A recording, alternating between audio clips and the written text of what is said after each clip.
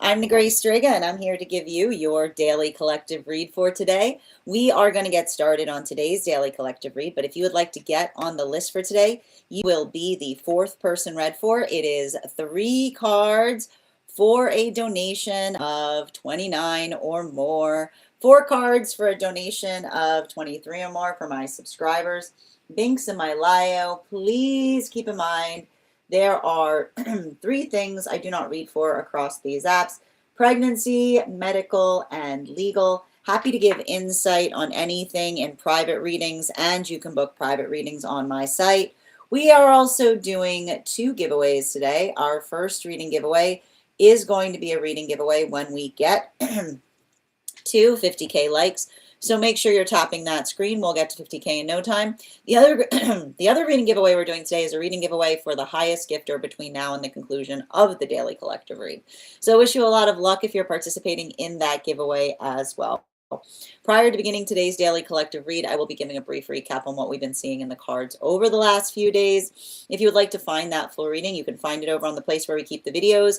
You can also find it on the place where we keep the photos. You can also find it as a podcast over on my spot at Tarot Church and over on my stack. But before we get started today, most important question: how you doing right now? The energy is a little bit wild. We're going to talk about why. We're also going to talk about what we've got coming up in the next few weeks, because there's a lot of stuff going on astrologically.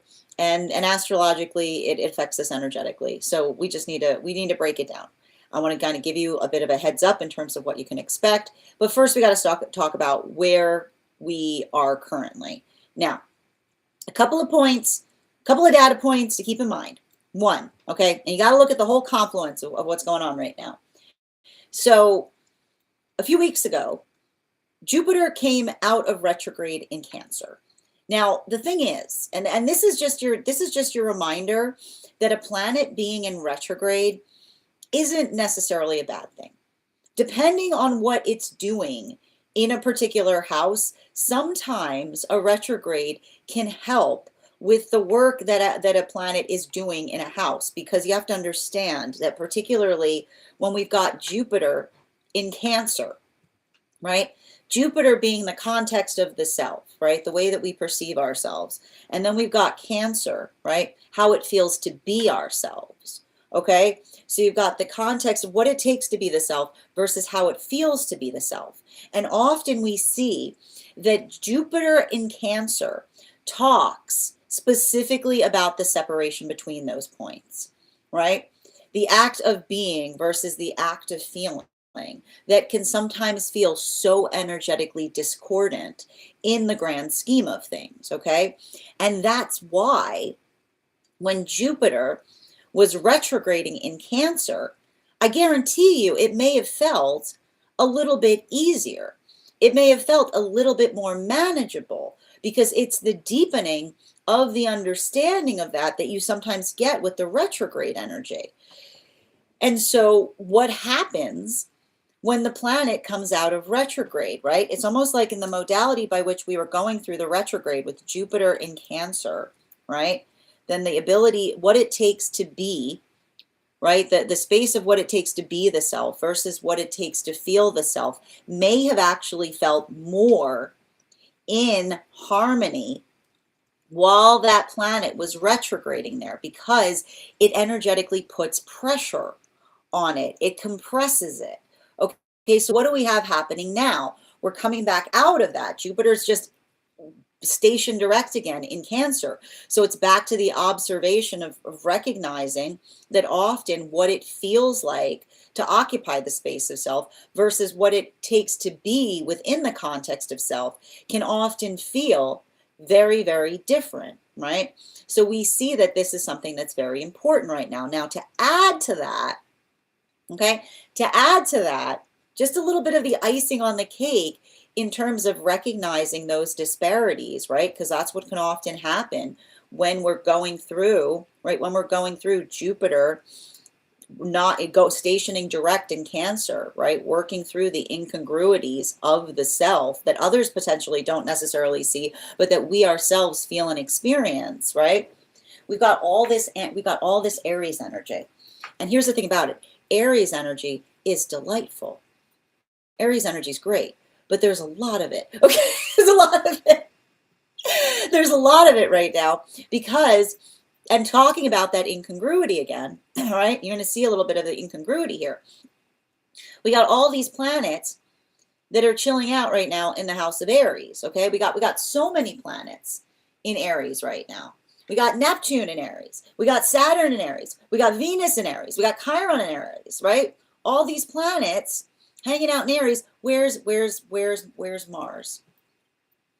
Mars is in Pisces, right?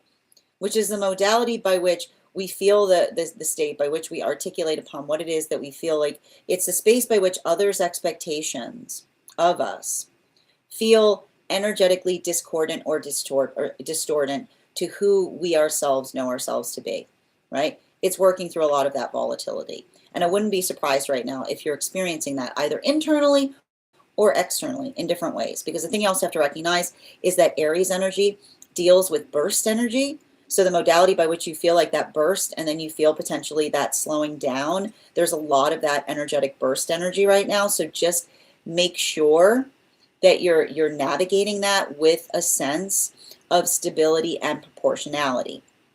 Now, this is having, and I just want to stress this, and I was talking about this the last time we did a full reading, it's having a different impact, but it's also working through the context of our own feelings of limitation. And I say this because, and I just want to show you, last time I did a masculine, feminine, and non-binary energy update, there are a lot of cards, okay? When you think about the amount of different opportunities that we have for cards to come up, and especially when I'm doing a masculine, feminine, and non-binary energy update, I'm pulling from 3 different decks. So 3 different decks, and even in the context of 3 different decks, that increases the energetic odds of what it is that that reveals itself. And what did we find in all 3 readings last time we did that reading? All the cards, headspace, Hangman, masculine energy, feminine energy, non-binary energy, all in the headspace, there was a hangman. And a hangman isn't necessarily a bad thing, but it does talk, right? It's very much in line with what we're effectively seeing astrologically, because, and if you've taken my class, that I have a whole class over on Tarot Church specifically about the hangman. The hangman is often a card that is misperceived, right? The modality by which, and I like to articulate this when I'm teaching on the hangman, okay? The observation of looking at that card and recognizing if that is an energetic position that they find themselves in or one that they're working to perfect, okay? And the reason we see that is because often we perceive that the hangman card is a card about punishment. And I got to tell you, from my own studies on that card, could be anything but. All right, that person has a look of peace on their face, or the modality by which they're hanging in the space of it isn't one that is life-threatening, but it feels very energetically uncomfortable. And this is often what we have to navigate when we're moving towards our manifestation goals, which is the observation between what it is that we actually want versus what it energetically feels like as we're moving towards it. And navigating that incongruity is how we learn about ourselves. And the ability to do so often articulates our own ability of getting things done, right? Because it's not just operating in this bliss space. It's not just moving in the navigational point in terms of what feels good. And you'll often see this. I'm not a big fan of those who articulate that a healthy spiritual journey is one that you just follow the next good feeling in every single step. That's a disordered path, right? Because it's not just following. It's not just chasing after a bliss state. A healthy spiritual journey or relationship is not just chasing after a bliss state. It's carving one out, right? It's doing the work that it takes to be able to effectively expand upon a bliss state And often that requires, right, that requires the dexterity and work that we put upon ourselves. Aries energy understands this fundamentally, which is why we're effectively going through these lessons during this season, because Aries understands that luck has very little to do with things, but often those who have worked tirelessly, right? The space by which another person works tirelessly to do something effortlessly, and then someone sees someone who's been doing nothing but working tirelessly to energetically perfect something so that it looks like they can do it without breathing, right? And another person says, "Oh, you must be so lucky." as if luck had anything to do with it, right? It's the understanding that when we work really hard on something, it often looks like luck has everything to do with it, but it's not luck. It's the skill that we effectively energetically apply to things that take something that makes it, that is almost, that feels almost impossible to do, and allows us to feel like we're doing it with that sense of easiness. And that's often what we see in that Hanged Man card, right? Because there they are, and they're hanging there with one leg. And I need to point this out. The other leg is bent. It's not contorted. It's bent, right? In the space by which they're effectively striking an energetic pose, right? We almost see someone that's in an uncomfortable position, but there they are in a modality of repose. And this is effectively the work that we do as it relates to being able to improve upon things, right? That work that we do that others often misconstrue as something that we've come upon, failing to see all of the work it took or takes to be able to do something with so much dexterity or fluidity. Now, this is why we identified that in all of the energetic frequencies right now, we were seeing that Hangman card, because, and I often talk about this again in my tarot classes, I draw a very definitive line between, astrologically, between what we see in the Aries to the Hangman as well. That's a card that I also associate with that sign work. And so when we understand this, then we understand that the work that we effectively do is one that requires us to effectively make hard choices, right? And often the hard choices that we make expand our own bliss space, right? And that's the difference between chasing after bliss, right? Being like, come back here, right? Versus the ability to effectively try to build into something, right? The ability to effectively work towards something in the space by which we effectively grow in terms of what it is that we're trying to do, trying to heal, or trying to know. And so the thing that we were effectively identifying in terms of the differences of that, looking first towards masculine energy, and again, bearing in mind, this is not based on gender, but what one feels most aligned to. We see a lot of that work right now potentially has to do with the observation of what it means to be able to effectively identify and work towards, right, what it takes to build into one's own sense of energetic bliss, the modality or the experience by which we find that we are patient with ourselves. And so we see that for a lot of the energy doing that work right now, it's not easy. There may be a lot of those feelings that come up. There may even be a lot of having to deal with others' feelings, particularly if you're on a healing journey, right? Because it's the modality by which, and I keep on getting this, a lot of that energy that is working upon or understanding the quality of surrender, which is the modality by which we don't give up on things, but we observe, right? We observe the ability to effectively let go of preconceptions on what we're energetically expecting to be able to find the things that are energetically for us, right?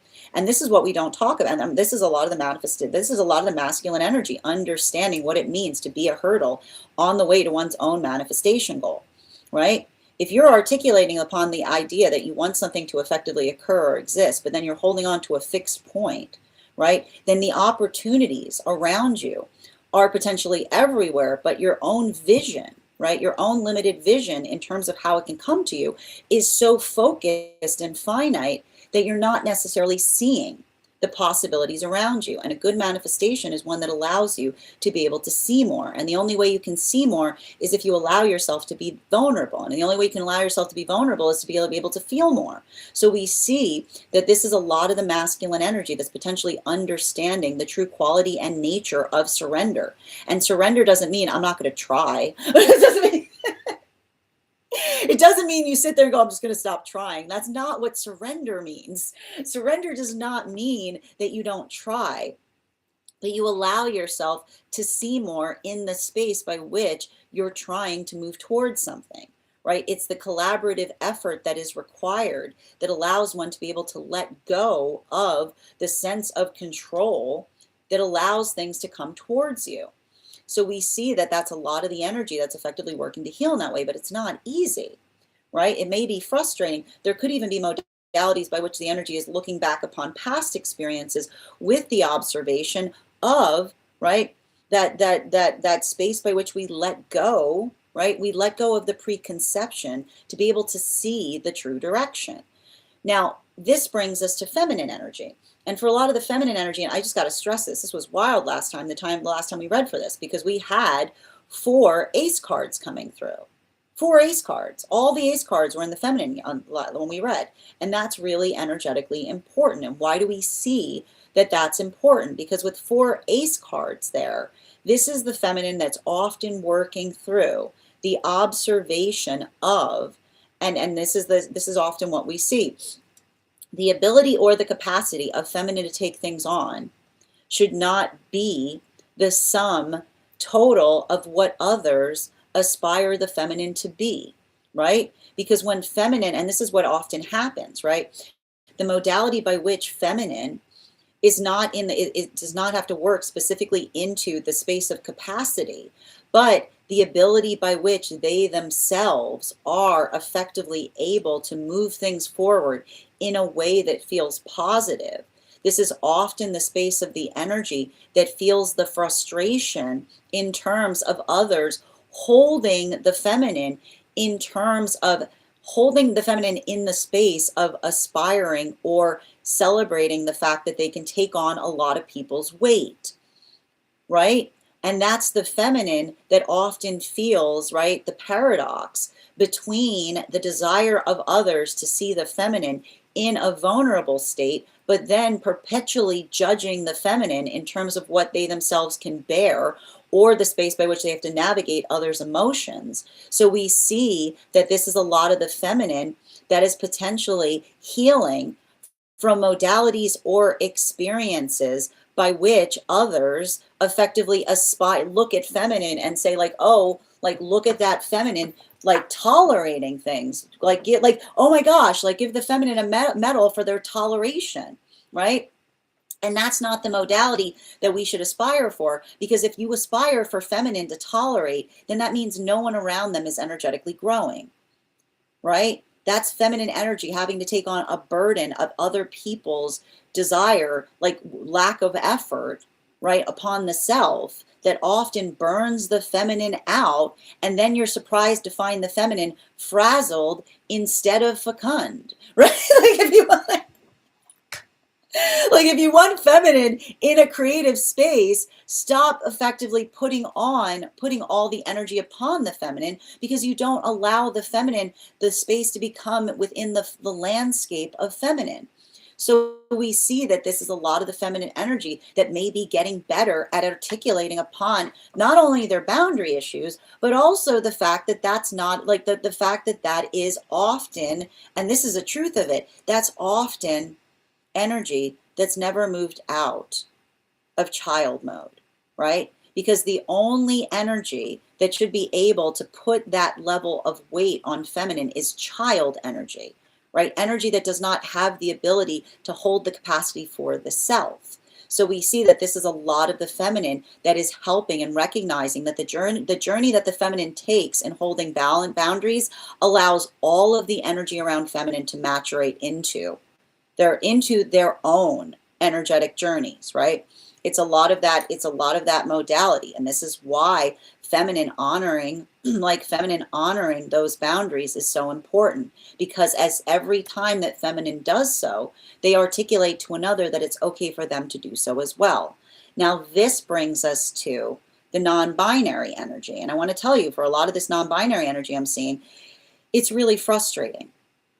Right? There's a, like, it was very, I wasn't surprised to say the cards I was reading were some of the most complicated cards to see.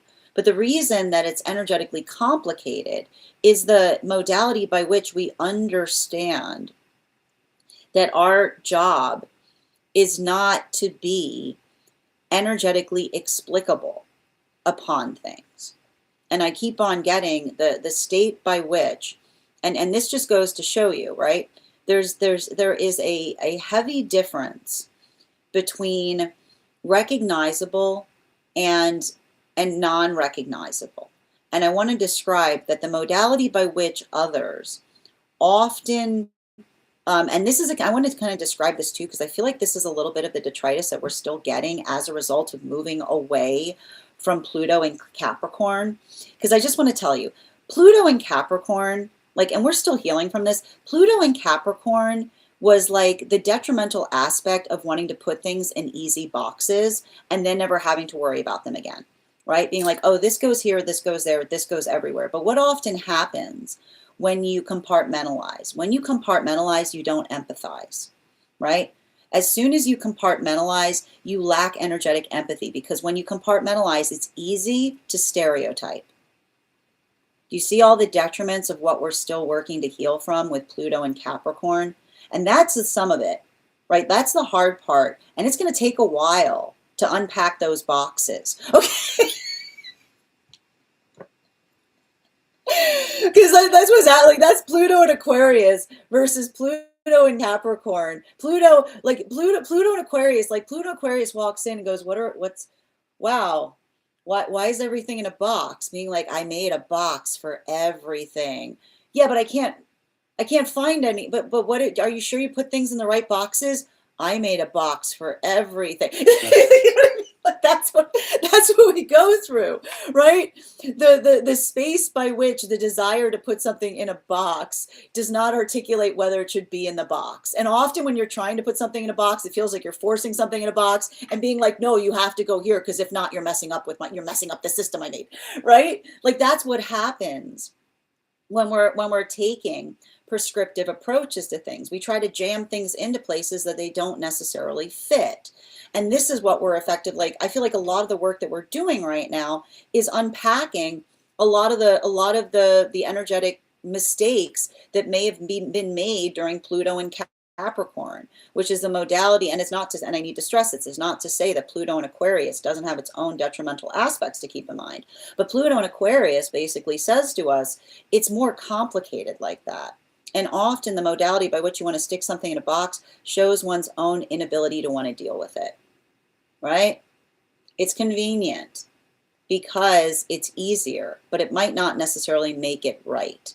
So we see that that's a lot of the energy that may be articulating upon experiences by which they themselves felt the pressure to fit in an energetic box, not because they ever energetically felt comfortable within it, but the modality by which, right, another person tried to articulate or drill into them that it was important to be in, right, a compartmentalized state. And so we see that there's a lot of the energy right now that is potentially articulating upon their own energetic uniqueness and the modality by which they often felt, right? And this is what happens, right? When you're in Pluto and Capricorn, uniqueness is a weakness, right? Because somebody goes, I just don't know where to put you. I just don't know where to put you. You don't really fit in any of these. Yeah, sorry about that, right? And so this is what basically happens. We've got a bunch of energy that's navigating the trauma of working through experiences that were in Pluto and Capricorn, which is the uniqueness that's a weakness, versus the space by which we understand that uniqueness is something that's energetically celebrated. Because the uniqueness is a space by which we understand and innovate, so long as our uniqueness doesn't hurt each other. Right? That's a modality by which we can energetically flourish. So we see that there could be a lot of the energy that's effectively working through modalities and experiences such as that. And it's heavy right? And it's potentially even articulating, right? I feel like there's a lot of energy that may be articulating upon the fact that they feel like they're doing two things at once. They're working through all of the trauma that they may have experienced during Pluto and Capricorn, which is the modality by which they often felt like they were hurting energetic systems because they could not find a space by which they belonged within them, versus the modality of moving into Pluto and Aquarius that effectively articulates, it says, if you can't find a space in a system, that's probably not because of a failure point of the self, but more because the system needs to be adapted or changed, right? Effectively energetically elevated. So we see that this could be a lot of the energy that is having conversations upon those experiences or those modalities, but it's not easy. And there may be even being modalities by which they have to potentially bring forth experiences from the past by which to utilize as reference, as valuable in terms of what it is that they're building forth today. But it's a lot of, like I said, I'm not surprised that we're going through a lot of these experiences, and there's a lot of unpacking in those modalities because, welcome to all the planets, right? Welcome to all the planets that are in Aries. And then where do you find Mars? Mars is hanging out in Pisces with Mercury right now. That is where we find all of the energy prior to beginning today's daily collective read. But if you'd like to find that full reading, you can find it over on the place where we keep the videos. You can find it over on the place where we keep the photos. You can find it as a podcast over on my spot at Tarot Church and over on my stack. I would also encourage you to head over to my stack to learn more about our next tarot class, which is going to be held on Thursday, April 16th at 6 p.m. PST, 9 p.m. Eastern. We're going to be continuing our studies into the tarot with a focus on the court cards in the wand suit. If you'd like to become a part of that tarot class program, all you need to do is head on over to my stack and become a paid subscriber. Your paid subscription to my stack is your ticket of entry into our live classes each and every month.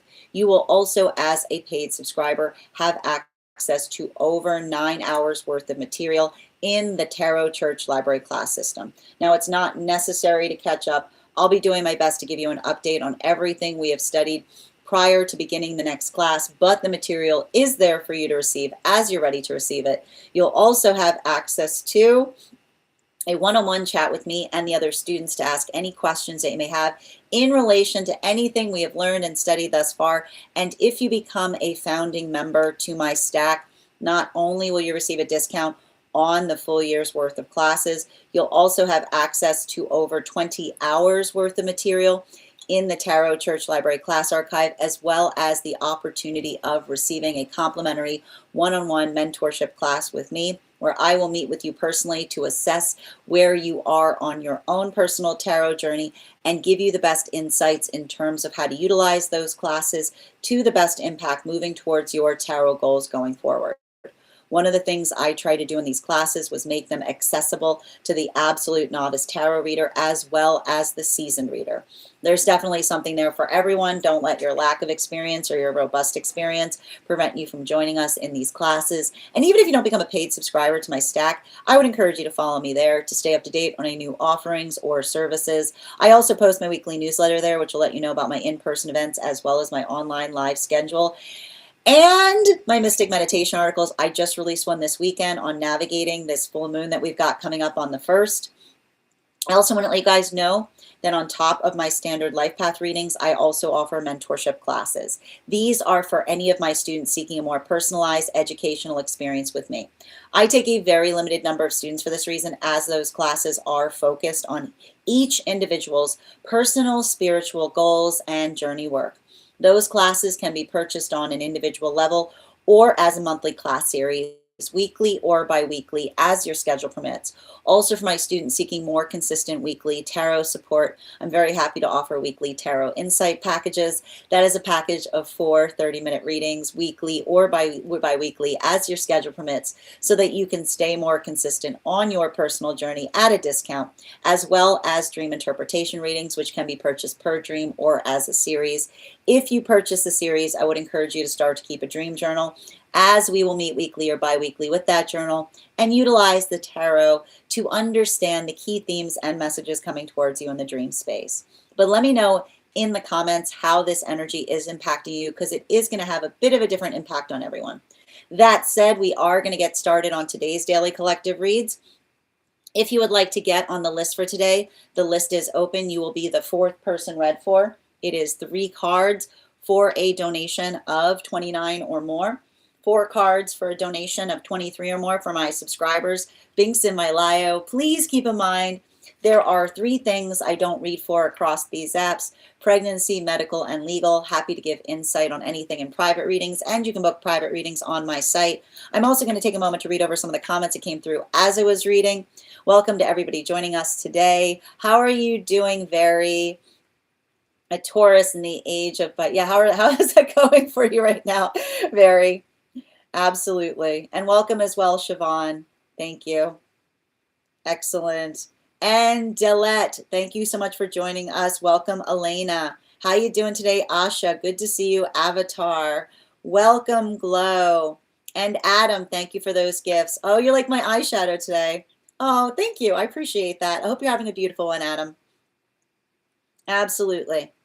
Grand Rising, Dada, Avatar. You blow my mind regularly in your ability to make connections. Oh, thank you. It's comforting. I'm glad it is comforting to you. Absolutely. Oh, thank you, Stella. Good to see you today, Matthias. How you doing today, Kelly? Thank you as well, Avatar. Dada, thank you for sharing the live. Always appreciate when you guys share the live. Bunny and Devil, thank you for the follow as well. Thank you as well, HB.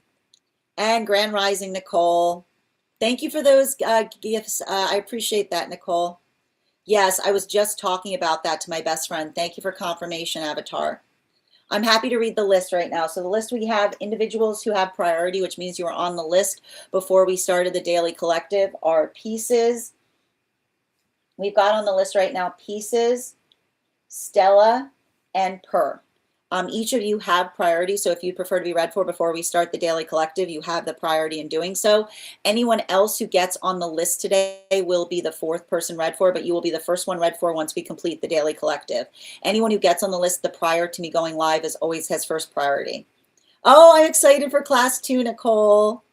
Absolutely. And if you guys have any questions in relation to the wand suit, go ahead and let me know. I'll do my best to include it in the classwork. Yes, you have priority right now, dear, because you got on the list before we started the collective. Absolutely. So that said, friend, also bear in mind we've got 2 different giveaways we're doing right now. For those who are on the clock app, when we get to 50K likes, I will be gifting a reading back to the collective. So make sure you're tapping that screen. We'll get to 50K in no time, as well as when we the highest gifter between now and the conclusion of the daily collective will also be receiving a free reading. Nicole, you are currently in the high running for that. Thank you so much for those gifts that you've sent.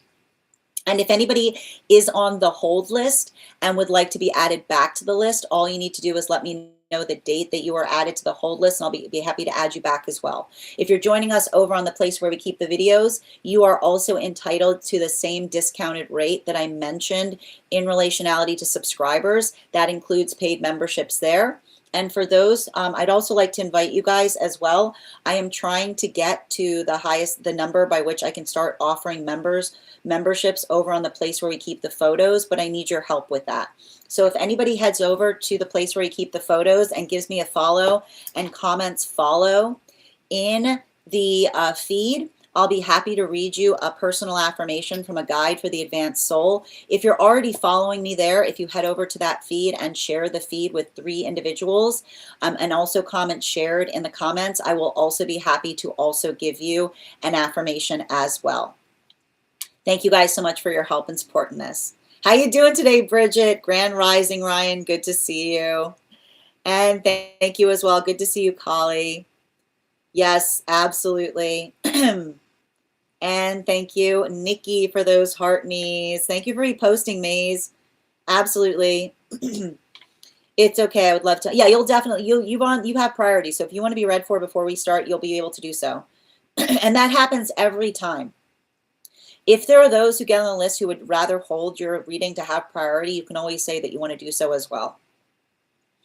And thank you for that gift as well, Bridget. And Nikki, thank you for sharing the live. Always appreciate when you guys share the live. Dada, thank you for sharing the live as well. Excellent. Avatar, Grand Rising, dear. Excellent. Before we do get started on today's daily collective, we do have some individuals who have priority today, so we're going to start on those readings before we get started on the daily collective. The first person who is on the list today with priority is Pieces. First call right now for Pieces. First call right now for Pieces. Second call right now for Pieces. Second call right now for Pieces. If Pieces is not here, the next person who has priority today is Stella. Stella, could you let me know if you would like a general reading or if you have a specific question you would like me to answer? And if anybody else, thank you for letting me know where that is. Before we continue though, let's warm up those intuition muscles with an intuition check. I've got the animal spirit guide cards here. We're going to count back from 10. And when we get to 1, I will reveal the card. 10, 9, 8, 7, 6, 5, 4, 3, 2, 1. We got the frog. We're going to do that again after the next reading. I don't even know what to say to you right now, Nikki. I don't even know what to say to you. It's okay. It's okay. We're going to move on. We're going to just move on. It's fine. It's fine. This is a positive space, okay? It's a positive space. None of that, Bridget. None of that. I don't even know what to say. All right, let's get started, my friends. I need a moment to read over the information that was sent for this reading. Talk amongst yourselves. I'm going to posit a question for you guys while I'm reading over. The question I'm positing is, how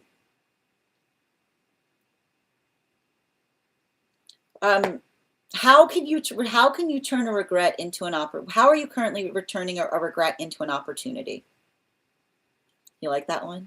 I like that one. I feel like it's good. Okay, hold on a minute. I was too focused on honest.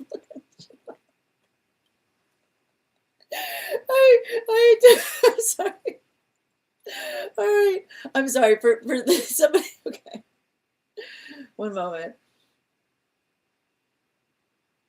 Mm-hmm.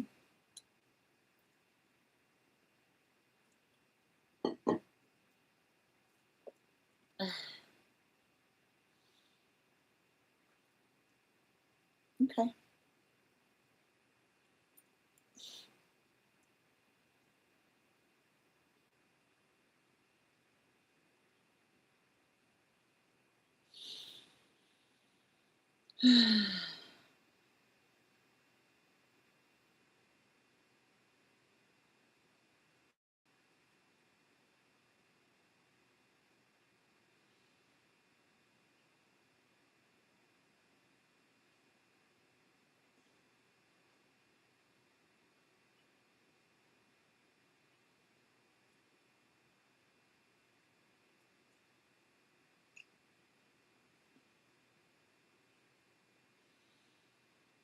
Yeah, I can. I'm happy to do so. I want to ask. Is that guys? Please remember not to follow weird, strangers offering you weird things. Okay, thank you. Be safe out there. Okay. So, are you comfortable with me sharing some of this, Stella, or is this inside tea? Okay, cool. I'm gonna try to keep it. I'm gonna try to keep some parts of it a little more sensitive. Okay. And thank you for those gifts, Novi. All right, I have a friend, and we were best friends for years. We used to travel together, and we created many beautiful memories. After a traumatizing incident when I was young, I was really not myself for a while. I wasn't confident as I used to be, and during this time, our relationship shifted in the way that this individual kind of took the upper hand. They gave me advice, which made sense because I was not self-confident at that moment. But even when I became more confident again, I started to feel uncomfortable in the friendship. I experienced the behavior as intrusive and started to feel like this individual was trying to control me. I began to withdraw and had to already make and had already started to make an emotional separation. At some point, we were talking again. They were in a new field, and I couldn't really relate to what it is that they were working upon. They also told me at that time that they had the impression I was not supporting their dreams and that they had always been there for me. It was true. They had always been there for me in very tough times, but I simply did not feel comfortable in the friendship anymore. Basically, there was a compact amount of harmless things that occurred that started to wear away our relationship. For instance, there was an individual I knew from school, and they had just come out of a relationship, but they'd asked me if I wanted to date.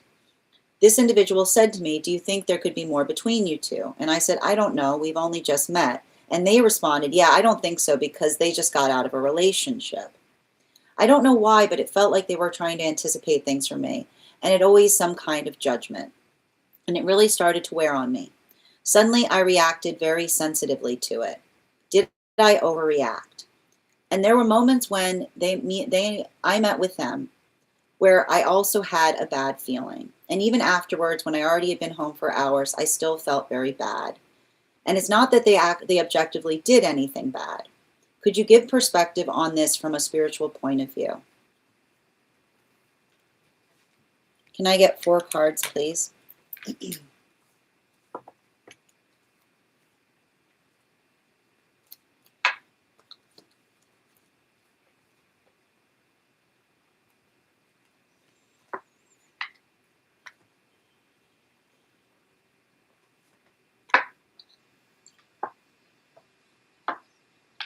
I mean, from a spiritual perspective, what we're effectively seeing is that you effectively outgrew the relationship. And the thing you have to effectively understand is that the important thing, and we have to recognize this with the nature of relationships. Friendships, a healthy friendship is a friendship that is energetically elastic. And what I mean in the space by which I mean that the relationship is elastic, is that it means that it doesn't necessarily hold a certain rigid form, but the space by which it changes and evolves as we ourselves change will often articulate the relationships that we tend to carry with us for the duration of our experiences. And you'll often notice this with individuals who have friends of a long time, even as it relates, and especially as it relates to old relationships, because, and this was what's interesting, as we grow, our relationships do not become pivotal, they become orbital.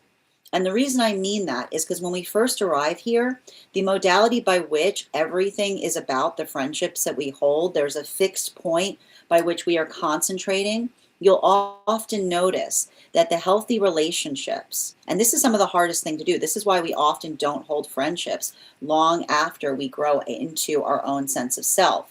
The healthy relationship that can move away from pivotal to orbital is often the space by which you would recognize the healthy orbit that is mutually maturing together.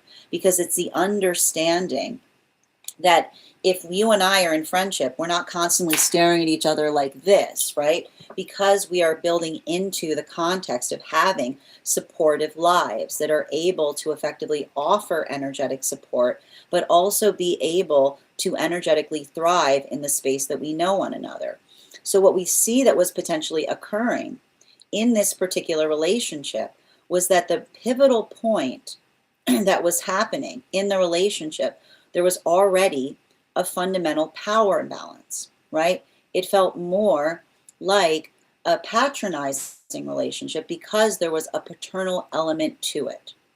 Okay? And I need to understand, we have to understand something. The word patronizing is not necessarily a negative word. We have to understand the root of it. Patronizing comes from, to us effectively, parent, right? The modality by which another person is offering care, much like a parent would. And it's not negative to effectively be able to articulate the fact that there are some relationships that are inherently, by their very nature, patronizing. It's only unhealthy, right? It's only unhealthy for something to be patronizing in the space by which another person isn't looking for that type of relationship. And so this is effectively what was occurring. There was a quality of patronization that was that that was facilitating upon the nature of the relationship, which is you being in a place of perpetual need for support and them occupying the space by which they were eager to offer that form of care. Now, this is the thing you'll notice. There are often modalities in our relationships by which we take on patronizing roles for periods of time. And this is the important thing you have to remember. It's okay to take on a patronizing role for a period of time if someone is in the space by which they need energetic care.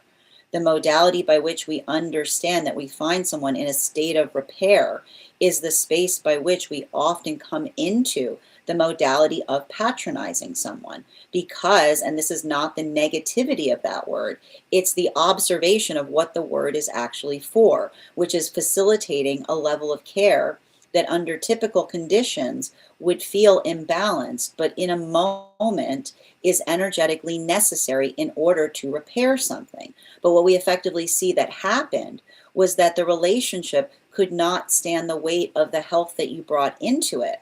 Because in the modality by which you said you found your energetic confidence, you started to feel more energetically supported. You started building into the context of being able to stand on your own 2 feet. Then what did you feel the relationship shift? No.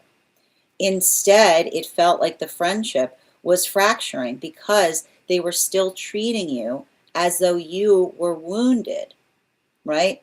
And the modality by which you recognized that they were treating you as someone that was wounded was the exact moment by which the relationship itself felt like it changed, because instead of feeling like something that you yourself eagerly needed, it felt like somebody giving you something that felt over prescriptive, right?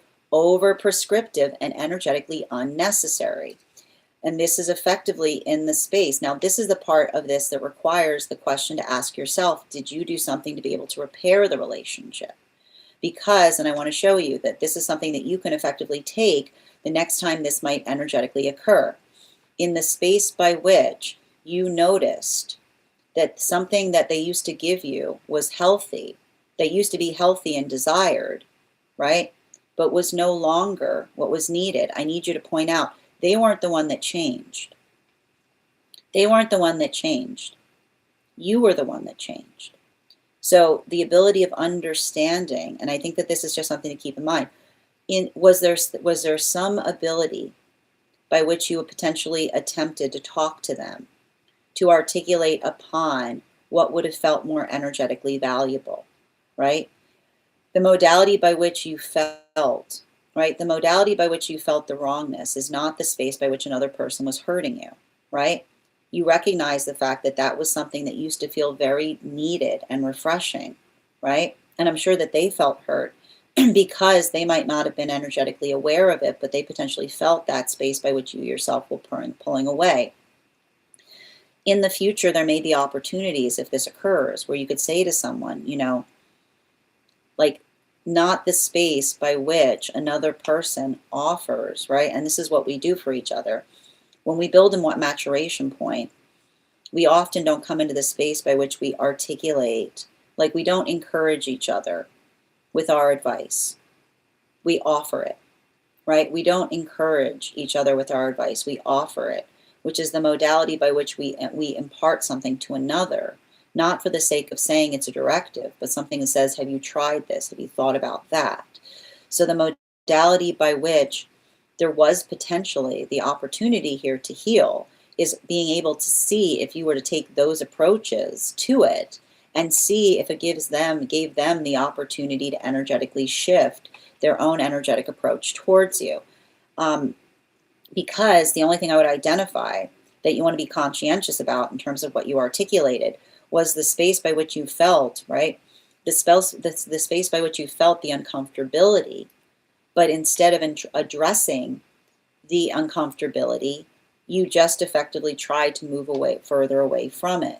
So this can sometimes be something that you could look towards as it relates to being able to articulate to another, right? And the way we can usually assess that is being able to tell someone what would be energetically better that they themselves were bringing to you, right? The modality or the experience by which you're able to articulate to another what would actually feel like it is caring and supportive to you in the context of what you were receiving from them.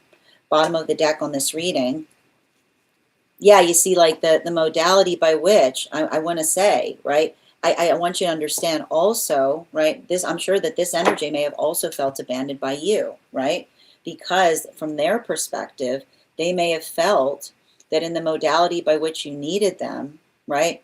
That you had the closeness of a relationship, but the space by which you started to heal and the space by which it may have felt to them that you are no longer inclined to receive the same thing that you were desiring, right? I'm sure that they have also felt that same modality of heaviness. And the way that one is able to effectively make sure that one is able to heal that is being able to articulate to them how much you yourself appreciate how they were there for you at a time that you weren't there for yourself, right? The thing you want to be conscientious about is noticing that at the time by which you were receiving something, you were very eager for it, right? You had your arms open to them, but the space by which, right? The space by which they may have felt that the modality by which you got healed and started to build strong, like a point of strength within it, the self, but the modality by which they themselves may be wondering what's happening between you and them, right? It's not the fact that they've done anything differently. It's the fact that you changed. So asking yourself if there is that modality of being able to articulate to another the appreciation you have for them, while also being able to understand and ask yourself, is there a way to bring that transformational quality into the relationship, right? Don't make the false presumption of thinking that this energy is trying to bring something bad to you if they're giving you the same thing they gave you when you needed it, but now it's just energetically unnecessary, right? And the way that you can identify that is usually by saying, that isn't helpful, but this would be, right? The modality by which you yourself are able to change something so that another person could see it with more clarity. Thank you so much for having that reading with me, dear. And if this message connected to you as well, it's very common for those who need these messages to be here to experience them. We are doing personal readings. The list is open. If you'd like to get on the list right now, you will be the fourth person read for. It is 3 cards for a donation of $29 or more. 4 cards for a donation of $23 or more for my subscribers. Links in my bio. Please keep in mind there are 3 things I don't read for across these apps: pregnancy, medical, and legal. Happy to give insight on anything in private readings, and you can book private readings on my site. We're also at 30.8K likes. When we get to 50K, I will be gifting a reading back to the collective. So make sure you're topping that screen and we'll get to 50K in no time. Thank you so much for getting on the list. I believe I want to make sure I wrote the name. My handwriting is amazing.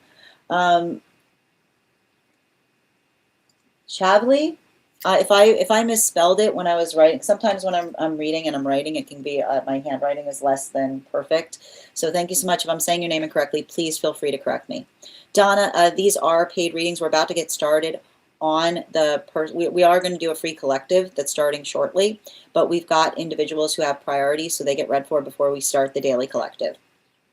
For anybody else who would like to get on the list right now, 3 cards for a donation of $29 or more, 4 cards for a donation of $23 or more for my subscribers. And I'm just going to take a moment to read over the comments that came through as I was reading. Just bear with me. And thank you, Novi, for those gifts. And thank you for becoming the 109th member of my fan club. I learned my regret into learning correct spelling of a word. Exactly. Perfect example. Beautifully stated. Oh my God, I get goosebumps when you read it. Thank you, Stella. This reminds me of a friend. We still have, but things just feel off. Absolutely. Yes. Also being able to have space. And this is the hard part about it, right? The modality by which, I keep on hearing, making sure that you offer them opportunities to understand what you would like rather in the space by which you yourself have healed will help you see whether the relationship can mature with you, or if it's something that effectively was only there in the space by which you needed care, right? And that's the sad truth of it, right? The modality, our relationships should never be patronizing, but sometimes they need to be, right? Like that's the thing that's interesting about it. Sometimes you'll find a healthy relationship will have patronizing moments, but they also know when the patronization needs to move away because it's not the space by which the care is needed. Hi there, Per. Good to see you today. Absolutely. And thank you, Mai, for the follow. How you doing today? Hi there, Donna. So we do one card readings here for super fans once we complete the personal reads. So if you would like to have a one card, all you need to do is become a super fan. And when we get to the one card point, you'll be able to have one. I mean, I feel like you may be experiencing that too, right? The way you can navigate the hurt that they might be feeling is being able to articulate to them how much you energetically appreciate the fact that they were there for you at that time that you energetically needed it, right? But it doesn't, like the space by which you articulate appreciation is also the modality by which you're saying, like, helping another person facilitate the fact that the nature of the relationship needs to change, that you're not in the space by which you need. I keep wondering, the space by which you're not seeking another person's directive opinion in terms of what you should do, but in the modality by which they're effectively enhancing your experience, by giving you like feedback or advice that doesn't feel like an order or a direction. You're so welcome. Thank you for sharing the live, Dawn. I appreciate you. Not me thinking it's a collective. We're getting there. We're going to get there soon, Per. Hi there. Oh, you followed. You did? So, Fairy, if you followed me there, I need you to just comment followed over on that feed. That's how it works. Because I can't see if you followed me there, so I just need you to go into the feed and comment followed. And once you do so, I'll be happy to read you an affirmation when I read that there. Thank you. You're so welcome, Donna. I got you on the list, Per. Yeah, that's a very good point, Dada. It depends on the amount of hurt that they made you feel. Exactly. Beautifully stated. Okay, perfect. And just a reminder to those joining us, if you give me a follow over on the feed, thank you. I've got you, Karis. Thank you. So if you give me a follow over on the place where we keep the photos, you will be receiving a free personal affirmation from a guide for the advanced soul. If you're already following me there, if you just go over to that feed, share the live with 3 people and comment share it, I'll also be happy to read you an affirmation. Karis, Carrie, your affirmation is, if you would learn the secret of right relations, look only for the divine in people and things, and leave all the rest to the divine. J. Allen Boone, Kinship with All Life. Thank you so much for being here and receiving these messages. Excellent. You're so welcome, Stella, and thank you for having that reading with me.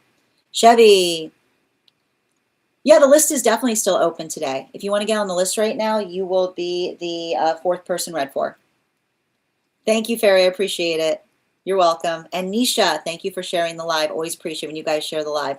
As I mentioned, friends, we had a few people who had priority because they got on the list early. So the next person we're reading before we get started on the Daily Collective is going to be, I'm still looking for Pieces. If Pieces is not here, the final person we have with priority today is Per. Per, if you can let me know if you'd like a general reading or if you have a specific question you'd like me to answer. And if anybody else would like to get, I sent it earlier, but I wasn't sure if it was open for today or another day. It's okay. Can you give me the name or can you give me the initial? Just give me the initial where you sent the donation so I can confirm you're on the, I'll read the list right now. So the list I have right now is priority is Pieces and Per. And then I also got, my handwriting is terrible. I believe it was Chavli. Chavli was the next person I got on the list today. If I'm saying your name incorrectly, please forgive me because I might have misspelled it when I was writing it on the list, and feel free to correct me. If I have not said your name Oh, great. Okay, great. Perfect. If I have not said your name and you're on the list, please let me know as well. That said, you want to be read for after the collective? Absolutely, per. Okay, perfect. So we are going to get started on today's daily collective. If you would like to get on the list for today, it's a great time to get on the list. You will be the 4th person read for.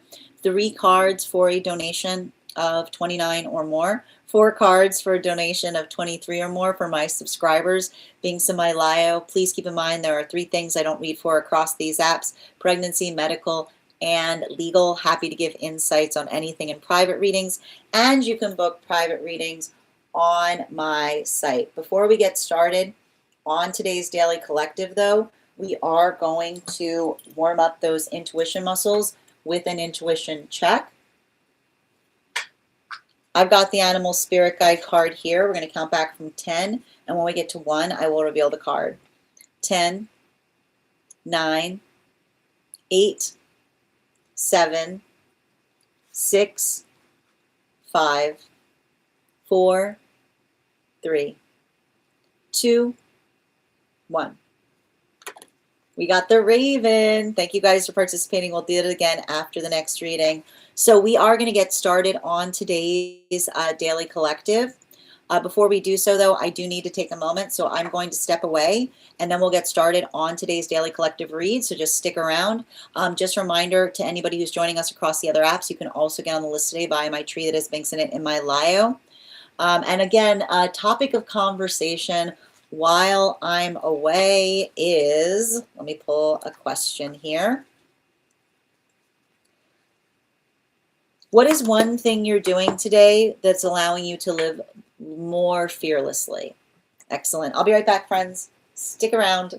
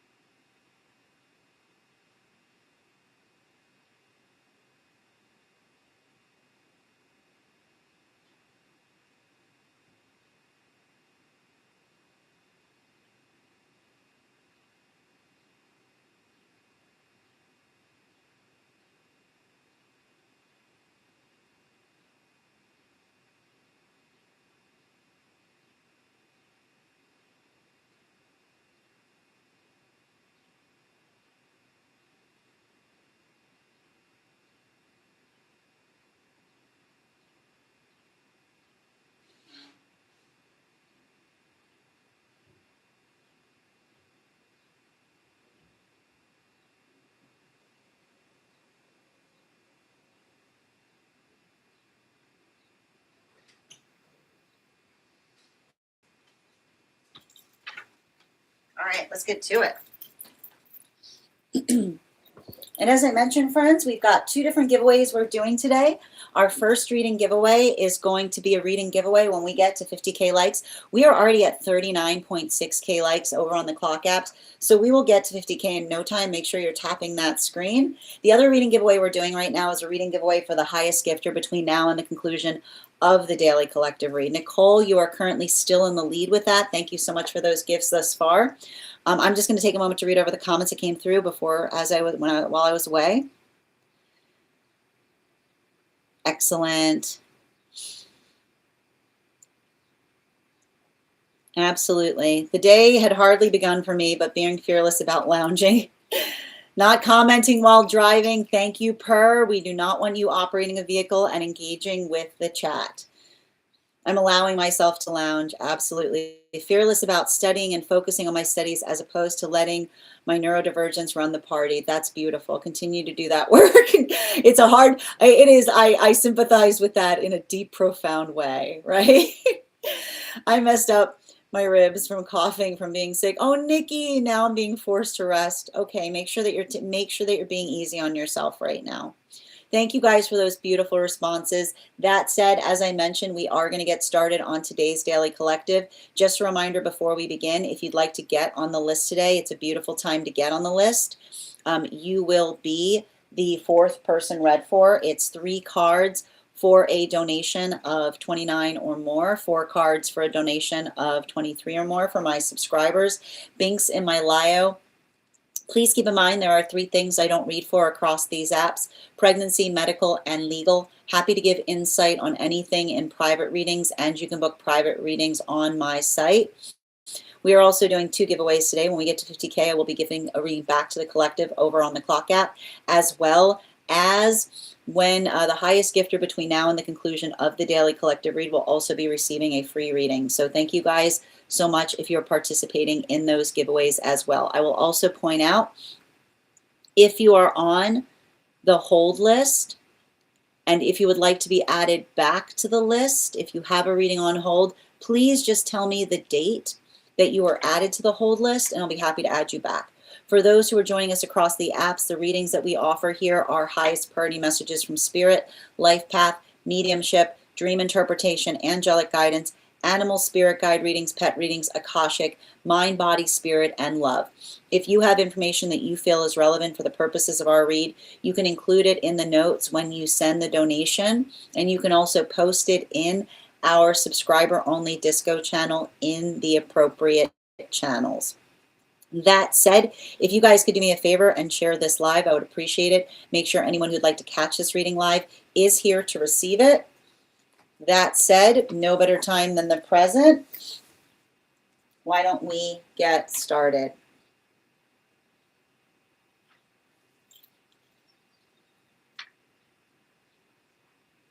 Welcome everyone. Happy Monday. I'm the Grace Strega, and I'm here to give you your daily collective read for today, Monday, March 30th, 2026. We are actually going to be doing a tarot astrology read today. We're going to be going through all of the signs. So we are going to get started today on working through Aries. Let's find out. You know, one of the reasons I kind of wanted to bring tarot astrology back right now has a lot to do with the fact that we see that this energy is hitting everyone in different ways. And the other thing I'm also noticing is, given the fact that there's so much of the work that we currently see that's happening with lessons that are oriented towards Aries, given the fact that we're not only going through Aries season, but we have a lot of different planets in Aries. I feel like it's nice for us to kind of bring tarot astrology back, because I want to be able to kind of articulate how this energy is impacting each sign differently, because it definitely is going to do so. So we're going to get started right now. On the first sign that we're beginning with is Aries. Can I please get 2 cards for Aries, please? Thank you so much. 2 cards for Aries and a 3rd, please. Thank you. I'm not surprised to see this here. We are starting with Aries right now with King of Wands in its reversal, in combination with the 5 of Cups in its upright, in combination with the 3 of Wands in its upright. So the thing I kind of see to a certain extent, and I need to stress this, and this has a lot to do with, I feel like a lot of the Aries energy right now is working through the modality of others' misconception versus who they feel themselves to be. And I want to articulate this because this is something that we were talking about is a big issue that was a little bit easier in the modality or the experience by which Jupiter was retrograding in Cancer. Now, the thing I was kind of articulating before we started today's daily collective is the observation, and this is why Jupiter in Cancer in retrograde may have felt easier than Jupiter in Cancer stationed direct. Because you have to understand that Jupiter often occupies the space by which we are energetically seen, right? That Jupiter is all about the space by which others observe us. So it's the space by which we're energetically perceived. Cancer is the part of the self that is unseen, the modality by which we are working through what it feels like to be the self. So this is why working into the context of Jupiter retrograding in Cancer may have felt a little bit easier because the energy was effectively compressed. It's the observation of working through how it feels versus what it feels to be seen, right? The modality by which others have the impression of what it must like to be us versus who we know ourselves to be. Now, what happens when Jupiter comes out of Cancer? They don't feel so close, right? It sometimes makes us feel it's working through the incongruity of experiences between how others perceive the self versus how it feels to be ourselves. And this is often, right, it's often working through that rigor that can feel energetically painful, because often it is the observation of others' misperceptions that sometimes make us feel the space by which we understand what we're working to heal, right? But and this is the thing that we often see. And I would not be surprised if Aries energy is working through this right now, right? Because Aries always want to take responsibility for everything. Aries often have a tendency, much like Leos, of taking responsibility for things that have nothing to do with them. Okay. But, I feel like that is what I see a lot of Aries working on. The portion of responsibility in relationality to others' misperceptions of the self, right? Like how much of that, and this is often what we recognize too, right? Because I keep on, and this is the thing with Aries. Aries feels like, I feel like I see Aries working through saying, if another person misperceives, what am I doing that's aiding that misperception, right? That's what I see a lot of Aries that are focusing on. But even in that modality, they're finding something. I feel like they're finding something to correct for. Bottom of the deck on this reading, Knight of Cups. Here's the hard part, and this is often what's hard for Aries to see. You can't, and I'll just say this for any Aries going through this. If another person is committed to misperceiving you, then often trying to correct another person's misperception plays directly into the fact that they want to misperceive you. You know what I mean? Like, I feel like that's the hard part for some. I want to just kind of say that to some of the Aries going through this. When another person wants to misperceive you, and then you effectively do somersaults to try to convince someone that you're not like something, then often that is the space by which the energy goes like, aha, right? It's often the space by which it builds into the context. And this is what's kind of hard. And I feel like this is what I see a lot of Aries energy working through, right? If another person wants to misperceive you, it's not your responsibility. And I know, I even know that there's probably a lot of Aries that is raging upon that, because it's not fair, right? But some individuals don't have fair perception. And it's not our job to be able to correct another person's vision if they have an unfair perception. It's just our responsibility to see if that's the case, right? We can articulate that.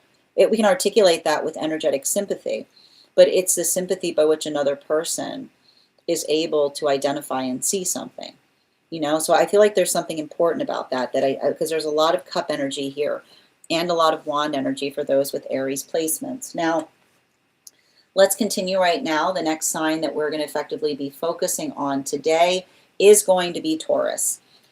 Can I get 3 cards for Taurus, please? 3 cards for Taurus. What does Taurus need to know today? We've got the 8 of Swords flying out of the deck. Let's continue. The Temperance card. These are such Taurus cards. And can I please get one more card, please? We've got the High Priestess. How's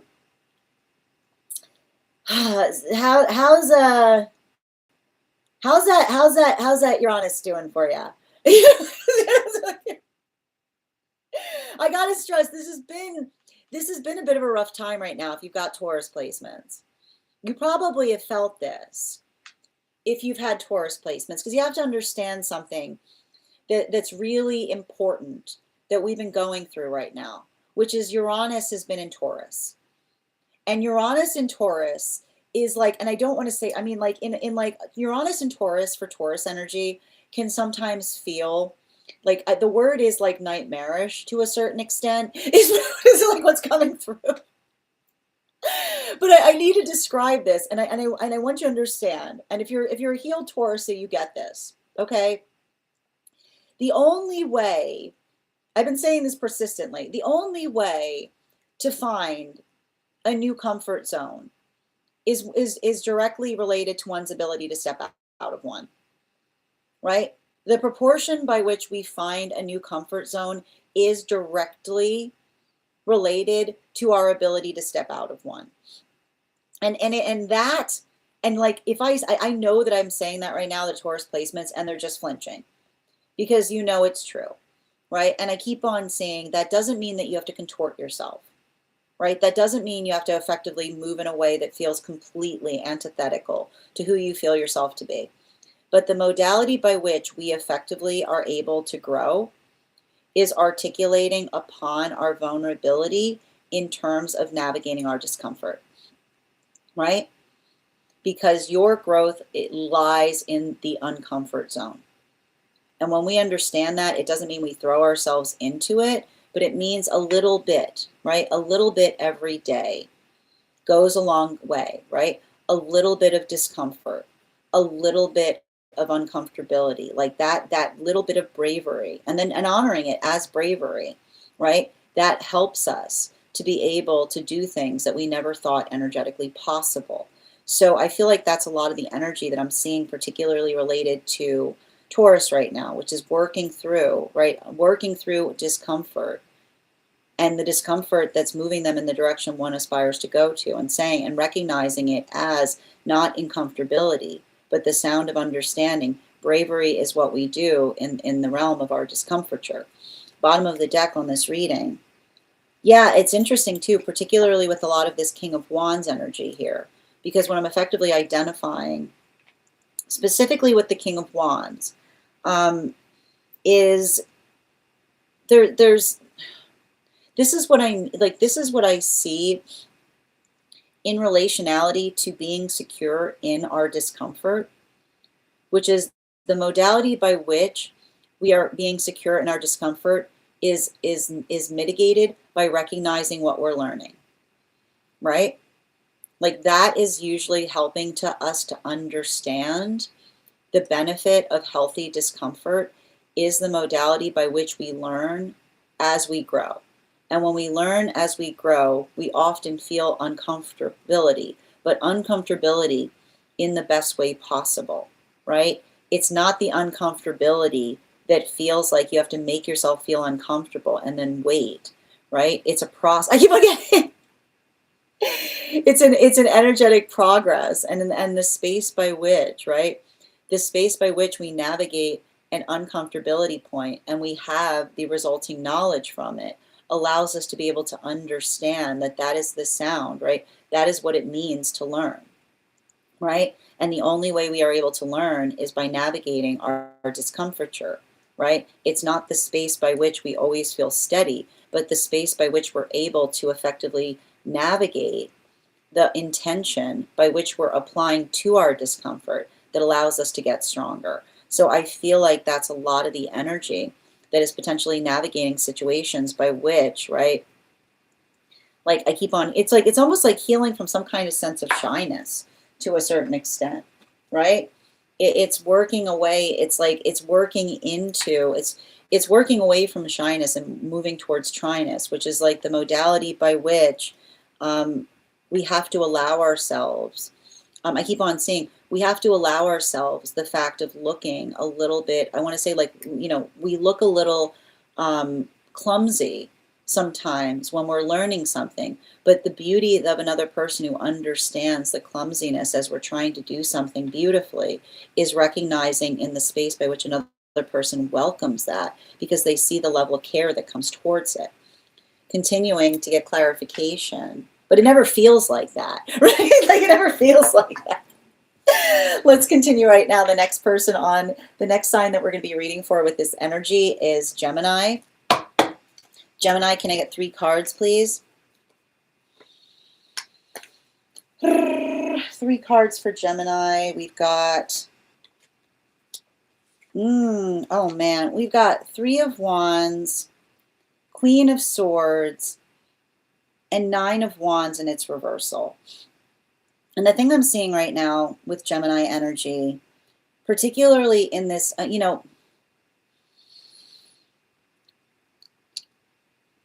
here's the thing with Gemini energy. And I need to stress this. And I want to say this delicately for those with Gemini placements, which is anger comes in many different forms, right?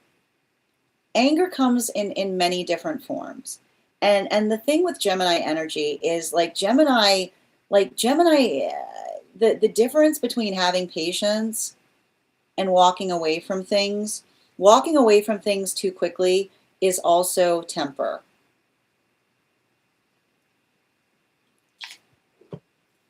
I'm going to hold every Gemini's hand when I say this, right? Sometimes temper does not need to be loud to be temper. I gotta hold the Gemini's hand when I say this. Temper does not need to be loud to be temper, right?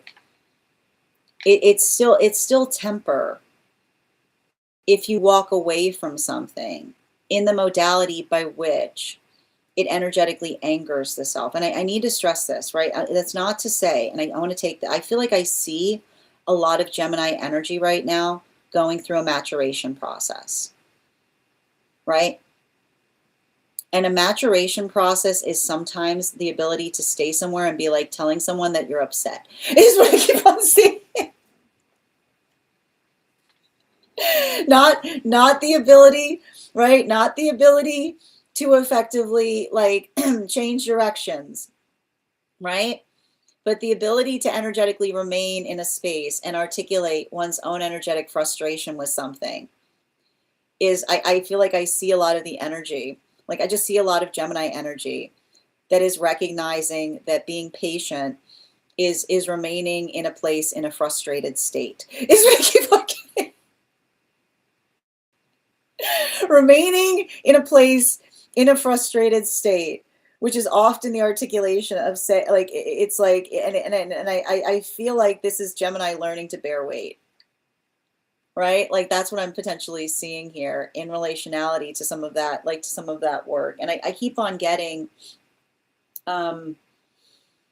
it's not easy, is what I keep on getting. It's not easy. But this is why, I feel like this is why I almost see some Gemini energy that may be feeling very confident or proud of themselves in some way. Because especially with this Queen of Swords here, right? I feel like there's a lot of that energy that is that's working upon, when I see Gemini energy working on stillness, and I just need to stress this, and Gemini energy working on stillness with the level of planets that are in Aries right now, that's saying a lot, is what I keep on seeing. Bottom of the deck, yeah, particularly with this Temperance card energy.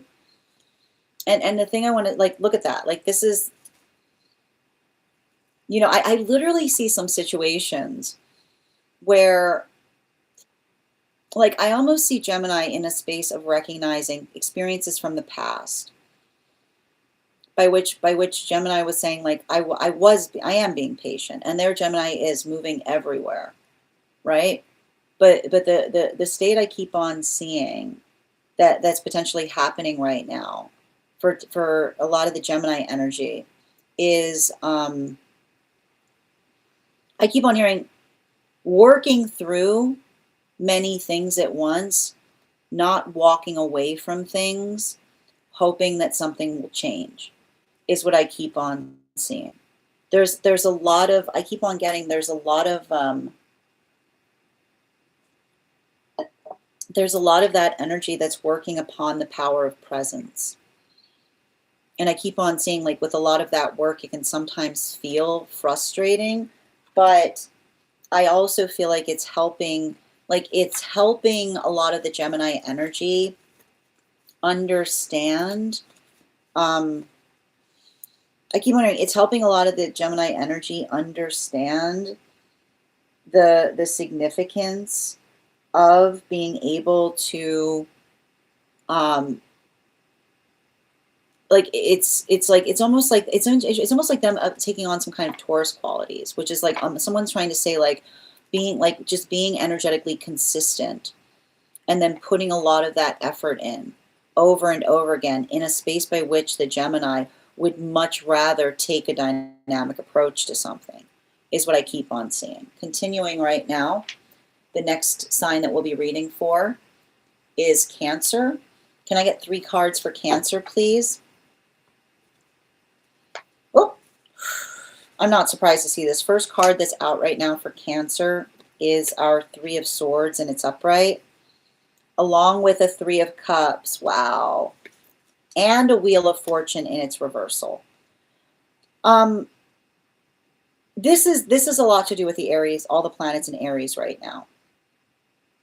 Because a lot of these planets that we're currently seeing in Aries, and I think particularly and especially for those with Cancer placements, the desire to go into hermit mode right now may be feeling very high, is what I keep on getting.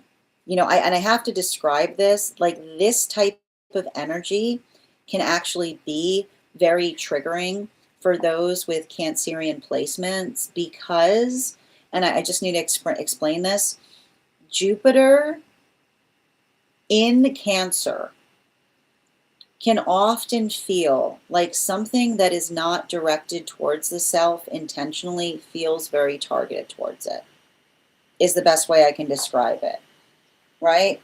Like it can often build into the context by which we feel very energetically triggered. And I want to describe that for this type of energy for those with Cancer placements can feel like a lot because it could potentially feel like everywhere you turn, there's something that's energetically triggering, right? And I want to kind of bring this up for those with Cancer placements, if you're feeling this heavily right now, okay? Working through things doesn't mean that you have to address everything at every moment. The quality of your care does not need to be immediate. But the hard thing about this, and I need to describe this, right? This is often what happens with those with Cancerian placements. The immediacy by which we care about things should be recognized when energy is constantly in a space by which they need something immediately. That is often the sound of another person not appreciating that we ourselves are focusing, right? And I feel like that's often, I almost see like these are exactly the type of cards I would expect that would be happening right now with Cancerian energy, but I see a lot of the Cancerian energy that's potentially working through situations by which, like I keep on describing it, it's clamoring, right? Like it's not surprise, like it's not too hard to imagine the fact like this type of energy right now is like the space by which Cancer is trying to move through and feeling like everything is trying to clamor for one's attention, right? And often I need to point this up. It's funny that I was supposed to say point this out, but instead I said point this up, which is the modality by which we say to somebody, right? It's on my list, right? The modality by which we understand that the force of care that we have for one another is appreciating, right? The level that another person sees us in a state of doing many things and the way that they approach us in terms of how we are effectively working to do something, or specifically the modality by which we effectively work to absolve and resolve or effectively work through something in such a way that we're able to articulate upon what our intentions are, I feel like this is a lot of the energy that is being less hard on themselves, but being very clear to others in terms of what would feel like it's healing, right? Yeah, and I like this too, because this is, I feel like this is a lot of the Cancerian energy that is also being critical to the self, and understanding that when energy is clamoring and you clam up, it doesn't fix the problem. The clamoring's still there, right? But instead being, I keep wondering, instead being directive, instead, right? Like I keep on saying, instead of hermiting up, but being directive in terms of what's needed is what effectively allows something to change. So I feel like I see a lot of the energy doing that work, and it's not easy. But that's why I feel like it's important, because that's a lot of, I feel like it's a lot of the Cancerian energy noticing their own tendencies is what I keep on getting. Becoming aware of their own tendencies that don't necessarily make something easier, but rather the ability of being able to identify and facilitate what would. Leo, 3 cards, please. We've got the Six of Pentacles in its upright, and the 10 of Wands in its upright, as well as the King of Cups in its upright. So let's talk a little bit about this energy here. And I want to describe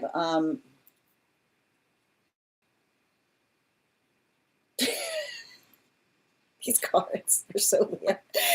So like the thing is, and I want to point this out, you know, the thing with Leo energy, and I actually have to describe, I feel like there's something a little bit easier right now for those with Leo placements. And the reason I'm seeing this, like these are the best cards I've seen so far in everything that we've drawn upon. But the thing about Leo placements and the space by which we're recognizing a lot of the work that we're experiencing with energy in Aries is, and I need to stress this, and you'll see this is like a quality that Leo has, which is the modality by which, like it's a space by which, and you'll often notice this about a Leo, is they'll have 2 different sets of rules. Like Leos will often be the ability of understanding that there is a caveat that you can have to have exceptional rules, so long as the rule is something that you take on more so that another person has to take on less, right? Like that's what I keep on getting with a lot of the energy that I see that's working right now through like a lot of the Leonine placements, which is the observation of understanding it's okay to hold yourself to a different standard so long as you don't hold others to it, right? If you hold yourself to an exceptional standard, it's fine, but you have to mitigate that with recognizing what is reasonable, is what I keep on seeing. It's like the reasonability that allows one to understand that when we hold exceptional standards to ourselves, they are for ourselves and ourselves alone, right? Because here's the thing about it. Exceptional standards are often the shape of understanding and defining our own person, right? And so I feel like I see a lot of that energy that often works through experiences, right? Often working through experiences by which I feel like they often hold themselves accountable for things not because another person would hold them accountable for them, but because of their own, like I keep on hearing, because of their own energetic code to a certain extent, right? And I keep on getting that for a lot of the energy doing that work, that ability of trying to effectively, like I feel like there's some kind of ability there about trying to not just articulate upon energetic feelings, but also trying to effectively express like what they themselves, like what their own intentions are. I keep on getting like this is literally gratitude and intention, right? And gratitude and intention is effectively the work that we're able to facilitate upon, that allows us to be able to like see something. But I keep on hearing gratitude and intention is how we build possibility and opportunity, which is the modality by which we are effectively working through things that allow us to be able to do things more effectively. So I feel like I see something there by which, like, it's almost like Leo, like taking something that isn't working and asking the self, how can I make it flourish more, right? Because that is the difference. And I actually say that this is something that Gemini, I feel like it's interesting because, like, I don't know why, but I feel like there's a bit of a connection point right now between Gemini and Leo in the modality of the work that I saw that Gemini was working on, in terms of saying like I want to, there's a desire to energetically walk away from something, versus Leo that's effectively kind of coming into that space of saying, right? It's interesting because it's like, it says to me, like it's not leave no trace, it's leave with grace, right? Which is the modality by which it's not the idea that we leave things like where we found them, but we leave them even better than we expected were energetically possible. Like, I feel like there's a lot of that type of work that's being identified there. Now, bottom of the deck on this, yeah, like there it is. Like there's that three of cups and it's upright. There's a lot of that three energy here too. And this, I feel like this is also in some way in tune to what we were seeing with some of the Cancerian energy as well, because it's a lot of like, and I want to describe this, like these cards are very leonine, which is, and I want to point this out. There are situations by which often Leos have wounds because another person could not see gratitude in the space by which what a Leo was trying to do for them, right? We often see this sometimes in leonine journeys, the modality by which another person is trying to is like working into the space of making something even more energetically beautiful, and the modality by which another person, right? Like this is what I keep on seeing. Like this is why, like, you won't see Leos in spaces by which there's some kind of like there's some kind of, like, I want to describe it as pageantry, right? Because pageantry is the space by which another person tries to articulate the space of being the most special. And like I feel like often Leos like move away from situations like that because they're the space by which it says it's like the generosity by which we take on things allows for the modality by which it's the specialness that's energetically shared to those around us builds into the context of like what feels energetically generous. So I feel like this is some of the Leo energy that's getting better at not, like, getting better at observing like what feels, I keep on getting better at observing what feels energetically deserving in relationality to how another person appreciates what another person is trying to bring towards something, is all I keep on seeing there. And it's hard though, because I feel like there's a lot of that, like I feel like that's a lot of the energy that's working through things, but I keep on hearing it's working through, like it's basically working through generous instead. It's working through generous instead of like directed towards the self, right? There's a lot of that energy there. Continuing to get clarification, moving forward, we're going to look at Virgo right now. 3 cards for Virgo, please. 3 cards for Virgo.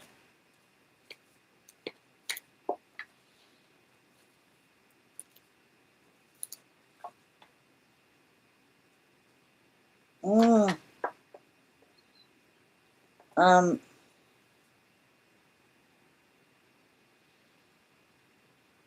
Yeah, you know, I need to. So we're moving back into the space by which, and it's interesting because these cards look very similar to what we were seeing in Cancer. The thing about this is this type of energy, and I need to say this to those with Virgo placements.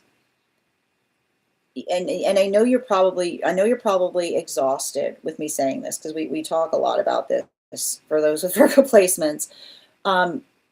Perfect is a location. It's not a destination, right? Perfect is a location and it's not a destination. And I need to describe this. Sometimes Virgo and Aries read very similarly, because the hard part that I often see with Virgo placements is all of the over perfection that I often see that Aries is working on within the self. Virgo is trying to do around the self, right? Like Virgo is always trying to create the ideal conditions. And here's the hard part about it, right? And I'm sure you know this if you carry a lot of Virgo placements.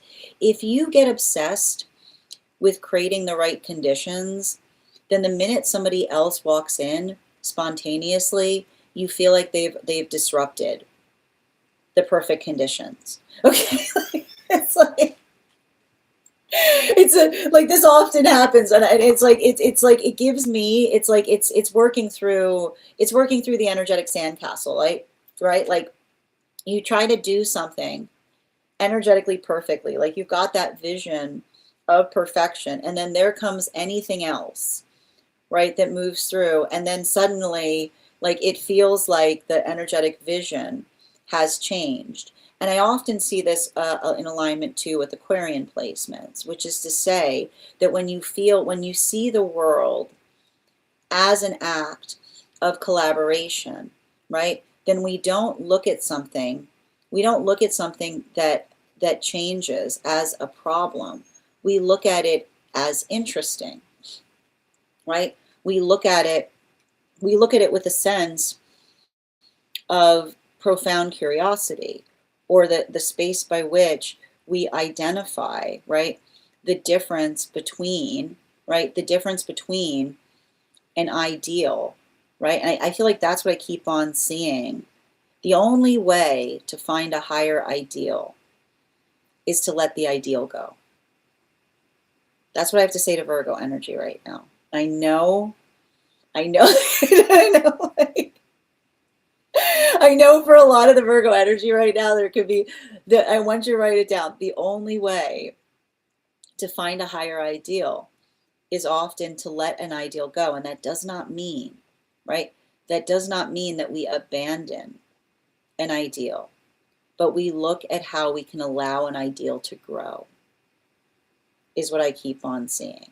And I feel like that's going to help a lot of the Virgo energy right now. Don't think about abandoning ideals. Ask yourself how to allow an ideal to grow.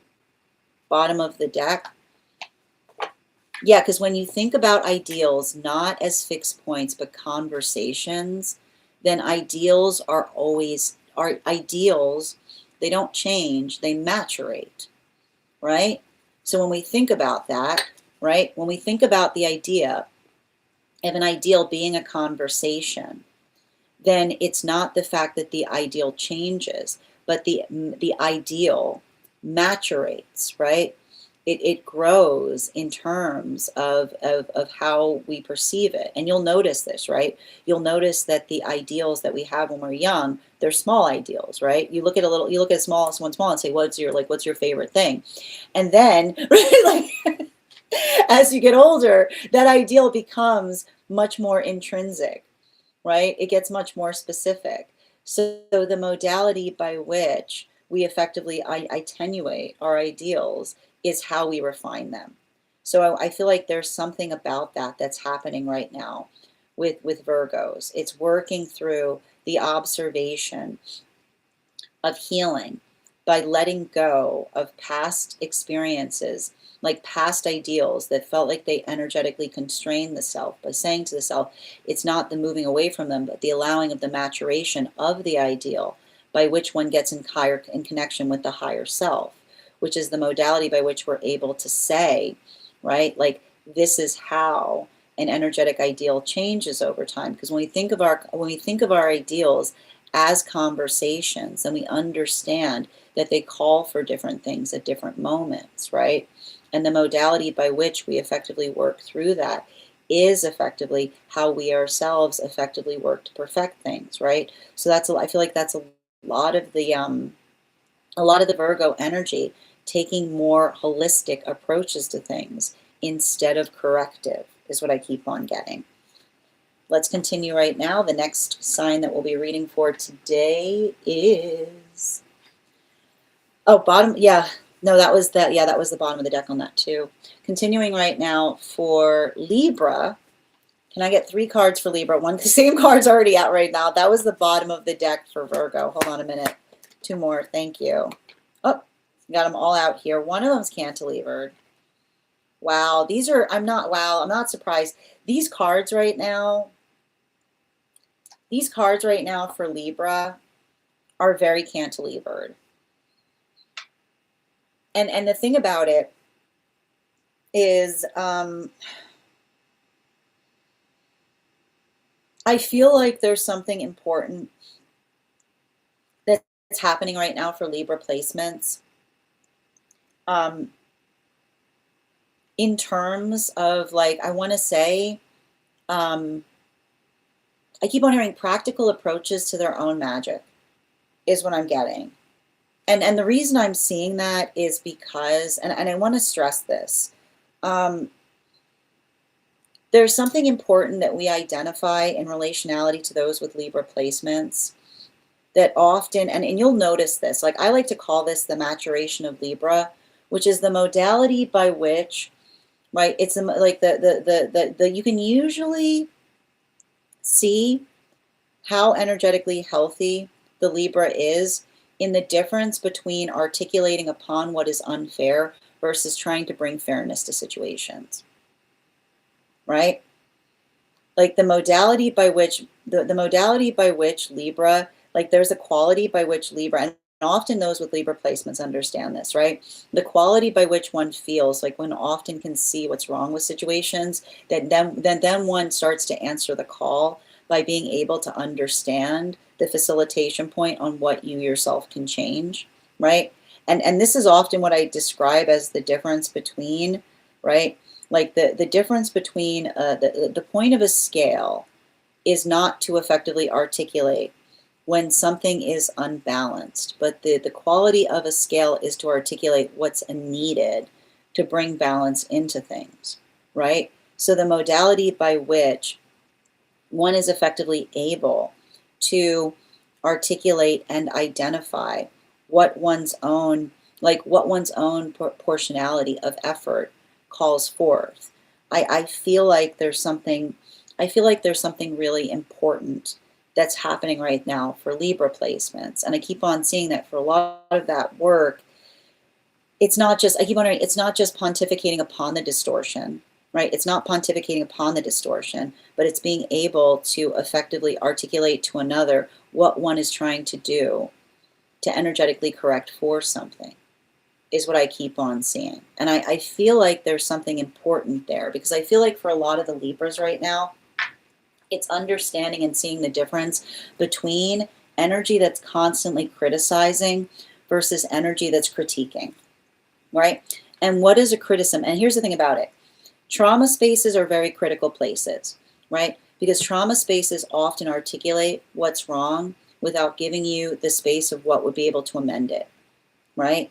And this is what I keep on seeing, right? This is a lot of the ability of the Libra to be able to articulate the difference that feels energetically supportive by being able to identify what's energetically needed, right? It's the ability to navigate between trauma spaces and sanctuaries, because sanctuaries will often say, what do you need, right? And trauma spaces will often articulate and say it's not enough, right? So I feel like the modality by which the energy is getting better at recognizing that is attenuating where they're putting their force of effort. Bottom of the deck on this reading, yeah, particularly with the 2 of Swords in its reversal. And I want to point this out. Oh, that's wild. So you guys know this. I've got a couple of different Smith-Waite decks that I pull into. And it's not uncommon sometimes. It's not uncommon for one of the cards to sneak into the other, like, it's not uncommon. It's not uncommon for some of the cards from this deck to sneak into this deck. So what we basically just had happen is this is a card I often associate with Libra placements. And this makes a lot of sense because we've got a Libra full moon coming up in Aries season, right? So the modality by which, right, this is a lot of the Libras that are effectively working on a refined sense of balance because they're noticing, right? They're noticing the quality of a trauma space by which anything you do is never enough, right? The modality, this is how you lose the best Libra. Like, this is how you lose the best Libra you'll ever find. Because when a Libra leaves, much like a Leo, right? When a Libra leaves an imbalanced situation, it's usually due to recognizing an imbalance, right? The modality by which, and I keep on saying, Libras will check out of situations when they recognize the tendency of energy that isn't in, but by identifying a trauma situation, which is the modality by which they see something in terms of understanding someone that's using faulty math. Right? And faulty math is often the space by which, when you put a force of effort towards something and it feels like nothing one does is enough, that's often the modality by which the Libra will be like, I've seen enough. The Libra will be like, I've seen enough. I know, I have figured out what the issue is here. Right? And that's often the modality by which I see like a lot of the energy doing that. And so I feel like that's really important, right? Because I feel like that's a lot of the energy that builds into, right? And this is why, and you'll notice this is why, like, someone who cares about a Libra will always say to a Libra, what's your assessment on it, right? Because a healthy Libra will give you a really accurate assessment in relationality to what they experience, right? They'll be very prescriptive. But first, the only way the Libra gets there is by building into the context of being able to be present, right? Not the modality by which they focus on the audacity, but the ability to articulate upon what would be energetically preferable. So I feel like this is a lot of the Libra that's learning to utilize their words more in terms of articulating and saying, you know, have you considered this? Bringing these approaches to things. That's the energy that becomes prescriptive, and that's a prescription that often builds into the modality of healing. Continuing to get clarification, continuing right now. And we're moving into Scorpio energy. 3 cards for Scorpio, please. 3 cards for Scorpio. What do we have here? 1, 2, 3. One more, please. Oh my gosh, Scorpio is like totally focused on the bag right now. What's going on, Scorpio? I just see a lot of this. What's going on, Scorpio? You know, here's the thing about, you know why? Because here's the thing about it. You know, I need to point out, I actually feel like this energy right now is possibly very positive for Scorpio, because you have to understand, and I always need to draw into this, Scorpio and Aries energy have a lot of similarities, okay? Because Scorpio is very targeted, right? Scorpio is all about being precise, and this Aries energy is navigating bursts, is what I keep on seeing. So I would not like I want to describe this to a certain extent. This type of energy does not bother Scorpionic energy because they find it exciting, is what I keep on seeing to a certain extent. Because it's like, and I want to describe like the burst energy is often like, and I like the best way I can describe it is like, it almost brings us, like this energy would probably be bringing out Sagittarian qualities for Scorpionic energy right now. Because, and I need to point this out, right? And you just like, and here's the thing about it. And if you know a Scorpio, you understand it, right? Like the modality by which, like Scorpios never start things, but boy, can they finish them. You know, like Scorpios don't start things, but boy, can they finish them. And you will notice that, like you will notice this. And I know every Scorpionic person listening to this is nodding their head, right? How many times have you had to be in a situation by which you didn't energetically start something, but boy, oh boy, did you have to teach someone that you know how to finish something very, very well, right? And that's why I feel like this type of energy right now, I got to tell you, I almost feel like this energy right now is great. These cards are better These cards are better than any of the other cards I've seen so far because I need to describe this, and this is often how Aries energy and Scorpionic energy is similar.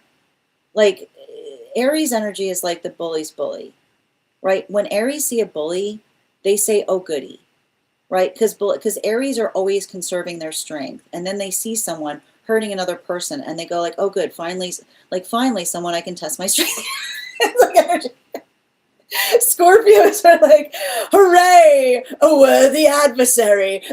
It's often like that with Aries energy. And Scorpios aren't like that. But Scorpios will often be like, I see that you may have taken me for someone that was just kind by choice. You know what I mean? Like that's what often happens with Scorpio placements, which is the modality. And this is why Scorpio and Aries energy often when they find each other and they look at each other, like they get it, which is the modality by which Scorpios and Aries, like Aries often work through trying to protect others from the strength that they never asked for, but they come here with. Scorpios often work through the fact that when they react, it will devastate, right? It's very much in that same alignment point. But this is often why, right? Like when Scorpios pick something up to finish, right? It can often create, like they finish with a flourish, is the best way I describe, because it's the modality by which they're able to effectively, and I want to identify this, it's a space by which we put our energetics like signature upon things. And the thing I need to describe about it is, and I like to point this out too, healthy Scorpionic energy will often build into the space by which they make something absolutely more beautiful in the context by which they energetically arrive to, like, you'll often see this. You put Scorpionic energy at the tail end of things, and it's like the last modalities of something often create that sense of energetic beauty.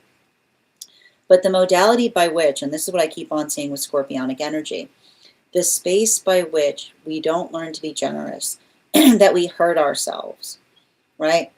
We hurt ourselves in the process, specifically and particularly because, right? Because we're overly thinking about the self.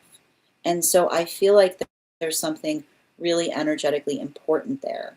Because, and I need to stress this is why Scorpionic energy sometimes is very upset at Scorpionic energy that does not heal, because it's the modality by which Scorpionic energy often feels like they're judged by the worst, by the worst of the energy, because it's the modality that articulates that it should, I keep on hearing, it should be a flourish. It shouldn't be poison, right? That the modality by which we effectively leave things should be something that feels like it's beautiful, not the space by which another person is energetically cautious upon us. So I feel like it's interesting because it almost feels like the energy that is being corrective upon the false narrative of the energetic experience, but articulating the understanding as to why others may effectively feel that way because they themselves remember experiences by which they had not learned that healing journey. Bottom of the deck. And this, I told you, this bottom of the deck wanted to stick to the bottom of the deck, right? It's the difference I keep on seeing. It's the difference, like I would not be surprised right now if there's Scorpionic energy working through the difference between profound and petty. And what do I mean by profound or petty? Profound is when we do something and we leave it more profound than we found it, right? Like that's the gift of the energy. Doing something in a way that transforms something from a negative to a positive. But often, right, I see that this is almost the energy that's trying to help another person understand that when we are too focused upon ourselves, then that often takes that same gift and utilizes it in ways that don't feel beautiful, but almost energetically worsen things. So I feel like that's a lot of the energy that potentially articulates that, not just from the space by which they understand it, but the space by which they feel, right? I feel like they almost feel like the energy that feels frustrated, that they have to work twice as hard to help correct the unhealed portion of the energy that often creates, right?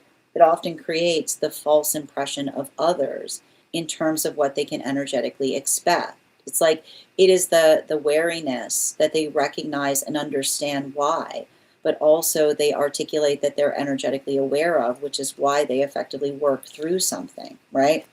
So there's a lot of that work that I see right now. And I feel like it may be having the space of navigating through relationship is what I keep on getting. Like there's something significant about that as well. Continuing, the next sign that we'll be reading into right now is Sagittarius. 3 cards, please. One more, please. Ooh.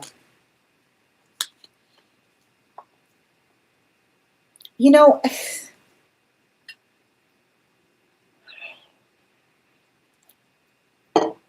I feel like there's something energetically important right now that I'm seeing around Sagittarius energy, specifically in relationality to working into the context of others' displeasure. Like this got these cards right now. Like I just want to show you.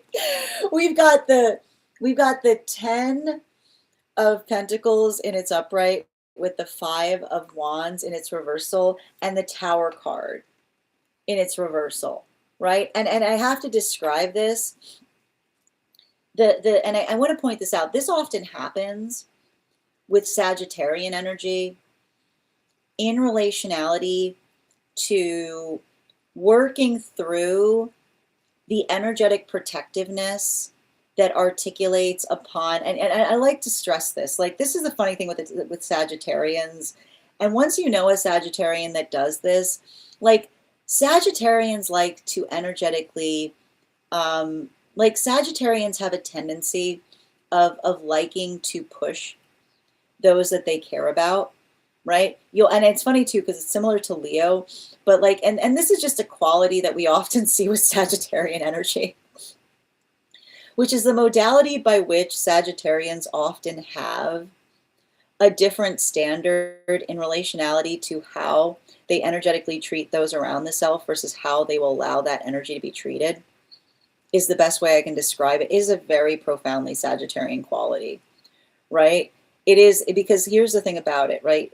Like Sagittarians have this modality by which they like to energetically, like it's the space by which it's the endearing tease is what I often see there. It's the endearing tease by which they effectively like tease at something, but they tease at it in the space by which they understand with intimacy what it is that they can effectively or comfortably tease at.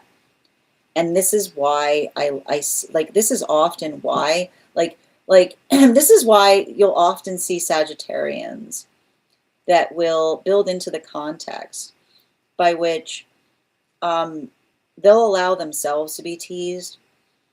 They're very similar to Leos like this. They'll allow themselves to be teased, but they'll be very quick and sensitive to notice another person's quality of displaced teasement, which is the modality of the difference between teasing someone in proximity to the self. The teasing that builds into the intimacy by which you earn the right to energetically tease someone, right? And when you understand that you've earned the right to tease someone is a gift, because it's the modality by which you articulate the proximity of the intimacy that you share with another versus the modality of another person feeling, right? Feeling the ability to effectively tease another and then try to articulate, because they see somebody in energetic proximity to someone, that they themselves are allowed to do so. This is often the energy that gets very energetically protective in relationality to those that they care about. because you'll often see the modality by which they'll talk about the energetic exception that one builds in as it relates to care, that is articulated in the proximity that one holds another person to, by which they are aware of how much you love them, right? The teasing that is built upon mutual awareness of love versus the modality or quality by which another person tries to articulate that they're doing something in the same way. And this is, I feel like this is the energy that almost like, I feel like it's the energy that goes like this, which articulates upon the space of saying, you have to be energetically aware that what you articulate upon is only built, it's only endearing if you stand in proximity to someone, right? The modality by which you care about them is amplified by the space by which you can say something that is energetically teasing. And you can't effectively, I keep on hearing the energy say, you can't effectively articulate that you're teasing someone who's at a distance from you, because that's just mean, is what I keep on getting. And this is coming through in the space. Yeah, here you go, right? And this is often what you'll often, and this is why I feel like this is the energy that gets very, very protective, right? Because it's the modality of, like, and I like to stress this, the modality of Sagittarian energy often works through, right? It often works through the context of identifying and recognizing the space by which, I keep wondering, mean energy often likes to articulate their being mean by protecting things that they don't even know, right? And this is what I keep on seeing with this energy, right? Pay attention to energy that is absolutely mean, and then they'll create the false guise that they found the source to be mean through, because they claim that their meanness is protecting someone, never asking if that energy desires to be protected in the way that they articulate that they're protecting, right? This is how you see, like, this is often the energy that effectively calls out meanness, because it's a modality that says you can't say, right? It's very convenient, right? It's very inconvenient to let your ugly side show. It's very convenient to try to let the most ugly qualities of the self show and say, I'm doing this to protect somebody. Like, being like, I don't think you're trying to protect anybody. I think you're using the protectiveness as an excuse to be your worst version of self. And I feel like that's a lot of the energy that understands that, specifically because this is the energy that says you only protect things by giving things to others, not by articulating meanness as it relates, right? The meanness that you effectively express, that you say, oh, I'm being mean for you, and being like, we don't be mean, like being mean to energy is not how you protect someone. It's just the ability, it's very healing, isn't it? Like, I see the energy almost articulating in the space of saying, oh, it must be very healing to you to come into a space of absolute meanness and try to articulate the fact that the meanness is protective of someone you've never energetically met, right? Like, that's almost like the energy I see there. It's like working through the observation of the convenience of meanness in relationality to the fact, and they know this because it works through the energetic space, that when we're actually trying to protect something, it's the space by which we give forth to another. We don't try to hurt someone in the claiming that we're doing it for another that we haven't even met. Continuing to get clarification, the next sign that we're reading into is Capricorn. Can I get 3 cards for Capricorn, please? One's cantilever. It's similar to Libra energy right now. One more. King of Wands. King of Swords, and it's cantilevered. 9 of Coins. These are very interesting. These are very interesting cards for Capricorn right now. And the reason these are interesting is the thing I keep on seeing in relationality to this right now is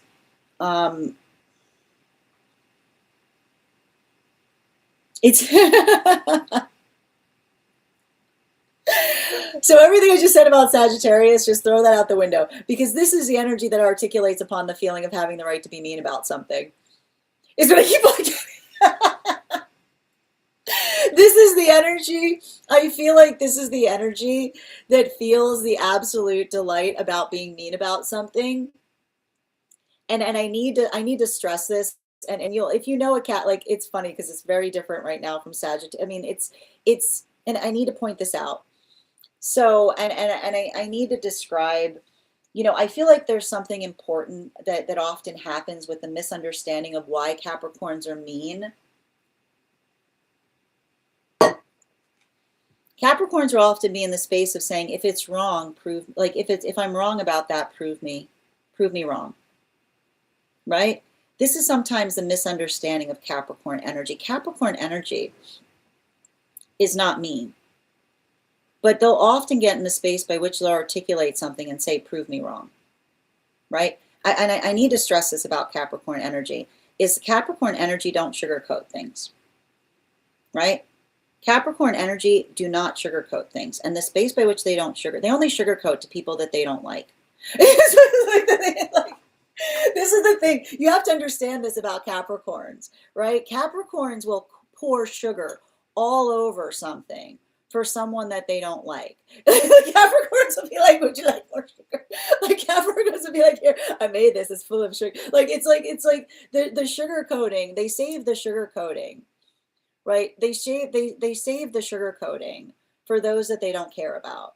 Like, that's just the truth about it. Like, and when you understand this from the quality of Capricorn energy, then it's like Capricorns are always like, they will give it to you straight, right?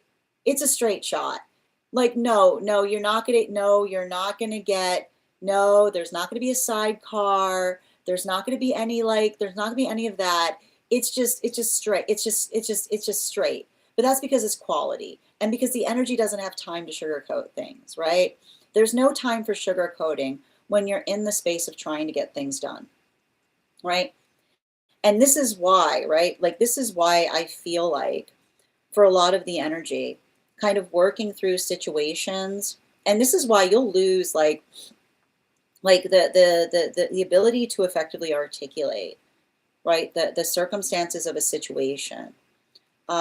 This is like often the space by which, like, Capricorns have no room for someone who's looking to kind of build into, right, the niceties of effectively identifying things, because often the space by which they're trying to, like, I feel like the space that often others misunderstand is that Capricorns recognize fully the fact that they're being very, very forthright, right? Because that's a gift. It would feel false for a Capricorn to come about in any other fashion. But the modality by which another is able to navigate that is often the space by which it allows something to be better, right? It's building into that context. It's building into the space by which one is able to energetically adapt, and it's building into the space by which one is able to effectively do something in a way that feels even more than, and like even better than one left it. And so I feel like the hurdle that some of the Capricorn energy might be going through right now is trying to articulate, like, to another the work it energetically takes in order to like the work it takes in order to do something effectively. And I keep on seeing that for a lot of that energy, the nice thing, right? And this is what's beautiful about it. Like, I feel like this is often the space with Capricorn energy that heals in the modality of others that are able to effectively articulate that and allow for the space of, like, I keep on seeing, and this is, I need to stress this, right? The modality by which often Capricorns take the most direct approach to things, the one thing I keep on seeing for some of this energy here is like working into, and I know the Capricorn's going to hate to hear this, but have you tried softer? Okay, have you tried? And when I say, have you tried softer, the reason I effectively articulate that is because the modality by which right? The modality by which Capricorns streamline things can sometimes feel like a lot for another, right? So the ability to effectively allow another, like to allow the, like I keep on hearing, like the space by which we don't articulate what's wrong, but then we also articulate what could be better, is how we effectively endeavor. So I feel like the hard part with some of this energy right now is I see a lot of the Capricorn energy potentially trying to take, right? Trying to take those same approaches to things, right? Being able to energetically observe and trying to, I keep on getting like, not just articulate upon something that's not working, but trying to include something that is energetically beneficial. Because, and this is like, um, this is what we understand. And I feel like those Capricorn placements start to kind of get this to a certain extent, right? If it's always hard at every moment, then it doesn't feel like it's the space by which we help each other understand what feels positive, that gives another person the possibility of understanding how something can move in a better way. So I feel like there's a lot of that energy there because, and I want to describe this, right? Like we see even here with the Page of Wands, with the King of Wands, right? Like in the space by which it says like, no, like no, don't do this, but yes, keep doing this, is often the space by which we start to encourage with the, like with the heaviness that allows someone to feel the excitement towards what they're building towards. So I feel like that's a lot of the energy, almost trying to take new approaches as it relates to navigating their streamline, but in a way that helps another person understand what their motivation is or why they effectively care about something. Continuing to get clarification right now. Hold on a minute. The final card that the sign that we're going to be reading into right now, and it's so interesting as soon as I started reading into it. The next sign that we're reading into right now is Aquarius. 3 cards for Aquarius, please. 1, 2, 3. Yep. Oh, wow. Yeah, this King of Wands doesn't want to leave the deck right now. We've got the Page of Cups with the King of Wands in its upright, along with the 3 of Cups in its reversal. So I actually feel like there's some kind of contemplation here that I'm identifying.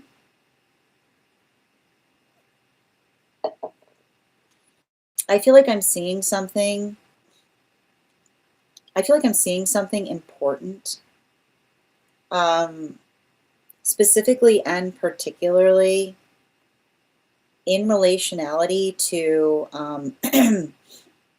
how do I describe this? I feel like I see, like it's giving me a lot of studious energy. Like there's something here that feels very energetically studious. But the thing I keep on seeing in relationality to that studiousness is, for a lot of the Aquarian energy, I feel like I want to point this out. I don't know why, but I feel like a lot of the work that I see that Aquarius energy is healing through right now is not feeling so spread out, is what I keep on seeing. Specifically as it relates to, I feel like there's like some kind of energy that's working, like often, I want to describe this, and I feel like this happens a lot with Aquarian energy. There's no, like when we are where we need to be, there's no missing out on anything, is what I keep on getting, right? When we understand that we're exactly where we need to be, there's no missing out on anything. But the modality by which we feel that we're missing out on things often can create the state by which we're not in a point of energetic appreciation, is what I keep on seeing. And so I feel like there's a lot of that energy there, because I feel like for a lot of the Aquarian energy, potentially working through experiences by which I keep on getting the space by which we articulate. I just keep on hearing the same thing. Like, and I feel like there's a lot of inner child healing that's happening with Aquarian placements right now, specifically in relationality to like the observation of feeling left out versus healing left out is the space by which we it's an internal journey, right? It's the space by which we identify what we ourselves are working to change, because I keep on seeing that there's something energetically important there. And it's very much similar to what I was articulating about before we started. I did a recap before we started today's reading between the difference between chasing after a bliss state and embodying a bliss state, which is the space by which we feel energetically present in terms of what it is that we're working to do and how we're working to do it. So I feel like that's a lot of the energy that is potentially working on a deeper sense and appreciation of presence, is what I keep on seeing. Bottom of the deck on this reading.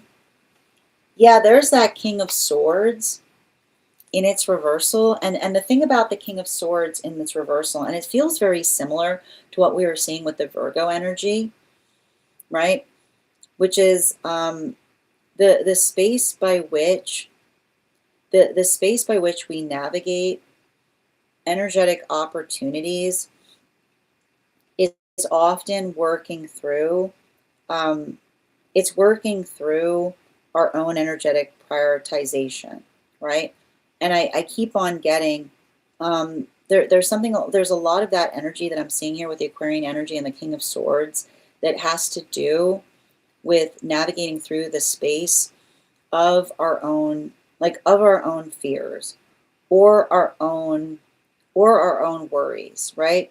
And the King of Swords, bottom of the deck, can sometimes feel very overpowering, because a lot of the King of Swords in its reversal can often feel like the experience by which we're navigating, we're like we're making choices from a place of fear instead of a point of confidence. So I feel like for a lot of the energy working through that ability to communicate and express upon our worries is how we heal our fears rather than acting upon them, right? And I just keep on hearing like that is like, I feel like there's a lot of work I see right now that Aquarians are doing at getting better at articulating upon their fears in order to get their needs met, right? Which allows the ability to effectively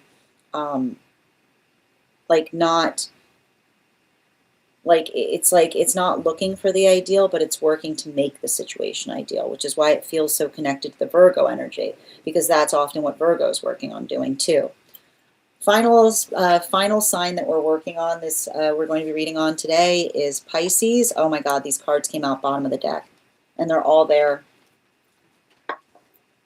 So Pisces, we've got Knight of Wands in its reversal, Empress card in its upright, and the Tower card.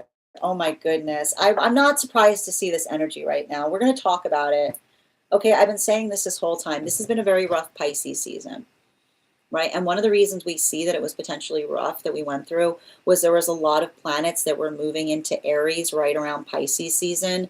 I wouldn't be surprised if there are a lot of Pisces seasons that feel like a real flux point, particularly during their birthday, especially over like the last couple of years, because I saw very similar energy to this last year around the same time. And I want to describe this. Everything's changing all the time, and that's a good thing, right? If you want to heal the abandonment wound, right? If you want to try to heal the abandonment wound, the observation that change is good because change allows for new things to come towards us.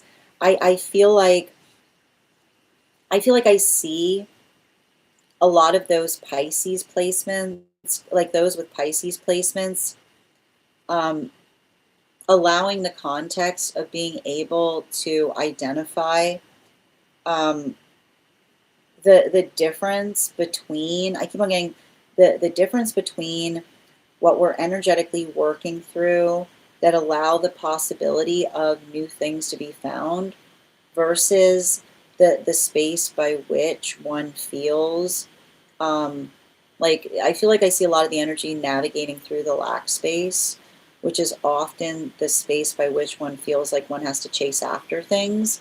I feel like it's interesting because it almost feels like a lot of the Piscean energy is building into um, the Taurus energy that we find Uranus in, which is the space of kind of allowing for the stability of the self to fortify as they're moving through things that would have previously made them feel destabilized. And I keep on seeing a lot of that is building into the context of not desiring to rush through processes. Bottom of the deck on this reading. Yeah. Yeah, particularly with the Lovers card. And let's talk a little like these are like some very like there's a lot of romantic cards here is what I'm saying. But I want to unpack some of a lot of that like some of that romantic energy that I'm seeing because um, I feel like this is the energy that is rekindling the romance with the self is what I keep on seeing. And the space about it, like I feel like, and I think Pisces know this very well, you don't need another person to be romantic, right? And it's often the space by which we understand that when we're building romance, when we are romancing ourselves, we're building a life that is perpetually romantic, or the space by which we're cultivating the environment by which we hope to find ourselves to be loved or held. So I feel like there's a lot of the energy that is moving into the space of not feeling dissatisfaction in the environment by which they find themselves by articulating that says, if something doesn't feel as romantic as I would aspire it to, how can I be the force of change? How can I bring that romance to something? So I feel like that's a lot of the energy that is effectively doing something in that way. But it's the space by which they're not looking, right? They're not looking outside of the self with a sense of distaste, but more the observation of what is energetically possible that allows something to heal. That is our daily collective read for today. I want to thank you guys so much for being here and experiencing it. Just a reminder, if you would like to book a private reading with me, it is a 2-step process. You have to book the reading, you have to pay for the reading. Please make sure you do both if you'd like to have that reading. Most importantly, please remember that I will never, ever, ever, ever, ever, ever, ever, ever, ever reach out to you for a private reading. I will never DM you. I will never PM you. I will never slide into your inbox and tell you that I have a very important message that only I can deliver. The only way you can book a reading with me is if you book one on my site, so I'd encourage you to do it there. Also, a couple of updates before we move into personal readings today. First and foremost, thank you to everyone who attended our recent tarot class. Our next tarot class will be held on Thursday, April 16th at 6 p.m. PST, 9 p.m. Eastern. We are going to be continuing our studies into the tarot with a focus on the court cards in the wand suit. If you would like to become a part of that tarot class program, all you need to do is head on over to my Stack and become a paid subscriber. Your paid subscription to my Stack is your ticket of entry into our live classes each and every month. You will also, as a paid monthly subscriber, have access to over 9 hours worth of material in the Tarot Church Library class system.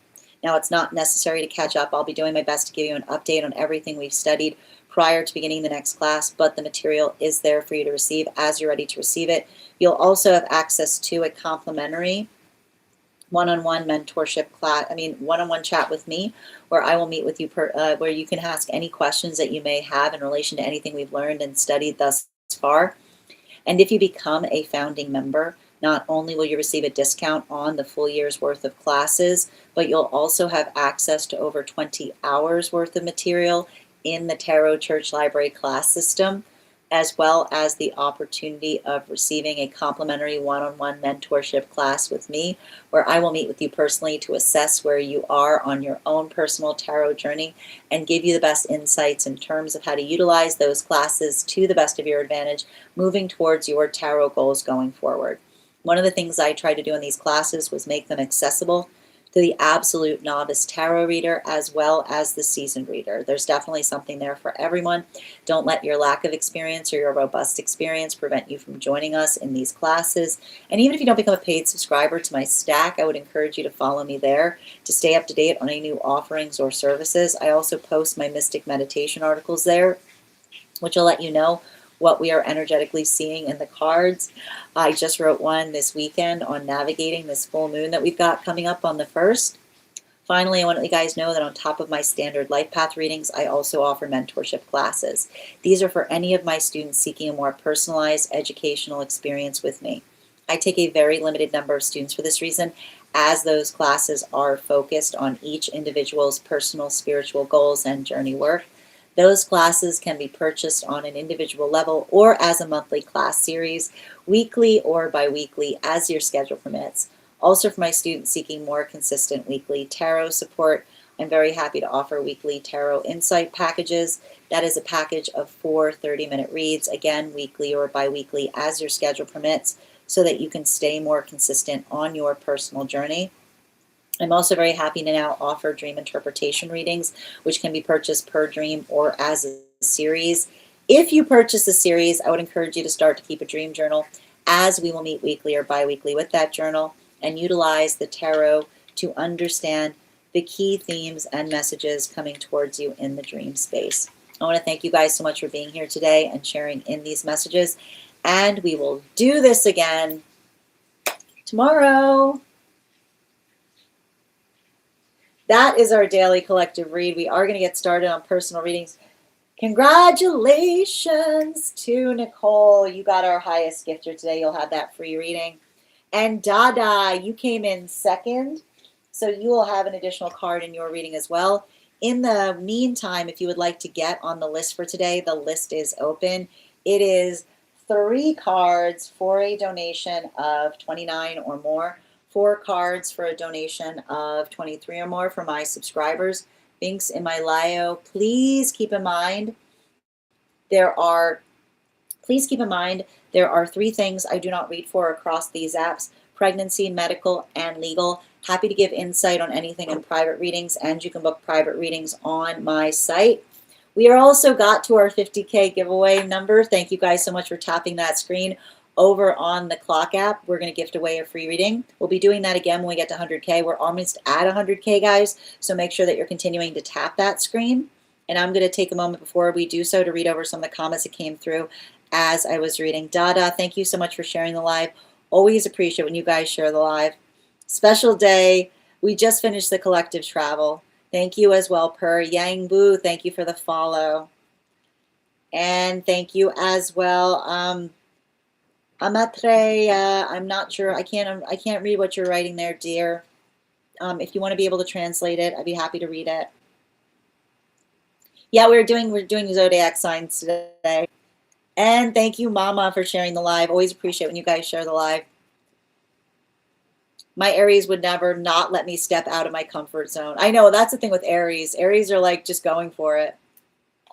Yeah, as much as my Taurus might want to stay. Oh, excellent. I'm about to fly, though. Have a good one, Avatar. How you doing, Ella? Listening while you work. No problem, dear. Good to see you. Yes, this one is recorded, Avatar, so it should be up now as a podcast over on Spot and Stack, or if you'd like to watch the full video, it's over on the place where we keep the videos as well. How are you doing for those joining us over there as well? Hi there, Shape. Thank you for the compliment. Welcome, Jim. Good to see you today. Just a reminder to anyone who's joining us on the place where we keep the videos, your paid membership there entitles you to the same rate for a reading as we have on the place where we keep on the clock app. So that's 3 cards for a donation of $29 or more. 4 cards for a donation of $23 or more for my subscribers or for my paid members over on the place where we keep the videos. Also, for those who are joining us over on the place where we keep the photos, if you are giving me a follow there, I cannot give memberships out there, but if you give me a follow and comment followed, I will read you. You will get a personal affirmation from a guide for the advanced soul. And if you are already following me there and would still like an affirmation, just share the live with 3 individuals and comment shared in the comments, and I'll also be happy to give you one as well. Thank you, 6, for the follow. And thank you, Adina, for sharing the live. So good to see you today. Guys, make sure to give Adina some love. Had a beautiful chat with her about a year or so ago. You can find that over on my site or over on their site as well. Excellent. Just want to lay in bed all day. Yeah, I want to be lazy, but the checklist keeps popping up. And Goddess, thank you for the follow. Thank you for the compliment, Loretta. And thank you for those heart knees. Hi there, Ramesh. Leo Moon, yes to this. Thank you for confirmation, Ella. And thank you, Unique, for the heart knees. Hi there, Unique. Always on point. I do my best. I appreciate you too, Unique. So good to see you today. Sky, I'm happy to read for you on that. If you'd like to get on the list, list is open. And NN, thank you for sharing the live. The list is open. I've got you on the list for a second reading right now. Stella, thank you for getting on the list. And Scarlett, thank you for the follow. So Scarlett, these are donation. We just completed the free reading for the day. We're now moving into personal readings. So if you would like to get on the list, it's 3 cards for a donation of $29 or more for non-subscribers. And I would ask that you please don't repeat the same question over and over in the chat space. It's extremely impolite to those who are trying to communicate. Thank you for honoring the rules that we hold in the chat space. Dada, thank you for sharing the live. Always appreciate when you guys share the live. How you doing today, Novi? My Scorpio dad starts things. It's me. I'm a cusp Scorpio. It's going to be great. I only have Scorpio and Pluto. Yes, I feel like us Scorpios get a bad rap. But it's not all Scorpio. I mean, here's the thing about it. Like, you understand. Like, that's why it bothers the healed Scorpio, because often I see this healed Scorpio understands where, like, the healed Scorpio understands where the stereotype came from, you know? Hi there, Melissa. Thank you for those gifts. Oh, thank you. Appreciate you. Hi there, Pisces. Excellent. Thank you for those beautiful gifts, Melissa. Excellent. Let's continue right now. My husband is Capricorn. I love you, Capricorns. Hang in there. Absolutely. And Ella, thank you for sharing the live. Thank you for reposting. Pisces, yes, they're bluntly truth, but Capricorn. Absolutely. Hold on a minute. My Virgo essence loves Capricorn for that. Yeah, we are similar in that way. No, I totally get that. Makes sense, Nicole. Sumaya, thank you for the follow. Soup, thank you for those roses. Good to see you today. And Nicole, thank you for those gifts. Yep, thank you for the help, Pisces. I appreciate you. Excellent. And what I'll probably do next time I do it is I'll go backwards forward. So I know we started at Aries, so next time we read, I'll probably go Pisces first. And Mandira, thank you for the follow. Grand Rising Team Olsana. Ara, thank you for the follow. The Zodiac Collective was so much fun. Oh, I plan to do so. I'm glad. This was like a test run. Yeah, the Zodiac reading today was awesome. I'm glad to hear you guys approved. Thank you, Donna, for sharing the live. Absolutely. And Lucas, thank you for sharing the live as well. Excellent. I know we got to it. Thank you. Got to 8K. Oh, I'm so happy to hear that, Lucas. Congratulations. Oh, that's wonderful. Guys, make sure to give Lucas some love. Readers supporting readers. Absolutely. And thank you for sharing the live.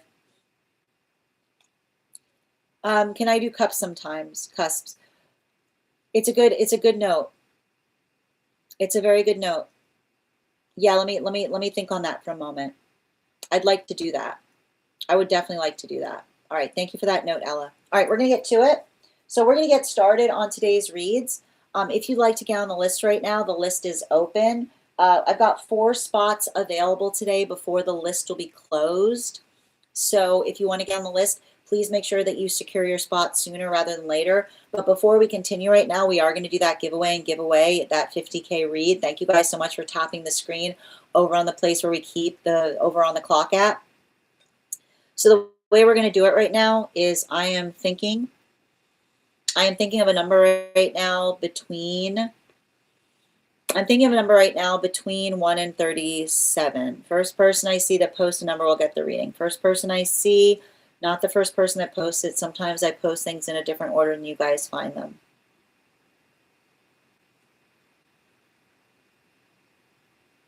Mm. Mm.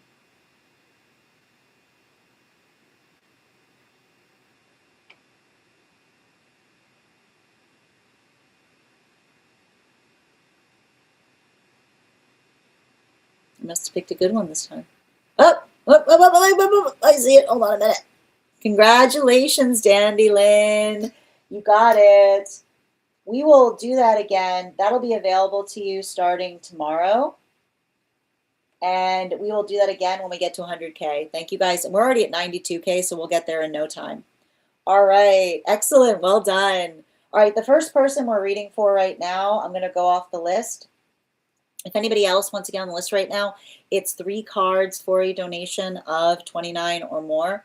4 cards for a donation of 23 or more for my subscribers. Being semi-lio, please keep in mind there are 3 things I don't read for across these apps: pregnancy, medical, and legal. Happy to give insight on anything in private readings, and you can book private readings on my site. First person we're reading for today, I'm looking for Pieces. Pieces, if you're here, can you respond in all caps? Let me know if you'd like a general reading or if you have a specific question you'd like me to answer.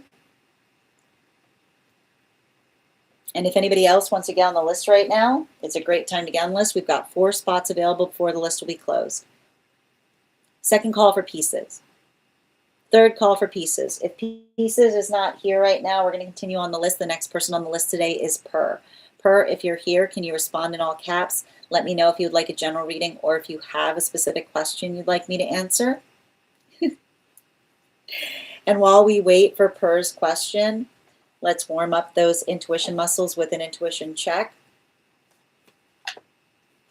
I've got the animal spirit guide cards here. We're going to count back from 10. And when we get to 1, I will reveal the card. 10, 9, 8, 7, 6, 5, 4, 3, 2, 1. We got the salmon. We'll do it again when we get to after the next reading. Thank you guys for participating. And just a reminder, if you have information that you feel is relevant or necessary for the purpose of our read, you can include it in the notes when you send the donation. You can also post it in our subscriber-only Disco channel in the appropriate channel. Okay. And we've got a dream coming through. For those who are interested, who are joining us across the other apps, you can also get on the list today via my tree that has Binks in it in my Lio. We do hear highest priority messages from Spirit, Life Path, Mediumship, Dream Interpretation, Angelic Guidance, Animal Spirit Guide readings, Pet readings, Akashic, Mind, Body, Spirit, and Love. Excellent. I see you, dear. Excellent. I know, I'm getting there. That last bit, man, it's a hurdle, Lucas. Absolutely. You send it on the Disco. Thank you. Thank you, Nicole. I appreciate that. Oh my God, I swear I saw the image in my mind's eye, but I was so confused because I couldn't see the body. It's okay, it happens. Okay, absolutely. Let's get to it. We're going to get started. Before we continue, though, we're doing a dream interpretation. You know what that means? We got to break out the dream coconut. Like it. All right. Let's get to it.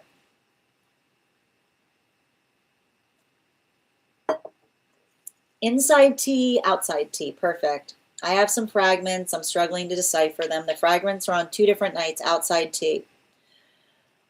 Part 1. In a lucid dream before falling into a deep sleep, I saw a girl around 14 years old.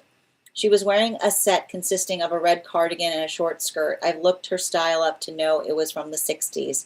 She had black hair and a ponytail. She was just standing there and said to me in Dutch, "Are you giving up already?"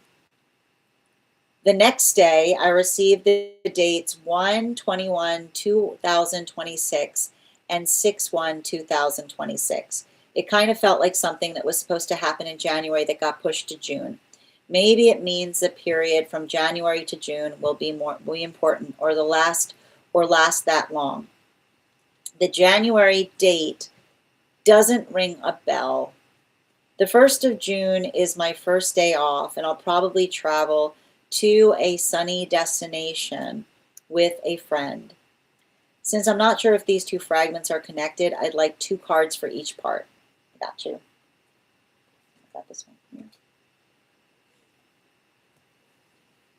Okay, that's interesting. All right, you got 1 card for one, and you got 4 cards for the other. That's how we're going to read these here. All right. I mean, the first part of the dream that I'm effectively seeing is inner child healing. And I want to describe, you know, it's interesting because the fact that you describe the individual who doesn't feel energetically connected to you, I would be very conscientious of anyone who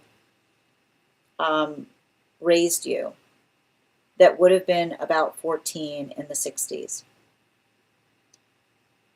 is what I keep on seeing. Because, and I want to describe this, inner child healing comes in many different forms.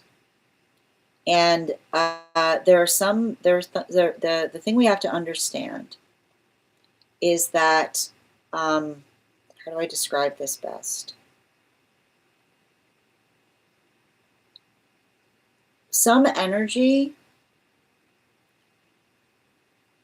moves into an energetic space, and then they stay. How do I describe this in a way? Like, how do I describe this in a way that makes sense? When energy stays firmly fixed in certain energy, it becomes the modality by which they never let go of a certain experience because they've decided that that was the best it was ever going to get, is the best way I can describe this. Because, and it's coming through the modality of a guide trying to show you something supportive and helping you on your own healing journey, right? Because the fact this is potentially articulating that especially if you know someone who seems to carry a lot of energetic bitterness, right? Or the modality by which they themselves are working through something, the fact that the figure is coming through as someone who's 14, but during a time period that hasn't continued, the reason that the energy is saying, "Are you giving up already?" has to do with the modality that when we feel, right? When we feel that everything is ideal, right? Then it doesn't allow us to let go of the ideal to find a new ideal, right? And you'll often see this in energy that is overly nostalgic about their own past, right? The modality by which another person says it'll never be as good as it was at that time becomes a self-fulfilling prophecy, because it's a modality by which the energy becomes so overly invested on the fact that things were so good that they can't see the energetic good that exists all around them, right? The quality by which we allow ourselves to change is not the modality by which, right, we remain the same in the best way possible, which is it's the same space by which we are energetically delighted, or the space by which we allow ourselves to be surprised, right? And our ability of being able to let the past go allows for us to discover new states of elation. But you'll often see, right, in the modality by which another person holds on to something too tightly and says it'll never be that good again, right? That is the sound of someone who's energetically given up on something, because it's their desire to return back to something that prevents their ability to be able to see the good that's all around them. And so that's why you see the figure that is articulating, are you giving up already, right? Because it's the energetic guide that says, right, that often, right, often the modality by which we encounter someone like that makes us feel that they're energetically dissatisfied in their own experience, because they've effectively gave up on the fact that anything could be sweeter than what they effectively held at that moment, right? And this is how you're potentially energetically healing from a connection like that, because it's a modality by which, when you experience a dissatisfaction from someone in that modality, whose dissatisfaction are you truly experiencing, right? Are you experiencing the dissatisfaction of energy that may look to you and saying that they're dissatisfied in you? Or were they energetically dissatisfied because they bring that sense of dissatisfaction everywhere, in the context by which all they desire is longing to go back to what they identified was their energetic sweet spot. So that is the first part of the dream that you're identifying, because it's the identification point of the guides articulating upon what it means to give up on things. Now, this brings us to, and this is why and this is what we describe, right? Because when we're in a healthy space, we hold the past with a sense of sweet fondness, right? We hold the past with a sense of sentimentality and sweet fondness, but we don't, right? We don't grasp it too tightly, because if we grasp it too tightly, we become bitter as we energetically hold it. Now, this brings us to the next dream that you had, with the observation of the dates that you articulated between, you said the first of the, you said 1/21, 2026 and 6/1, 2026. And you said it kind of felt like something was supposed to happen in January, but got pushed to June. Maybe it means the period from January to June will be important or last that long. The January date doesn't ring a bell. The 1st of June is my first day off, and I'll probably travel. So I want to describe this, right? The modality by which, right? The modality by which we see, and this is where all these other cards came through right now, right? Look at these cards. I literally went to draw a card for you, and all these cards came up. And it feels to me, I feel like there's some kind of significant energetic introduction that's potentially happening. Some kind of energetic introduction that's happening in the context of that date. And the reason I keep on feeling like it feels like there's an introduction is because I feel like there's something about that dream and this dream in context that says this is the energy that you're going to feel sentimental upon, is what I keep on seeing, right? And I keep on getting the reason that you're going to feel energetically sentimental upon it specifically may have to do with the space by which I feel like there's like, I every time I read for you right now, I feel like there's what I like to describe as an imminent connection. Okay. And that's not supposed to, I don't want you to think about that as like a point of wariness, but an imminent connection is the modality by which you come into union, right? And you remain within union, is what I keep on seeing. And so I feel like they're almost articulating that there's this energetic period between like 121 to 601, which has to effectively, and I would be very curious, and I need to stress this, I just need to stress this. I think this is really important, okay? Because you articulated upon the fact that the January date doesn't ring a bell. But I think it's important because I need to, and I want to stress this, and I don't know where this is effectively coming through. It feels like that, date potentially has something to do with a past karmic connection, is what I keep on getting. And I keep on seeing that something about that, I want to describe something about that date has to do potentially with a karmic potentially recognizing that, how do I describe this best?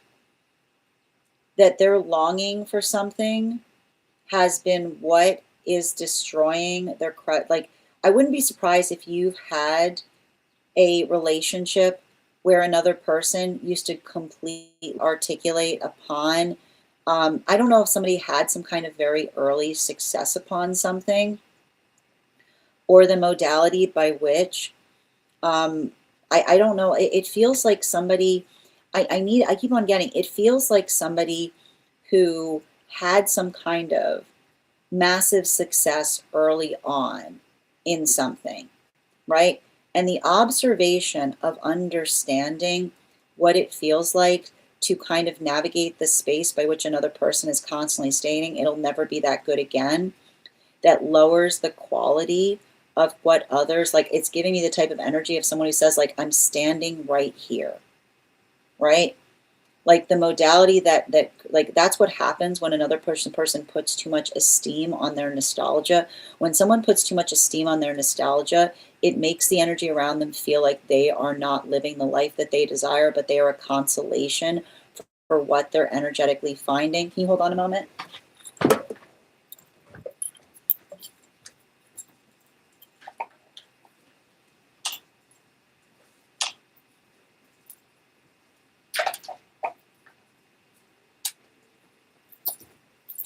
Sorry, I just had to address something. But that's a continuation of what I'm basically seeing, because it's that same energy, right? It's that same energy of somebody who is potentially working through the dissatisfaction on what they themselves were experiencing versus what they expected. And I keep on seeing that date, right? I'm not sure why, but I feel like that date is energetically connected to a karmic that is potentially identifying or recognizing the fact that, how do I describe this? Like, it's saying to me, the fact that they're potentially recognizing or realizing that experience of another person constantly invoking the past is what's been damaging the present. But at the same time, I see that you have already effectively moved away, right? Like I see you effectively already moving into the space by which you are working to heal from it. And a lot of that, and I keep on seeing like a lot of that modality or the experience by which you are effectively, and I think it's really interesting because I see, right, I literally see something where you are effectively, like, I see somebody carrying a lot of sentimental weight in relationality to their own experience upon it, or remembering or recalling something that they said to you that was almost the modality by which they're looking back, and you saying to them, "Are you giving up already?" Was you almost invoking the energy that made them realize how they must have made you feel like you are a consolation prize in their life. And the modality by which I see that you are already far away at that point. Specifically and particularly because even in the space by which they're carrying nostalgia, right? And this is what happens when we overly think about the past, right? We don't see the energetic present opportunity that's around us, right? We don't recognize it because specifically we're too much, I keep wondering, we're too much in the context by which we're effectively working through our own, right, our own nostalgia. So it's the modality by which another person, like it's like the nostalgia that caught up and you became nostalgic enough that they were finally able to see what you were trying to articulate and say to them. Now, the positive about this is I feel like this has been a period of healing for you, right? And a lot of that healing that I see that you're effectively working through, like a good portion of that, like a significant portion of that healing that I'm identifying here has to do with your own observation of the work that I see that you've been doing. And a lot of that work that I'm identifying here has to do with you kind of building into the context of finding your energetic strength again. And so I keep on seeing that that date is really energetically important because I feel like this is the period of time where I see you prioritizing yourself in a way that you've never prioritized yourself before. And not just in the context of prioritizing yourself, but you don't have the same, like I see you not having the same nostalgia issue. Like I see you taking very practical approaches to things. And even in the space by which you're doing so is where I see that the healing is coming through. Bottom of the deck on this reading. Yeah, it's a very important time too, because this is also talking to me about that another energy that I see around you that is working to end something. I literally see an energy. It's funny because I'm doing this reading right now, and even in this dream space, there are 3 different energies involved. There's an energy of the past that I see that you're becoming their nostalgia, right? And especially if they only love things that they're nostalgic on, it might make things more intense as it relates to someone trying to come back to you because you've entered their nostalgia zone. I see somebody else that's coming towards you that's working to end something in the space of another person. I keep on hearing somebody who is trying to end something in the space by which they're hearing, "Are you giving up already?" Because it's not the fact that they've given up, but the fact that they're working through another person's dissatisfaction in the same space. Like this is almost identifying. I feel like I think what you actually saw in the lucid dream is actually the divine. I feel like what you saw in the dream was the divine counterparts, karmic, that they themselves are working to heal from. And I think I told you how I articulated the shape of that being someone who effectively keeps putting someone through difficult things because they themselves won't let go of something. And the space by which they say, "Are you giving up already?" I literally see a relationship where they've been together for years, right? Like the modality by which another person is basically saying to them, "I like you're giving up already." Another person saying, like, "I can't believe you see," right? I feel like it's the energy saying like they've been working so hard the whole time. And then I see you in the context of both of those situations just healing and being patient. So I feel like if anything, it's an orientation dream because it's showing you the shape and nature of the work that both you and a divine counterpart are healing, but also the position by which you're working through karmic relationships that potentially damaged partnership because they were too nostalgic about the past. Thank you so much for having that reading with me. And if this message connected to you as well, it's very common for those who need these messages to be here to experience them. We are doing personal readings right now. If you would like to get on the list is open. I've got 4 spots available today before the list will be closed. 3 cards for a donation of $29 or more. 4 cards for a donation of $23 or more for my subscribers. Links in my bio. Please keep in mind there are 3 things I do not read for across these apps: pregnancy, medical, and legal. Happy to give insight on anything in private readings, and you can book private readings on my site. It's hard. It was hard to decipher, but that's why, like, that's the hard part about it, is because there's 3 different energies in the dream space, and you and divine counterpart are both kind of navigating some karmic energy that's in the perception of the first part of the dream. Absolutely.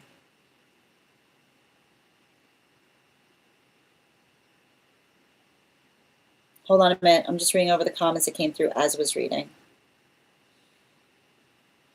How you doing there, Healing? And thank you for sharing the live, Healing. Okay. Oh my gosh. I swear I saw that image. Yep. Thank you, Shabby. No, you're not. It's not. Your questions aren't getting weirder by the day. It's just your dream space is very nuanced. Yeah, it was weird. When you were focusing before the sound cut off for about 20 seconds. Really? Oh, that's wild. No, no one related. Okay.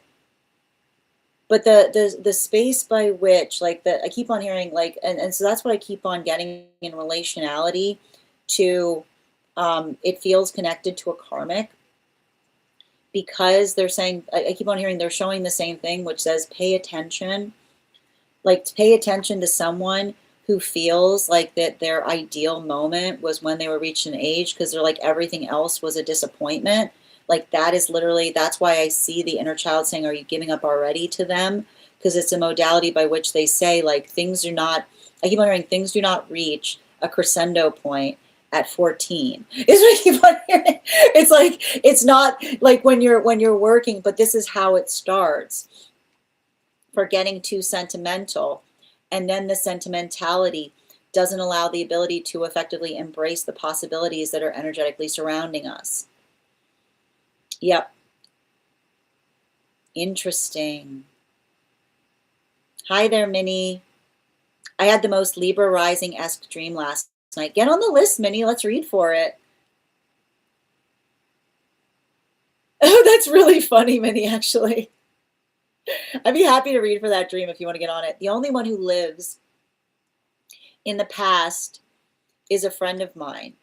But this is why I keep on seeing that they're putting them, I keep wondering, putting them in the 60s has to do with the observation of, like, that's why it's feeling like it's a karmic connection, because I keep on seeing that it's the shape of what a karmic is dealing with, or the modality by which another person says, like, I keep on hearing, are you giving up already? In terms of another person saying, like, are you giving up with trying to pull me into the present? Right? And this is not what we do for each other. Like when we're in healthy relationships, we don't require each other to prove to each other that the present is better than the past. But that's often what it feels like when we're dealing with someone who carries too much nostalgia. Yeah. I was like, oh, I barely want to do this. Oh, that's so interesting, Minnie. Yes, exactly. Like the past is fun, but the present is where things get done. Exactly. Yep. Oh my gosh, I'm not ready for this union. Boom, intimacy wound. I'm checking my messages. Oh, wow. Okay, cool. I see an invitation for dinner from an ex. Okay, but they only gave me my stuff back recently. So again, right? Somebody who has been holding out. Thank you. About after 2 years, like that. Okay, thank you for confirming that you were seeing the association to the date, because I feel like, remember I said that's you entering another person's nostalgia zone. So I wouldn't be surprised if that person starts trying to reach out in terms of articulating upon, right? If that is someone who is overly, if that, the way you'll know this is if this was someone who felt like they were too enamored with their past to be able to build a healthy connection with them, then the observation of them reaching out to you now will give you confirmation that you've entered their nostalgia zone. Right? It's not, if that is a quality that you notice in them, it's not that they healed. It's not that, remember, that's not them healing. That's you entering their nostalgia zone.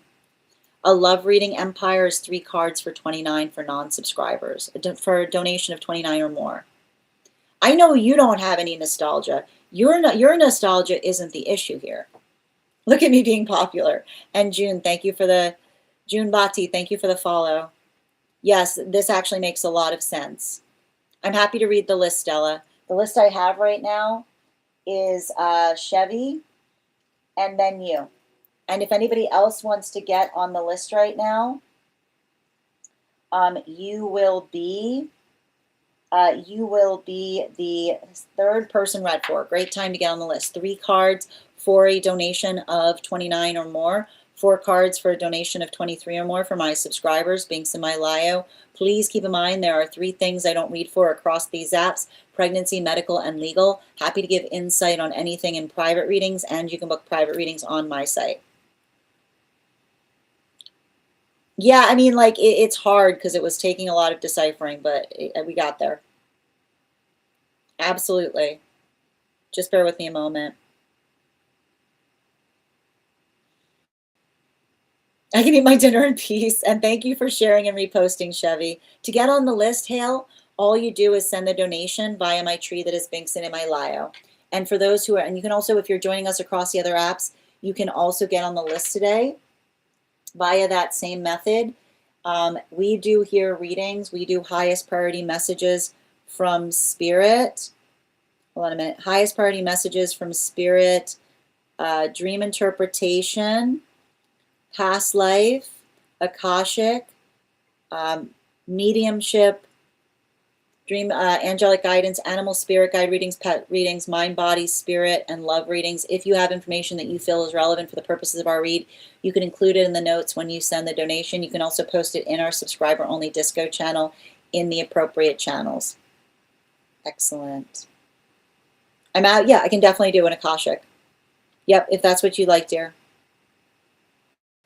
Hold on a minute. No, they reach out every week. Oh, that's interesting. But they're just, I feel like if anything, there's something about the, I feel like the dream is a warning to let you know that you've entered the nostalgic zone. Yeah, absolutely. All right, let's continue right now. The next person on the list for today is Chevy. Chevy, if you could let me know if you would like a general reading or if you have a specific question you'd like me to answer. And also, friends, for you, if you're joining us over on the Clock app, we're at 95.6K likes. When we get to 100K, I will be gifting a reading back to the collective, so make sure you're tapping that screen. We'll get to 100K in no time. Also, we are doing, we're trying to get our numbers up over on the place where we keep the photos. So if you head over to the place where we keep the photos and give me a follow there and comment follow in the feed, I will be reading you an affirmation from a guide for the advanced soul, a personal affirmation for you. And if you would like to still have that, even though you're already following me there, just share the live with 3 individuals and comment share it, and I'll be happy to give you your personal affirmation as well. Yeah, I'm 100% aware of their nostalgic zone conversations. Very glad to hear it, dear. Thank you for confirming. Excellent. We're going to continue right now. Before we do so, let's warm up those intuition muscles with an intuition check. I've got the animal spirit guide card here. We're going to count back from 10. And when we get to 1, I will reveal the card. 10. Nice. 9. 8. 7. 6. 5. 4. 3. 2. 1. Got the horse. We'll do it again after the next reading. What's going on with your Akashic, Chevy?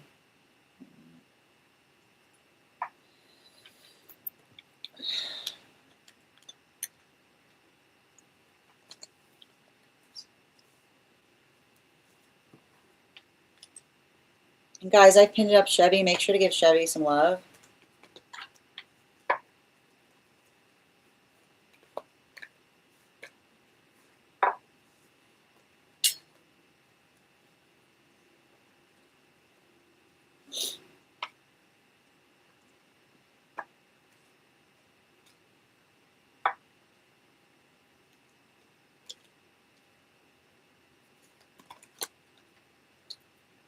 Oh, God.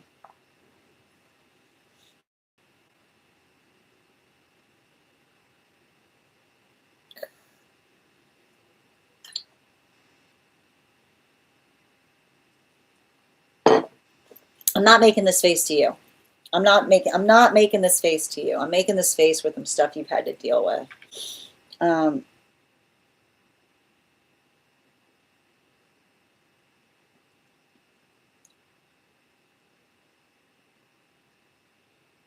You know, I gotta like, ugh. You know, the thing is, ugh, stress this.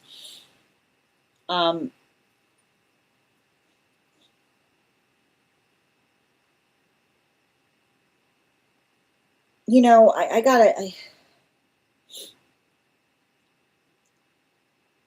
there's some absolute nonsense that you had to deal with in a past life. And it's a bunch of absolute nonsense that you had to deal with in the past life in relationality to a gift, is what I keep on seeing. And like, it drives me like it makes me really frustrated when I see energy like this, because it's like this is why we can't have nice things, right? Because, and I need to stress this.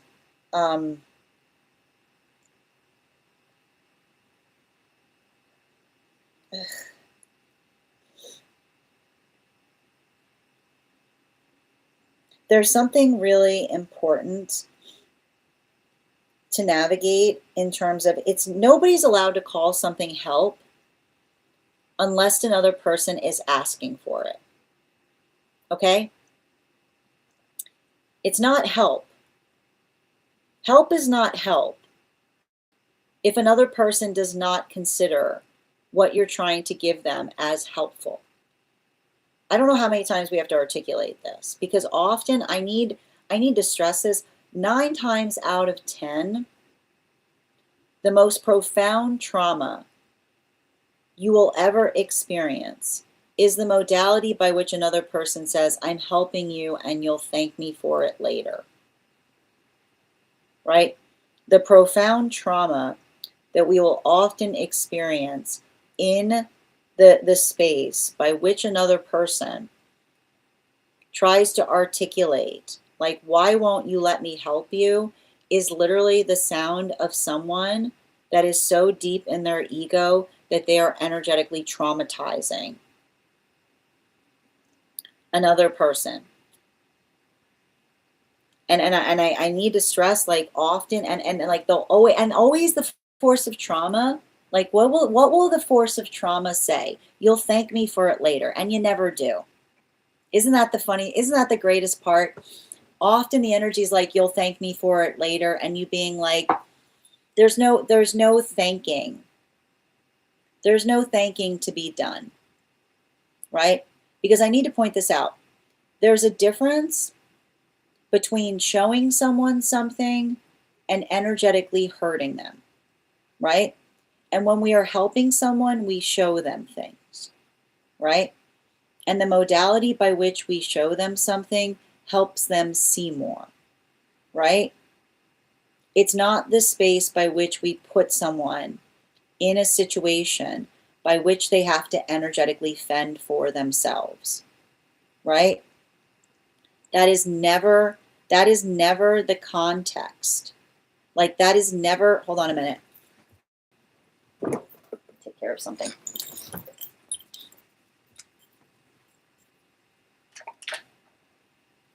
Yeah. Thank you. Sorry. Okay. It's never the context, right? It's never the context. Because usually, right, when another person doesn't want to deal with something, right? When someone doesn't want to deal with something, they'll try to frame it in the architecture of saying, I was trying to teach them a lesson, right? And there's no lessons to be, there's no profound moment in another person having to fend for themselves. There's nothing profound about that. It's just negligence, right? Like pay attention to energy that is negligent and tries to articulate that they're like, oh no, I was trying to give someone a really deep lesson because I was being negligent, right? Like there goes negligence going, oh no, oh, you mean that thing I didn't do? It was a lesson. It was a lesson. Yeah, that sounds good. No, I wasn't being negligent. It was a lesson. Okay, sure. It's nice. It's nice. It's really fun, right? You can take any negligence and stick a lesson on it, and suddenly someone says thank you if you survived it. You know, that's what's great about. Isn't that funny? Isn't that funny? You can just take the most profound negligence and just stick a little hat. You just stick a little hat on it with a little L on it, right? You just stick the little L hat on it, and suddenly the negligence is a lesson. And someone says, but you're here, right? You survived. You're welcome, right? You know this profoundly. You know this profoundly, and it's something that carried over from a past life. Because, and I want to describe this. When energy wants to show you, when energy truly cares about you, they never put you in the space by which you have to fend for yourself. They try to show you something, right? And this is what I keep on hearing, because you've got a big guide around you.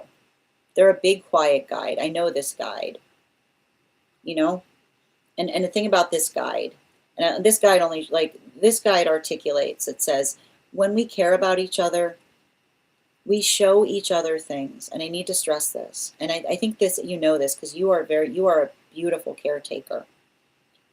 When we care about each other, when we love each other, we show each other things that are hard to see, right? And I keep on getting, when we show each other things that are hard to see, they're painful, but they never hurt us, right? That is the sound of a good teacher, right? The ability to recognize and identify and saying, I didn't want to show you that, but I had to, right? Like the space by which you almost apologize, but say, I needed to show you because it's really important that you see everything with clarity, right? And I want you to understand that. Like the sound of a good teacher is often the sound of the teacher that weeps after they have to show something to someone, because it's the identification point of saying, I need to show you something that's hard to see, but it's really energetically crucial that you see it, because I know that the day will help you, having observed it, right? The modality by which, when we care about each other, we show each other things that are hard to look at. We don't make each other endure things, right? We don't make one another endure things and then try to articulate that it was a lesson. And it can't be, I keep wondering, it can't be a lesson if we don't know what the outcome is. I want you to write that down. I think it's really important on your healing journey. You can't call something a lesson if there's no way that you could have predicated the outcome. That was not a lesson, that was an experiment. A lesson has a predicated outcome. Someone cannot call what they did to you a lesson if they did not know what was on the other end of it. If someone put you through something and then tried to articulate it's a lesson, but they didn't know where you were or what you were doing, that wasn't a lesson. That's an experiment. Don't let somebody who was experimenting on you try to articulate that it was an energetic lesson, because that's the modality of someone trying to claim credit for the fact that they knew that something was going to be okay when there was no way they possibly would. That was them taking credit for you surviving something. Don't let anyone take credit for your survival, particularly if they made you fend for yourself. Bottom of the deck. Yeah, the four of wands, and it's upright. I just keep on hearing, and I feel like this is something, I feel like I see you. I don't know what you do that feels very protective. I see you protecting energy all over the place. Protecting here, protecting there, protecting everywhere. Where are you going? Where are you going? Where do you have to go? Where do you need to get to? Right? When we care about each other, I keep on hearing, when we care about each other, we protect each other's journeys. Right? When we care about each other, we protect each other's journeys, right? We help each other along in little ways. I keep wondering, in those little quiet ways by which another person might not necessarily recognize what we're doing, but we ourselves know it, right? All the quiet ways we help each other without saying it. But you'll always notice that the energy that hurts us tries to claim credit for the journey that they had no responsibility for. They had no eyes on, right? Watch the energy. Like, watch the energy that's hurting us. Try to articulate that they were, like, watch the negligent energy, right? That has no idea where you are or whether you're energetically okay. And then you come out the other side and then saying, I always knew you could do it, right? That's not a lesson. That's an energetic experiment. They don't get to claim credit and saying, well, you're stronger for it. Being healthy, like being here, should not be contingent on us finding the strength to endure something. It should be the space by which we support each other to find our strength, not saying get strong or else. Thank you so much for having that reading with me. And that's why I've got a guide near you so much. Like the thing about this guide is like, I would rather not be, the guy's like, I would rather not be here, but here we are. Here we are. Some guys are like, how did you find me? Like, what are you doing here? Thank you so much for having this reading with me. And if this message connected to you as well, it's very common for those who need these messages to be here to experience them. We are doing personal readings right now. If you would like to get on the list is open. It is 3 cards for a donation of $29 or more, 4 cards for a donation of $23 or more for my subscribers. Bing Similayo, please keep in mind there are 3 things I do not read for across these apps: pregnancy, medical, and legal. Happy to give insight on anything in private readings, and you can book private readings on my site. I'm going to take a moment to read over the comments that came through as I was reading. A minute.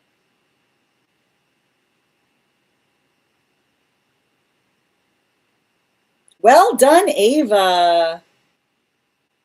I'm just repeating myself to them and saying not to be nostalgic. I mean, I'm not surprised that I was telling you something that I didn't realize you were doing, but like, let that serve as affirmation that how you're addressing it is like the best way to, like, I feel like that's just giving you affirmation in terms of how you're navigating it. Oh, you did. Well done, Chevy. Oh no. Yeah, I was like, oh no. That has to do with, like, there was something about that has to do with a past life. And the thing about it is, like, you know, what I was basically being shown, like, there's some stuff going on with the past life there that I feel like you're probably starting to come into understanding of. But, like, you know, I feel like some of it, like I feel like some of it, like some of it is waiting for you to recognize or identify, because there's a lot there. Like there's it's like it's saying to me like that type of work is like recognizing what feels energetically supportive, but I almost feel like a guide saying like when you're ready for it, they're there to help guide you through it. Hold on a minute. It's just one of these days. One sec. Like a new thing we're dealing with. Drive me nuts. All right. Sorry about that. All right, let's continue. Okay. Sigh. All right, where were we? Okay.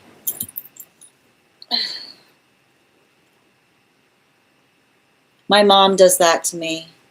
Oh my gosh, they did. Oh dear. Oh my gosh, I'm sending you so much support on that journey. Oh, thank you as well for receiving this message, Ava. Oh, thank you as well, Ella. Yeah. Hi there, Heather. Yeah, it's great, right? Absolutely. It seems like I've relived things from the past life and this life as well, because I go through that still. You know, here's the thing I need to stress, like, and I'll point this out with what I was seeing there. Um, if you're reliving things, it's not a failure point for you. I'm going to put it that way. Like you're not the energetic failure point if that's occurring, is what I keep on seeing. It's like I keep on hearing it's a testament to how unhealed some of the energy around you is. Like that's the best way I can describe it. Yeah, that's exactly. I'm sending you so much support on that journey, dear. Yeah, you're so welcome. We appreciate your hesitant flexibility, guys. I like that, Ella. Hi there, Team Osana. I wish I knew who the guide is. I've had meditation seeing this, but yeah, no, that was literally like, I don't know. Did you see, like, you saw this, right? Okay. Yeah. So I just want to point this out. So I like, you know, here's the thing about it. Like the thing is, they're going to come to you like that, like, that's why like when like they're like they're like I feel like it's just a space by which they're trying to make you aware that they're there, you know. And like I already see, and I got to point out, like, some I need to point out there are some guides that are very reluctant to be guides. Okay. Okay. My experience is there are some guides that are very eager to be guides, and there are some guides that are very reluctant, and I need to point out the reluctance I see with one of those guides of them articulating that it should not come to them having to be there is what I keep on hearing. That's why they are upset. They're not upset at you. They're upset about the circumstances that have brought them to you, is what I keep on seeing. It's it's like the energy's like, what are you doing here? Yeah. Well, Mel, if you want to get on the list right now, you will be the fourth person read for. And I've got like 3 more spots before the list is closed.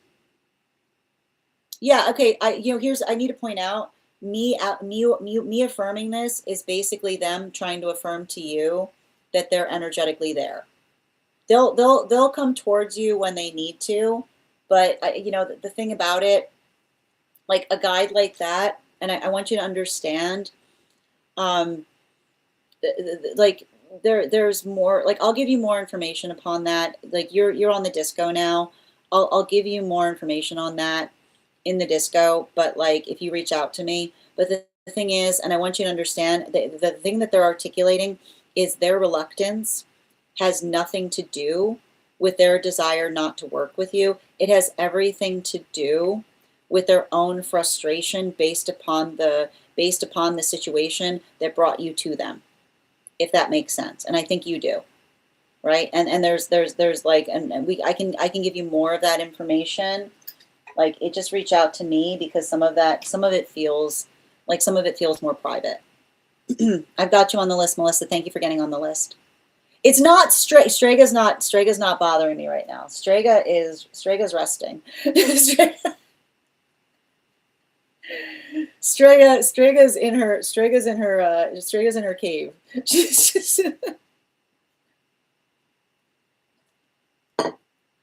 Yep. I love the way you describe that, because sometimes it does. No, it's not. And here's the thing: I can see it. Like, I see you. Like, and I keep on getting this. Like, you seeing them. Like, and I need to point this out. Some guides want to work directly with us. Some guides are necessary presences. And I keep on getting that the modality, like, I literally see the energy being like, oh, it's come to this, right? Like, there's a little bit of that there. And I feel like it has to do with something that occurred in the past life too, specifically and particularly because, and this is what I meant when I sometimes find things in the Akashic that I'm like, if you reach out to me, I'll let you know about it, because it almost says to me that, like, it's the it's like there's some attenuating circumstances there, which has to do with them. Like, I keep on seeing, like, they acknowledge the fact that you've seen them, and the space by which they're not articulating to you has nothing to do. You are not the source of failure. Is what I keep on like the source of failure is not you. Okay, I need to stress this. That's what they're coming through with. The feeling of failure has nothing to do with you. It has to do with something that's happening on a wider scale. Yes, like, you understand you feel their failure, but it's not directed towards you. Yep. Mm-hmm. No bonuses. It's just no, you have to understand, there are different qualities and characteristics in relationality to the guides that we effectively build into. And some guides, I want to point this out, some guides are energetically eager to work with us. Some guides, it's not that they're not eager, but there's, like, it's more complicated is the best way I can describe it. Potentially, when you recognize, like, I like to stress this, when it's a big guide, there's gentle touch energy, which has to do with the modality of someone effectively articulating upon the fact that, like, when a guy, like, it's like less is better is the best way I can describe it. Like, a little bit goes a long way type of energy. Absolutely. And guys, just a reminder, please don't respond to people asking you to message them for weird things. All right, we're going to continue right now. The next person on the list for today is Stella. Stella, if you're here, can you respond in all caps? Let me know if you'd like a general reading, or if you have a specific question you'd like me to answer. And also, friends, we're at 98.2K likes. When we get to 50K, I will be gifting a reading back to the collective, so make sure you're tapping that screen. We'll get to 50K in no time. Thank you for letting me know where I can find the question. And also, just a reminder, if anybody else wants to get on the list right now, we've got 3 spots available before the list will be closed. And before we continue, let's warm up those intuition muscles with an intuition check. I've got the animal spirit guide cards here. We're going to count back from 10. And when we get to 1, I'll reveal the card. 10, 9, 8, 7, 6, 5, 4, 3, 2, 1. Got the crane. We'll do it again after the next reading.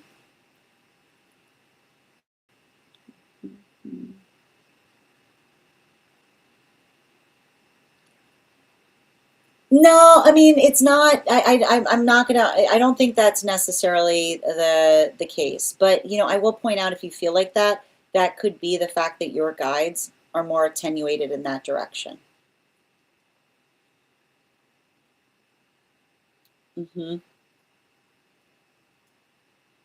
Your screen says 102K likes. You broke it into liker again. Well done, Dada. I'm so proud of you. Also, thank you. I deeply appreciate you. Okay. To reach out, just send me a direct message. Yeah, just send me, hold on. Yeah, let me just get you a book. Yeah, it's fine. 1 second. Okay, hold on. Sorry. Yeah, it's fine. We're good. Okay. Okay. 1 second. I just need to deal with this.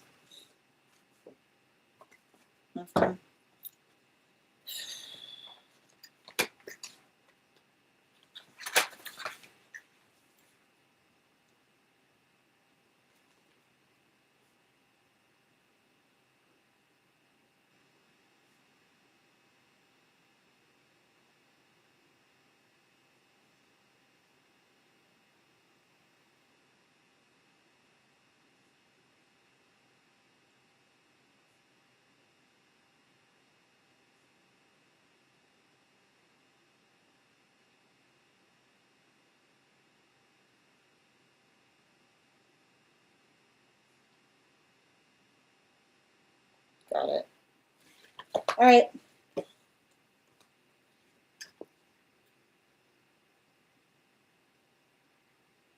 Okay. All right, I'm on it.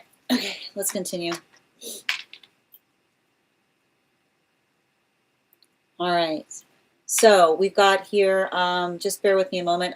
We've got some information coming in for the reading. So just a reminder, if you have information that you feel is important to be shared for the reading, you can include in the notes when you send the donation, or you can post it in our subscriber-only Disco channel in the appropriate channels.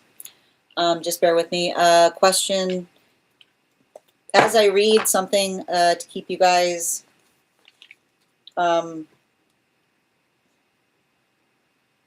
what was the most recent lesson that you learned? All right, hold on.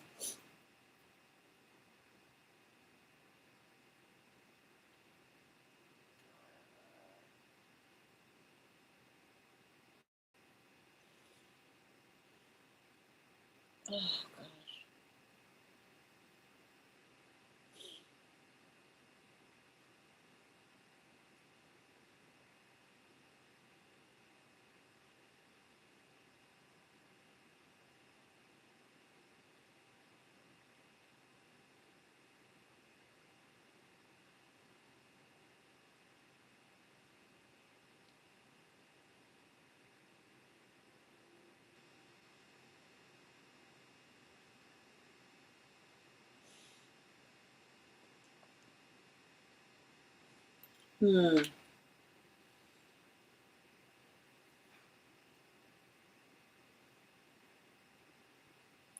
So I just want to ask, how comfortable are you with me sharing this information?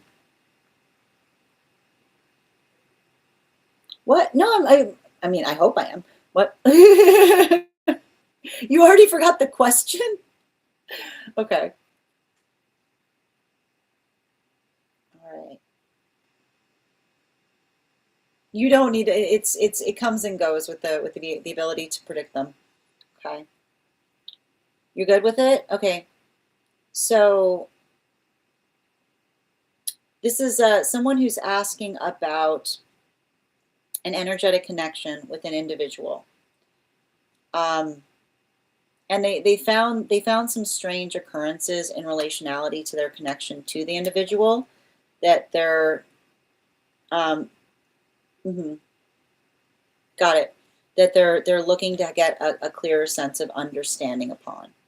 So the connection was such that they noticed a quality or tendency by which they would effectively try to flirt with the person that they were partnered with at the time. And even to the context of it was being so abundant that the person that they were partnered with articulated upon it. It was also found that this individual had a tendency of saying defamatory things about them when they weren't present. And it bothered them. It bothered them a lot. And they eventually made the choice to cut this person out of their life. Later in life, this person reached out again, and the individual gave them another chance, with the understanding or the hope that maybe maturation had allowed someone the context of changing. However, the similar patterns continued. For instance, they needed a ride home from an event one night, and they got separated. And when they tried to call because they needed to leave, this person did not answer intentionally because they wanted to stay longer. And they went so far as to admit this to the individual. In a group conversation, they shared photos, and while others appreciated it, the person themselves made a comment, a nasty comment about how long it took them to send them. For their birthday, this person, you organized a surprise, and you spent time with them, and you drove very far to pick them up, and the person did not thank them, but instead made dry, rude comments about the experience. None of these were huge incidents on their own, but over time, they made you uncomfortable or feel underappreciated. So you again ended the friendship because it didn't feel good. And you said that they reached out to explain things, but you could not do it anymore. And now you're wondering, did you misunderstand each other, or were you being disrespected? Do they realize how their behavior comes across, or do they not take it seriously? Can I get 4 cards, please?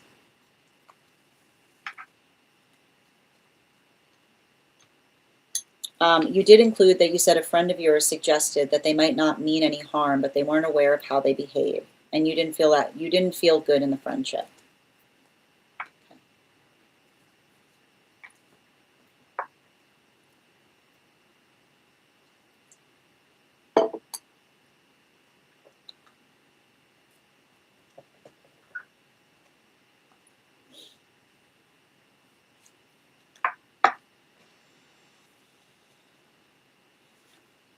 Mm-hmm.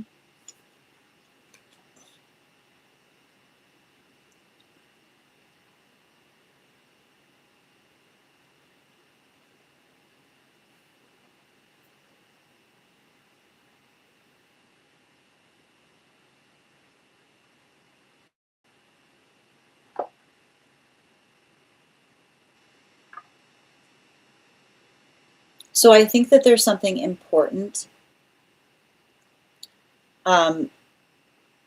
to recognize and identify as it relates to how do I describe this best? Opportunistic, like the best way I can describe it is working through the context of opportunistic energy. And the thing that you have to understand, and I want to return you back to the perception of recognizing and identifying the stabilization point that we build into healthy relationships can often be found in the space by which we navigate the healthy growth that we find within friendship, right? The modality by which we effectively grow is often built upon the expansion point of navigating others, feeling energetically inclusive in terms of how we effectively feel in the relationship itself. But you articulated the fact that you feel energetically disrespected in the relationship because every articulation of example that you've given was the observation of you potentially doing everything possible to be sensitive about another person's feelings, but another person potentially not being sensitive in the same way. And how do we effectively see that? Specifically and particularly in the shape by which we identify that every opportunity, right? Every opportunity that you potentially see in relationality to the energy working through something, we see instead, right, rather than the space of holding you dearly, right, the observation of holding you close to them, the space by which they're effectively pushing you further away. So, for instance, in the context of the partner, right, someone effectively doing something that feels like, right, they're trying to get inappropriately close to a partner, which doesn't feel mindful of how that might make you feel, and at the same time potentially articulating things about you to others that would make you feel bad, right? You see the fact that was something that you noticed in childhood in terms of the space by which the energy holds you with a sense of endearment. And I like to point this out. We can be endearing even as we energetically tease, right? There's a playfulness that we can bring into an endearing connection where we often talk about things in the way by which we talk about the way that like something bothers us, but not in the way that we energetically defame another, right? Which is the modality by which another person speaks upon us in such a way that another person feels the need to effectively bring it to the attention of an individual to help them understand the fact that there's something there that is distressing. So we see that that was even articulated in the fact that you had others that had to reach out to you on your behalf and say, hey, this is what this person who you're holding closely is articulating. Now, you identified the fact that that potentially continued in the shape of the space by which you gave someone another chance with the observation that we effectively maturate. But you saw that same tendency, right? Someone that wasn't necessarily building into the context of what it is that they themselves were hoping to grow or develop or evolve with you, but rather like looking at you as some kind of transportation method, right? So the modality by which you identified the fact that you said that you effectively stayed with them and another friend at a party and you got separated, but when you tried to reach them, they didn't answer, specifically so they could stay longer, right? The energy was effectively showing you that they didn't really care about the fact about how you felt so much as how it was going to effectively impact them. Specifically the same way, in the space by which you did the work to effectively share something to others, instead of showing the appreciation, the space by which they gave their irritation because you weren't serving them something fast enough, right? This is potentially recognizing a tendency of this person to be energetically insensitive in relationality to the appreciation that they're trying to bring towards things. So in terms of the identification point, I feel like the observation that you had with that other friend was very accurate, right?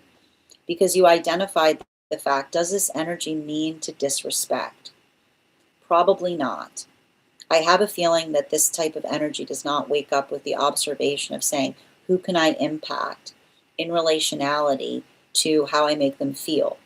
But, and this is what we have to be attentive to, right? The observation of being energetically sensitive is building into a sense or a space of reciprocity. So it's the space by which we often understand that even if we're not good at it, we do our best to build into reciprocity in relationality to letting another recognize and understand how much we appreciate the energy that they're bringing forth towards things, even in, right, even in the observation that we can't necessarily do so in the same way. So I almost see a situation like I see somebody who went through a lot of trauma here, right? I see somebody who's been through a lot of trauma, who often feels the need of having to effectively fend for themselves. So I literally see a situation by which another person went through a lot of trauma and they're still acting very overprotectively, but they're not observing that they've effectively become the source of the trauma that they've had to break away from, which is the modality of effectively, potentially, not feeling like doing something that is specifically oriented towards the self, but without the consideration in relationality to how others around them may feel about that. Bottom of the deck on this reading. You know, the hard part about this, and I would be very, very curious. I would be very, very curious about the early life of this person, because I need to point this out. I often see energy like this in situations by which another person grew up in a negligent environment, right? The space by which another person feels that they have to fend for themselves, and so they don't have to put a lot of concentration and thinking about the feelings of others, specifically because their emotional life from an early age was so deficit of others' emotions. So I feel like that's almost like the space by which you saw that other person who suggested that they might not be intentional about it, because often, I like to point out, when energy is young and they go through an emotional deficit, then they don't learn, right? They don't learn the ability to energetically reciprocate in terms of how they feel versus what they energetically receive, specifically because, right, energy potentially put too much value in them doing something for themselves at early time to such an extent that it didn't, like, it's almost like showing me like the space by which another person was never praised for having empathy, but for praise for figuring it out, right? Like, it's that type of environment. And so I keep on hearing sometimes an environment like that, I like to describe it as, like, I keep on hearing they grew up in a cold place. And a cold place is a space by which another person says, like, oh, it was really nice you were considerate, but being like, oh, look, you figured it out. You did it all by yourself, right? And that's the type of energy that often can come across as callous as they get older, because the same thing that they needed that allowed them to survive is what's effectively hurting their ability to build healthy relationships in a world where others have feelings. Thank you so much for having that reading with me.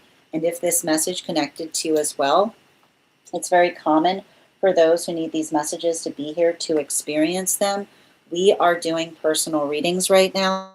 If you would like to get on the list is open. It is 3 cards for a donation of $29 or more, 4 cards for a donation of $23 or more for my subscribers, links in my bio. Please keep in mind there are 3 things I don't read for across these apps: pregnancy, medical, and legal. Happy to give insight on anything in private readings, and you can book private readings on my site. I'm going to take a minute to read over some of the comments that came through. We also got to 100K. Thank you guys so much. Appreciate it. We're going to do another giveaway. Absolutely. BB, thank you for the follow. Andrew, thank you for the follow as well.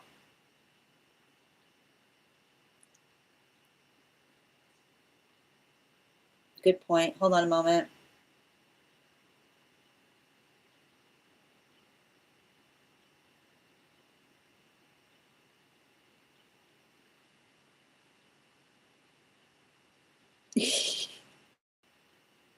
My brain forgot the question. Yep. Oh, you're so welcome, Chevy. Thank you again. And again, just message. So you probably so sometimes when I'm getting a lot of when I'm getting a lot of messages, I keep a book for anyone who's being read here. So I started a book for you. So you just let me know, and I'll just give you the information that I'm finding there. Yep, Chaos. Thank you for the follow as well. Thank you, Andrew. Thank you, BB. Yeah, you saw it too, right, Per? How you doing today, Jimmy? Thank you for reposting, Jimmy. I appreciate you. They actually grew up in a cold place. It was saying to me, like, not, I mean, maybe it's literal, but I was saying metaphorically, where they grew up was very cold, is what I keep on getting. You know? And thank you for also receiving these messages, Deep. Just a reminder to anyone who's joining us over on the place where we keep the photos.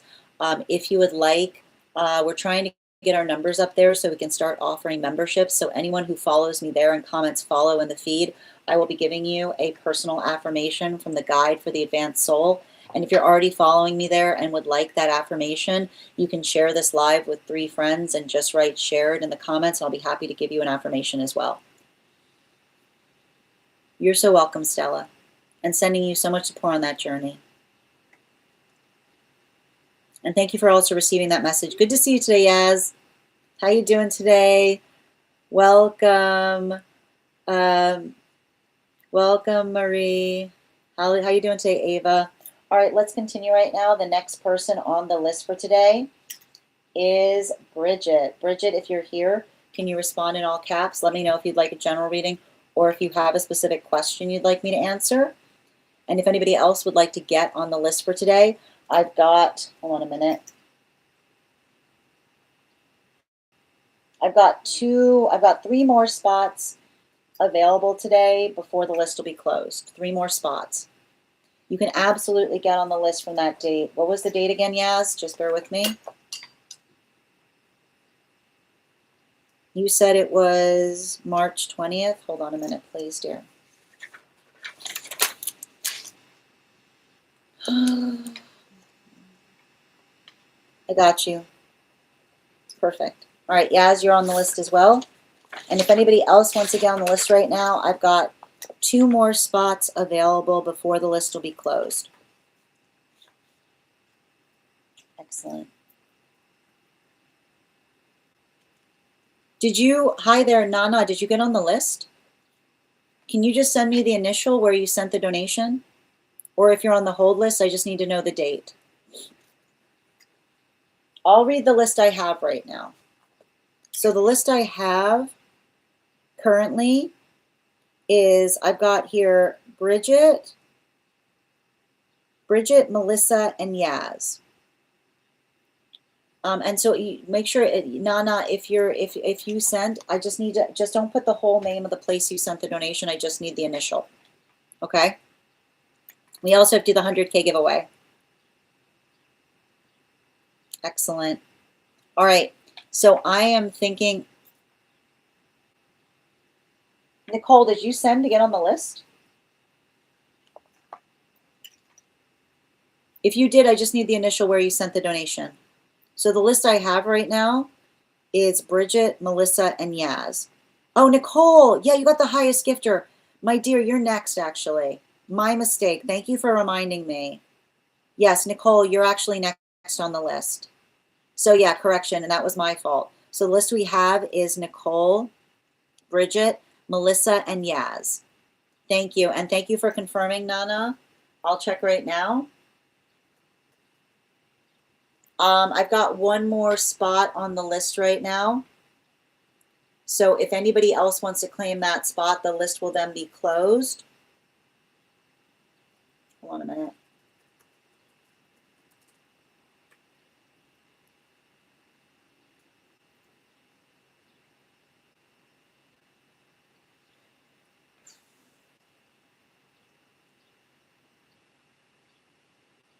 Got it. 1 sec. I got you, dear. All right. Nah, I got you on here as well. And we've got 1 more spot today. All right. Before we continue, though, we're going to do the 100K giveaway. So I am thinking of a number right now between,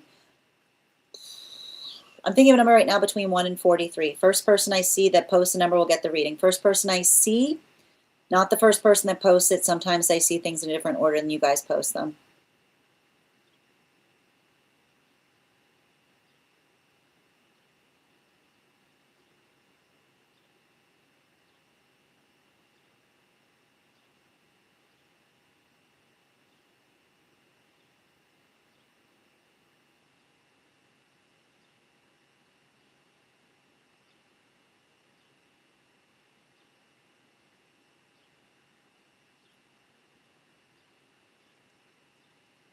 I almost picked a good one again. Well.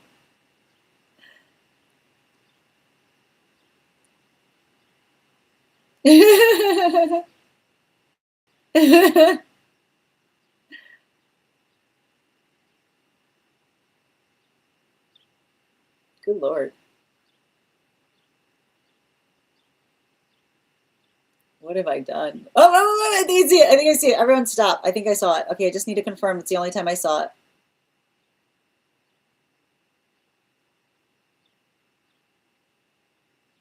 One sec, just checking. Verifying, verifying, verifying.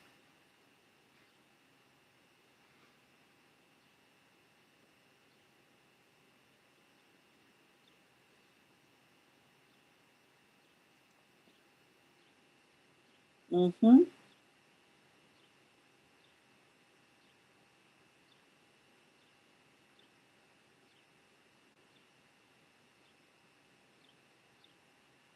Okay, Mel, congratulations. You won the 100K. We will do that again when we get to 150K. All right. Well done, dear. All right, the next person we're reading for today is Nicole. Nicole, can you let me know if we're doing a general or if you have a specific question you'd like me to answer? And as I mentioned, if anybody else wants to get on the list today, I've got room for one more person before the list will be closed. It was 39. You have to save it for tomorrow. It's only available starting tomorrow, Mel. I've got some good news for you.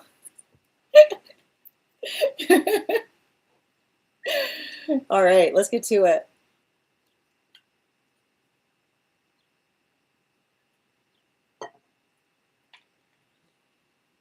Highest priority, roughly next 7 days for you. Okay, before we continue though, let's warm up those intuition muscles with an intuition check. I've got the animal spirit guide cards here. Let me count back from 10, and when we get to 1, I'll reveal the card. 10, 9, 8, 7, 6, 5, 4, 3, 2, 1. We got the goose. We'll do it again after the next reading.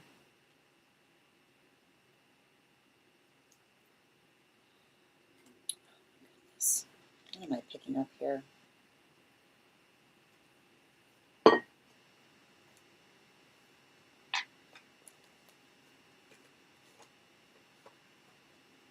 That's too many cards.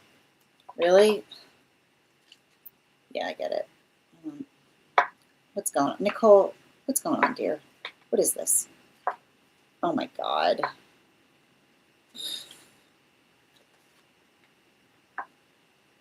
Oh my goodness. It's a guide message. And the thing about it is like, I keep on getting like I just keep on hearing the same message which says grown-up energy is not impressed by sad stories, but you can never see somebody acting like a child more in the space by which they feel that they need to go around constantly articulating upon the fact that another person was hurt. Look at the sound of the damage wrought, where the damage will run around to everyone and try to create a story about how much they're hurt before an energetic story gets out. Pay attention to where I keep on hearing the energy that articulates upon the damage wrought is the energy that is worse than what everyone thought.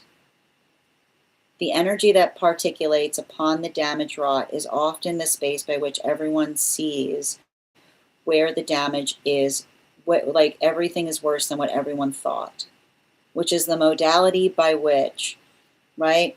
It's the modality by which, and I want to point this out, the space by which another person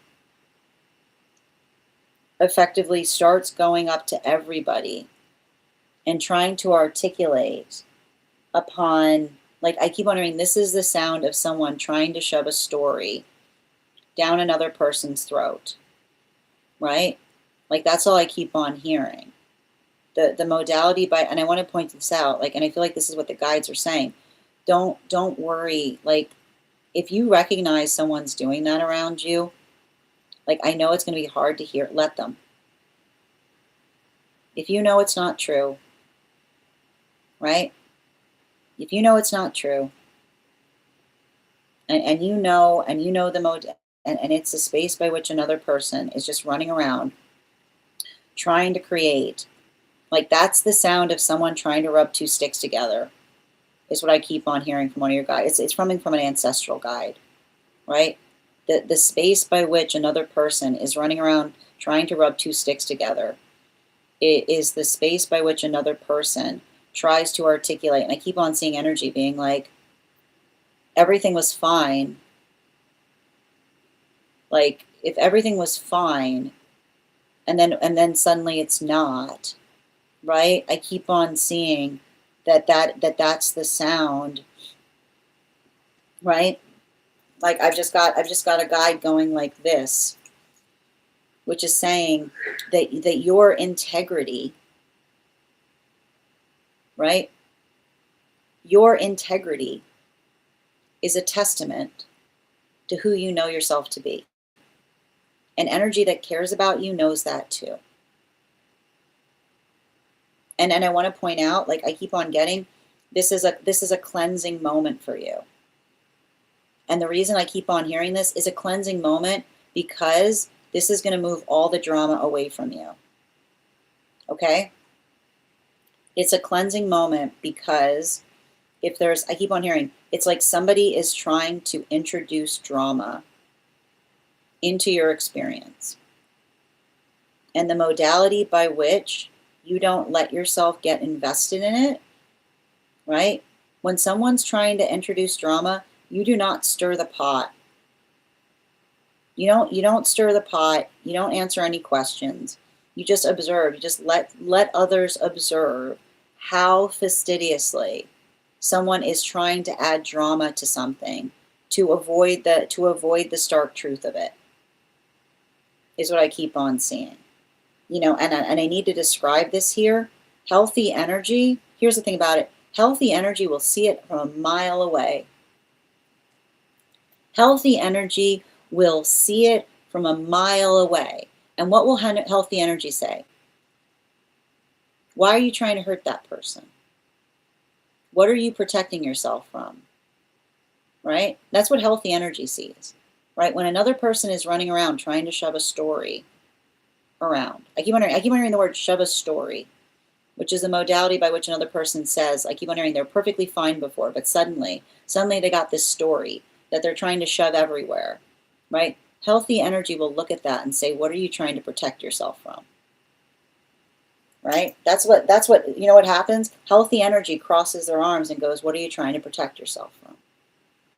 Because it can see, right? It can see the force by which another person is scurrying, right? The force by which another person is scurrying to share a story that is a story because they've just energetically fabricated it, right? And I also see the fact that, like, if there's anybody who grafts on upon it, good, let them. You just saw exactly who you should keep as far away from you as possible.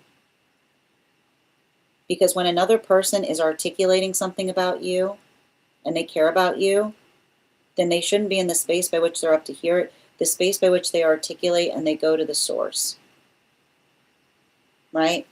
Which would be the space by which another person says, are you okay? Are you okay? I want you to write down those words.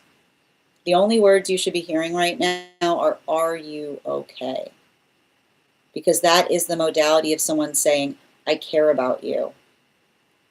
And I'm here to effectively recognize and facilitate whether you are okay in the observation of someone trying to do something to you instead of caring about you, is what I keep on seeing.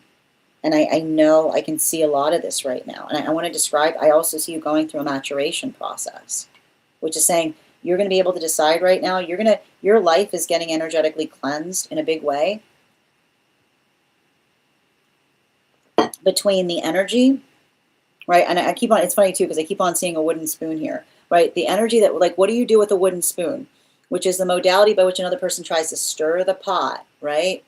The energetic, the space by which another person stirs the pot and tries to effectively, like, make their experience a little more interesting through another person's pain, right? The energy that likes to stir the pot because it makes their life a little bit interesting in the wake of another person's pain versus the energy that holds a wooden spoon to someone and says, what are you doing here with that? Right? Like the energy that goes, what are you, choose your next words very carefully. Right? Choose your next words. Like the wooden spoon that says, choose your next words very carefully. Right? Which means what you say better be something that is nourishing. Right? Like the next things you say should be something that is nourishing. Right? If you're going to put it, like if you're going to put it in a space, because I keep on seeing this, because I like to point this out, like that type of energy here. I know how difficult that is because I keep on seeing that, and I know it doesn't feel like it right now. This is your blessing. This moment is your blessing, because I keep on seeing anyone who stirs the pot on this, you get away from them and you never look back again. You walk away from that person and you don't have to give that person the time of day anymore. Bottom of the deck, right? This is the sound of showing you who needs to go away. That's what you're getting. It's ancestral coming through, going, this is the sound of the beauty of another person, the beauty of another person's drama, showing you who needs to go away, right? Don't fight it. Don't get caught up in it. The modality by which if they want to be a part of the drama club, let them go.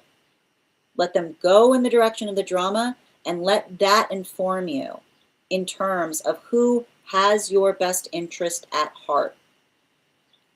Who has your best interest at heart versus who is being close to you for show, which is the modality by which another person says, right?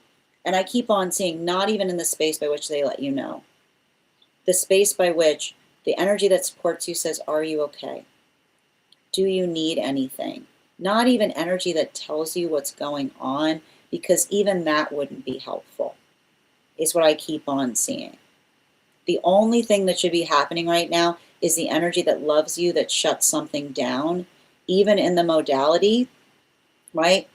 Even in the modality by which they say you don't need to deal with that, because I am. Right? Like that's what I keep on hearing. Like that's the sound of love occurring. You don't need to deal with that because I'm not dealing with it. Right? That is the sound of love coming through. Is the sound of another person, seeing another person's silliness and promptly shutting it down. Right? The modality by which another person says, I'm not even going to entertain it. I'm not even going to listen to it. And the fact that you articulate it is like the space by which, right? Like I keep on seeing, even right now, I feel like you've got energy around you in ways that you don't know, and you're not even going to know about it. You won't even know about it because they wouldn't let you know because they care about you too much. That is, I keep wondering, that is the sound of love articulating upon the space of saying you don't need to deal with another person's silliness. Thank you so much for having that reading with me, dear. And if this message connected to you as well, it's very common for those who need these messages to be here to experience them. We are doing personal readings right now. That we've got one more spot. Hold on a minute. The list is the list is closed. But if you'd like to get on the list for tomorrow, you'll have first priority, which means you'll be read for before we start the collective. The next person, I'm going to take a moment to read over some of the comments that came through as I was reading. Woo. Who's next? Oh my gosh, Bridget, are these your cards? They all went flying off the deck. Did you see that? I've never done that before. That was kind of cool. All right, hold on a minute.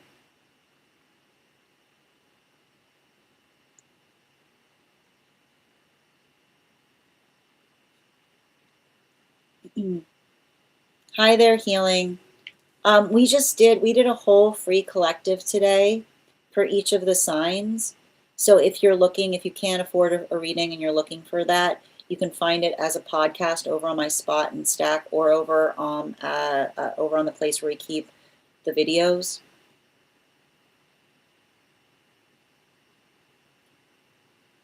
Yeah, it was, yep. I like seeing that goose energy there.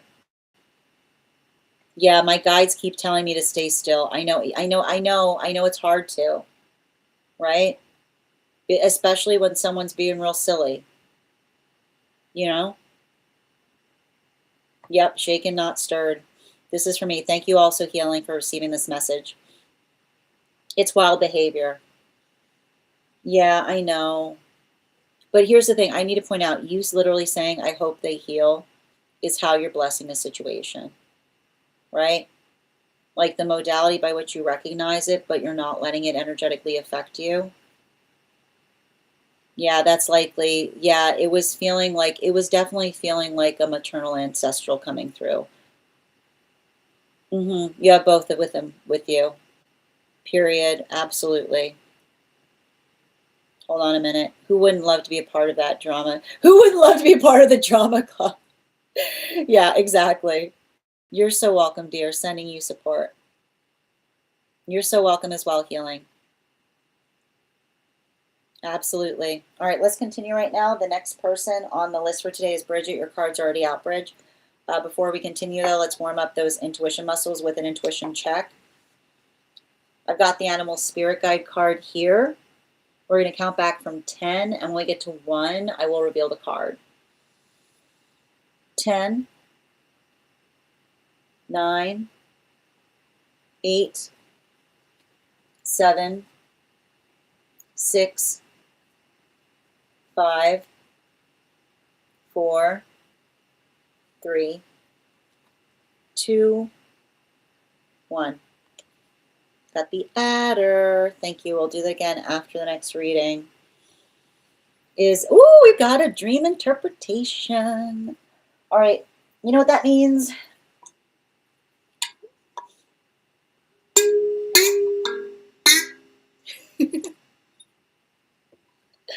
All right, let's get to it. Keep this card out for it. Yeah. All right, outside tea. I don't remember everything clearly, but I recall moving through a series of different rooms, crawling through tight, confined spaces to get from one place to another. I felt like I was navigating something complex, almost like a maze. There was a sense that something intense was happening outside, like a tornado. I didn't see it directly, but I could feel it, like chaos or danger existing just beyond where I was. It was creating this underlying awareness that something powerful was happening outside, even though I wasn't directly in it. At one point, I entered what felt like a basement level space. When I got down there, I noticed spider webs everywhere. Each web held a different spider, and every one of them was poisonous. Though they weren't necessarily large, but they were strikingly colorful, so much so that I instinctively knew they were dangerous just from their beauty. They were everywhere surrounding me. I remember feeling like I couldn't move freely without getting too close to them. I felt paused in that space, unsure how to move through it safely. What stands out the most, though, is that I wasn't afraid.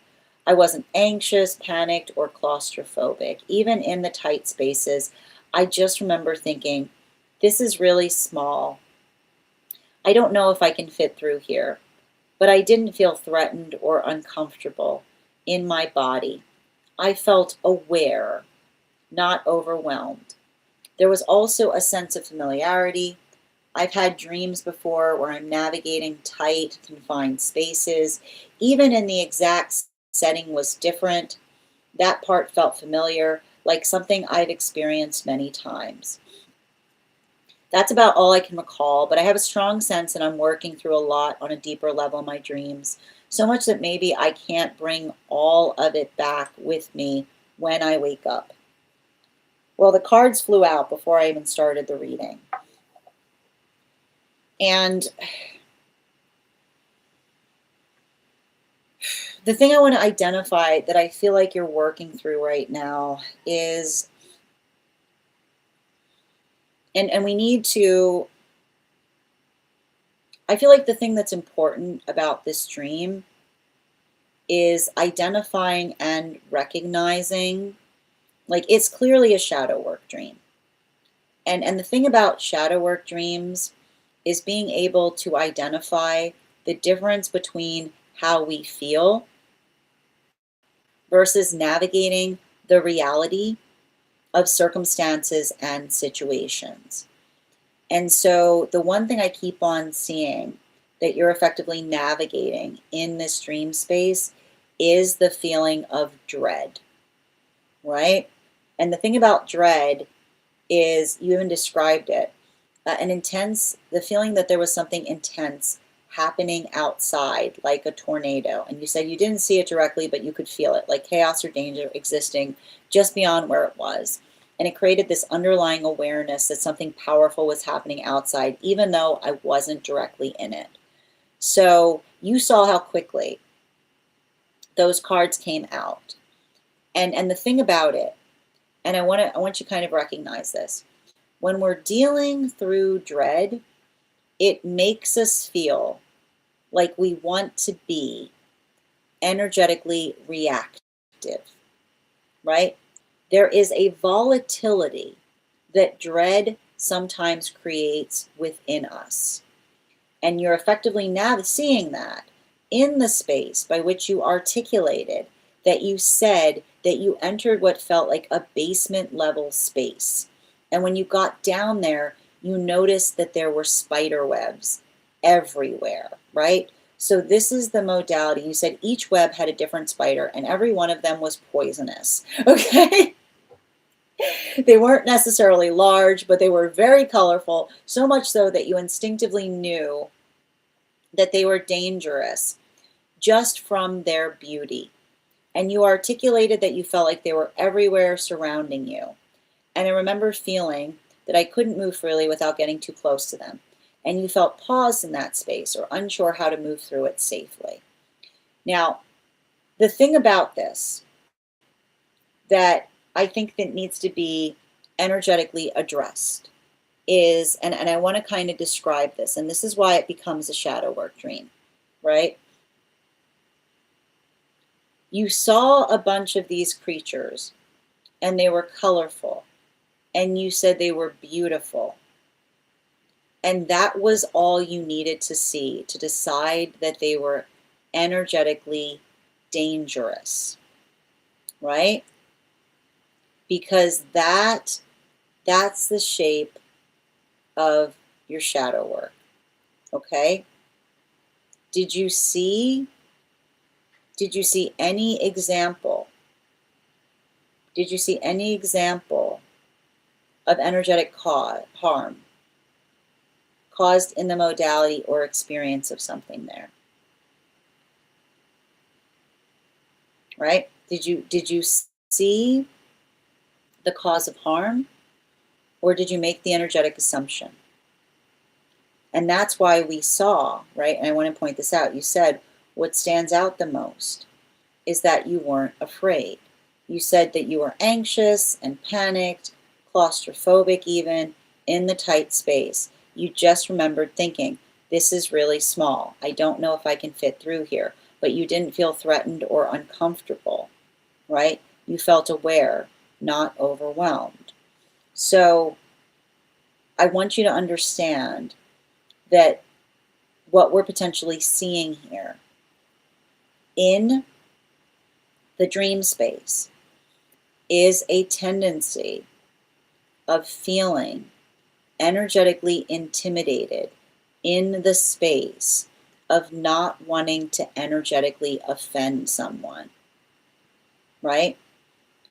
This is an empathic dream. And this is an empathic dream in relationality to the work it can sometimes feel like we're navigating as empathics, because it's the observation of potentially recognizing the energy around the self, right?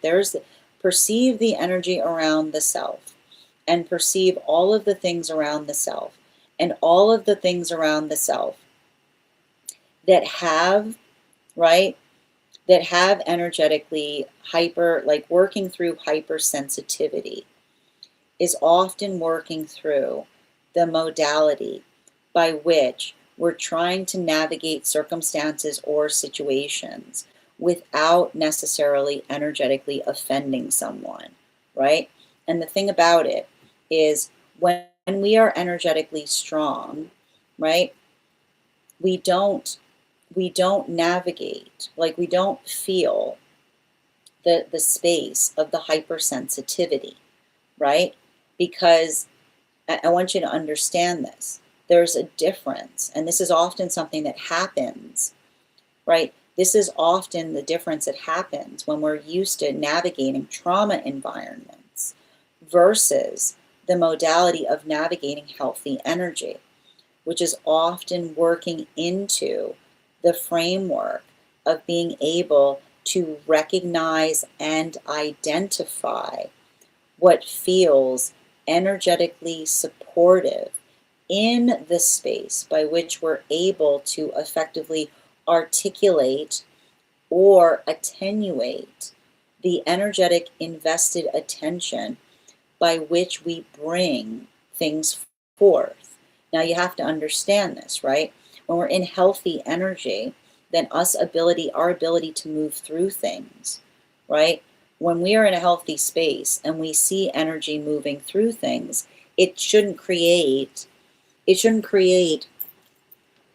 any sense of anxiety, because it's the understanding that if you're just trying to move around and you're not intentionally trying to hurt somebody, then there might be those modalities by which you sometimes upset things, but it's totally logical and reasonable, right? Because that's the space by which we understand the modality by which we're effectively working through things.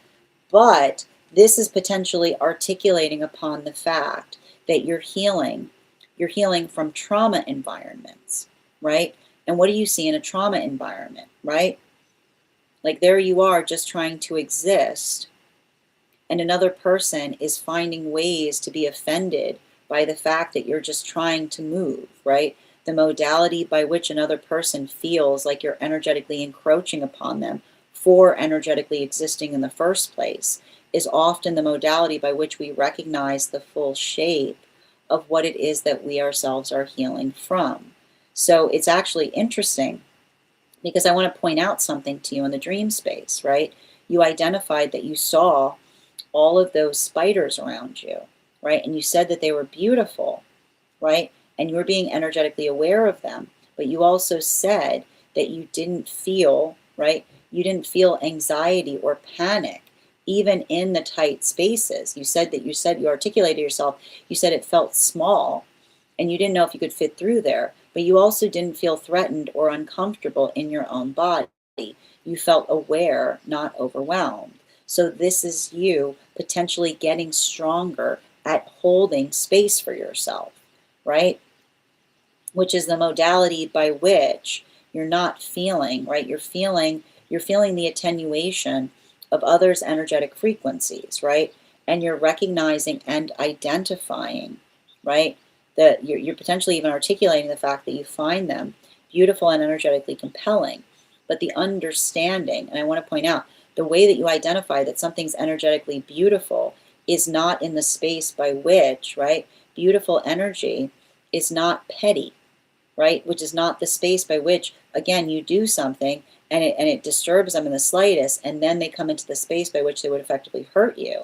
It's the modality by which, when we understand that we're working attenuatively, then we're energetically respectful for one another without having to overly concentrate on the energetic sensitivity by which we find ourselves. So this is the observation of how far you've come, because you're recognizing, and even as I'm reading for this, do you hear like how my voice is like, like this is you clearing some of that energy, because I see you potentially working through situations that would have created a lot of anxiety in you, but it's the observation of understanding and recognizing that healthy energy can tell the difference between, right? Healthy energy can tell the difference between you trying to energetically move through things, right? Versus the modality or the capability of feeling reactive in the context to you energetically experiencing something. So we see that this is you potentially going through those expansive moments, but even as you're going through the expansive expansive moments right now. You yourself are growing because you're observing how much you've changed as you're navigating those circumstances or situations. And this is bringing us to, right? I feel like this is you healing from some trauma.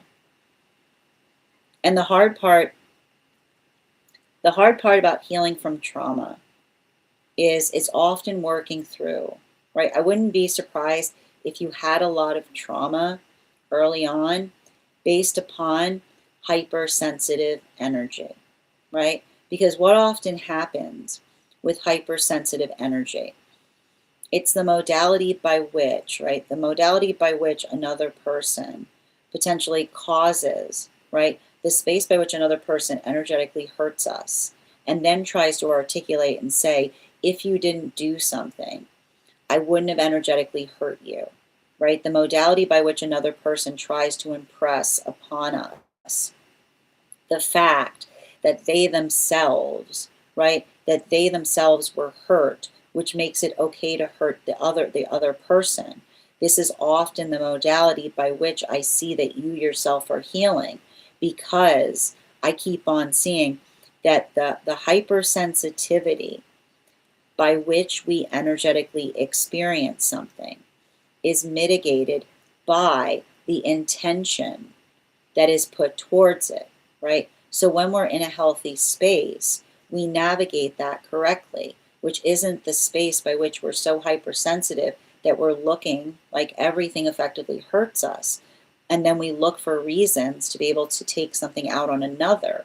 But the modality by which we recognize and identify what the true sense of offense is. So that is you potentially working through something, right? And the thing you're working through is your own feeling about it, right? It's working through the hypersensitivity that you may have felt like you had to effectively navigate in the past, that you're now working to build, right? You're trying to build a bit of that restorative quality to, right? In the space of not feeling, right? Not feeling hyper aware to the point that it makes you reduce yourself, right? Or the space by which you try to get smaller, but you have the confidence to move through spaces with the awareness that if you're moving through something, right, and another person hurts you, right, in the space by which you aren't intending to hurt them, that speaks more upon the quality of their person than it talks towards you, right?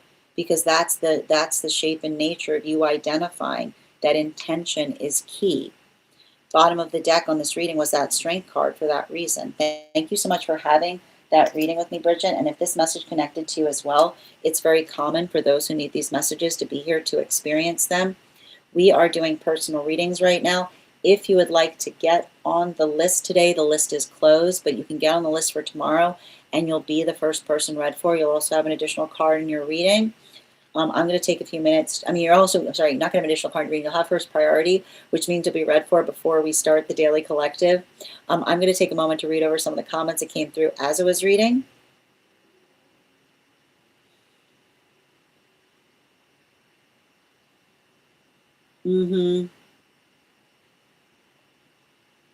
Yeah, you saw how fast they flew out. But that's what I keep on seeing. Like you're navigating and you're healing from energy being in that volatility or that reactive space. How are you doing today, Matthew? But I don't think you're moving blindly over there at all. I feel like it's you kind of like, I feel like it's kind of identifying in the dream space you were hyper aware, right? It's like how hard it is when you're hyper aware. I know the pretty, well, here's the thing about like, I need to stress this. And I feel like this is what was happening, but here's like, that's the work that you're doing. Like in this space, and I want to point this out, in the space of, so in the space of nature, right? And we have to kind of recognize this. In the space of nature, then the more that you energetically stand out, there's basically, so we have to kind of work through this. In the space of nature, the space that we stand out would articulate the fact that we're energetically dangerous, but it's not like that, right? It's not like that in the world of the energetic human connections that we make, right? because the ability to stand out often articulates upon the intention that we do so, that amplifies how much we've healed, right? And how much confidence it takes to be able to do so. Yeah, I'm navigating that too. Absolutely. I've been getting better with my boundaries. I'm now more unapologetic about them. Yeah, that was my upbringing. Thank you as well for being here and receiving these messages, Tone. Yeah, this is what I hope to do when I'm not in a trauma environment anymore. Sending you so much support on that journey, Lexi. So that makes sense that this felt, yeah, if it felt familiar, right? Then it's the familiarity of what you effectively may have felt like you had to heal from. Or, right, the preconceptions that you may have had to learn in a trauma environment versus what it is that you're finding to be true. Yeah, it gives you a chance to find out why you're triggered for a chance to heal. But, and I like to point out, like, the thing about it, and this is what's hard from healing from a trigger, like a trauma environments build too many triggers in us. You know? Like, you need, and here's the thing about it, you need to be triggered in a trauma environment because that's what allows you to be able to energetically persist. And the modality by which we are able to effectively heal those doesn't mean that we get rid of all of the triggers, but it helps us understand, right? It helps us recognize and identify what feels like it's supportive to us versus something that we're trying to work through or effectively get better at. Yeah, I've probably been working, hold on a minute.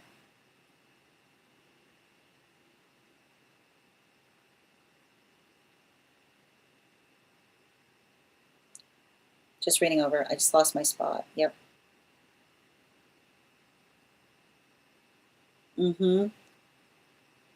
Yeah, I've probably been working on this for a long time. No, it's saying to me, like, it's showing me that you've been working on this for a very long time. You're welcome, Bridget. Yeah, each web is a different relationship. Yeah, I think that that's what we're seeing there. Absolutely. All right, let's continue right now. The next person that we're effectively reading for, the next person we're reading for today is Melissa. Melissa, if you're here, can you respond in all caps? Let me know if you'd like a general reading or if you have a specific question you'd like me to answer. And if anybody else wants to get on the list right now, you will be the fourth person read for. I think you're doing a great job remembering your dream. That was a beautiful dream. A lot of details there. And Ivana, thank you for those roses, dear. Excellent. I got you, dear. All right, we're doing another dream interpretation.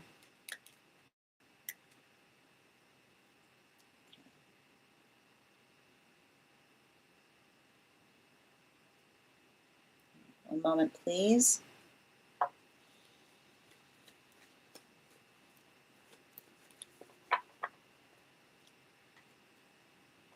Hold on a minute.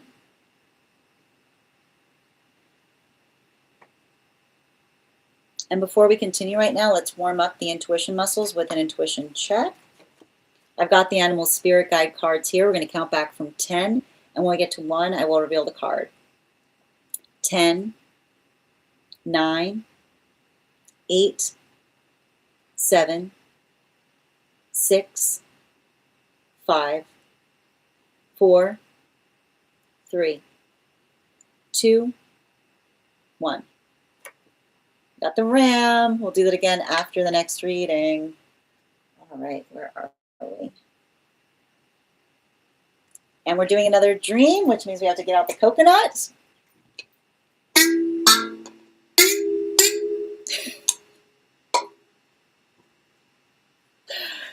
All right, where were we? Let's see, outside tea. The dream is a bit fuzzy, but I was trying to build upon an idea, and I shared it with someone, and she became resistant. I also remember yelling at her, telling her I'm just trying to love her.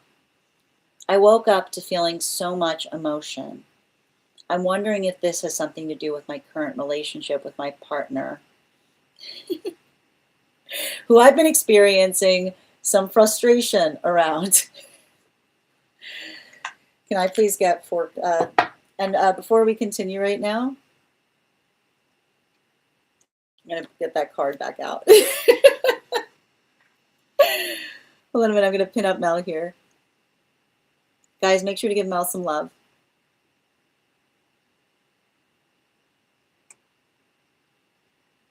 Okay. All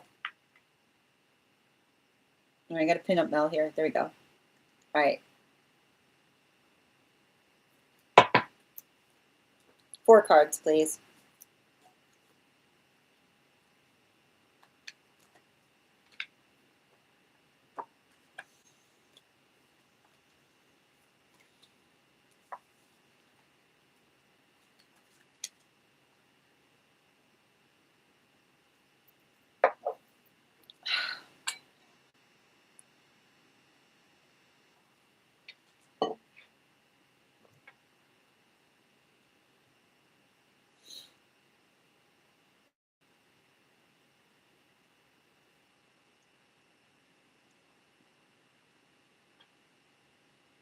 Love is active listening.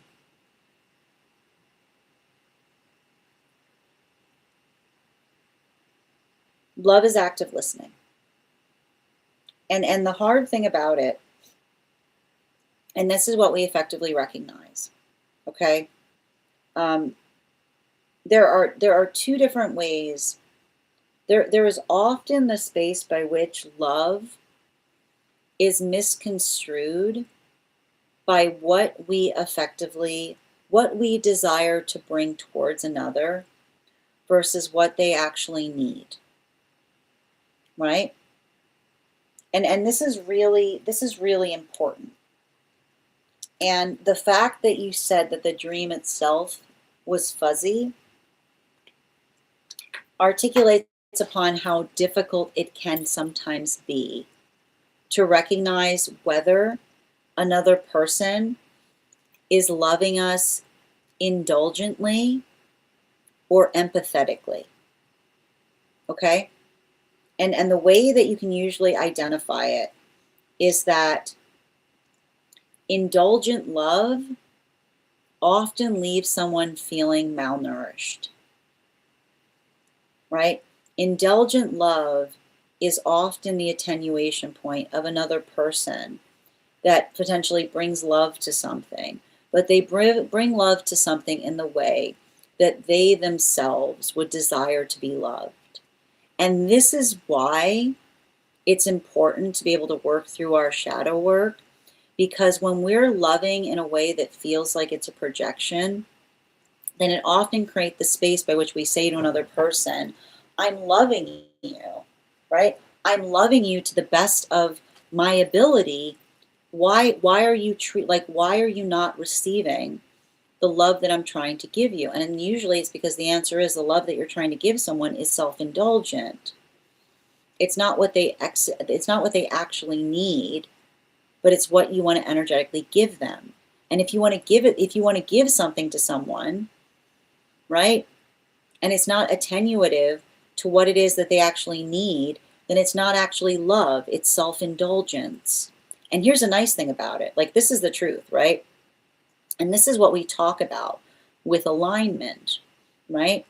Because when we're in alignment, it feels good and it is good, right? When we're in alignment, it feels good and it is good, because often it's the similarity between how we desire to give something versus what another person needs. It articulates the fact that our love is in alignment because it doesn't feel like it strays too far from those 2 points. However, even when, right, we sometimes recognize this when we're working into the space of love, the space by which we effectively, the space by which we change something, or we energetically adapt, or we work through things. It's often the identification point of being able to effectively recognize how we ourselves are working to heal. And even in the space by which we work to heal, it's beautiful because we understand that sometimes that experience of caring for each other can feel like it's not perfect, but it's that force of effort that often attenuates to the fact that we're being, right, conscientious in terms of being respectful of each other's wishes. So what's interesting about this is I actually feel like the dream itself is important, because you identified that you said that in the space of the dream, you said you were trying to build upon an idea, right? And you shared it with someone, and they became energetically resistant, right? And that's okay, right? Because that is the journey of trying to love someone and discovering that we're not necessarily in alignment with them, right? That's often the journey. And that, like, usually, and I need to stress this, in a healthy situation, that's all you need to see, right? That is literally that is a whole love story right there, right? You were trying to build upon something with someone. You tried to share it with them, and they became resistant. End of story, right? Because that's the space by which you identify a manifestation goal that isn't mutually shared. But then, what do we see that was occurring? You remember yelling at that person and telling them, I'm just trying to love you, right? And that, right, that is you embodying.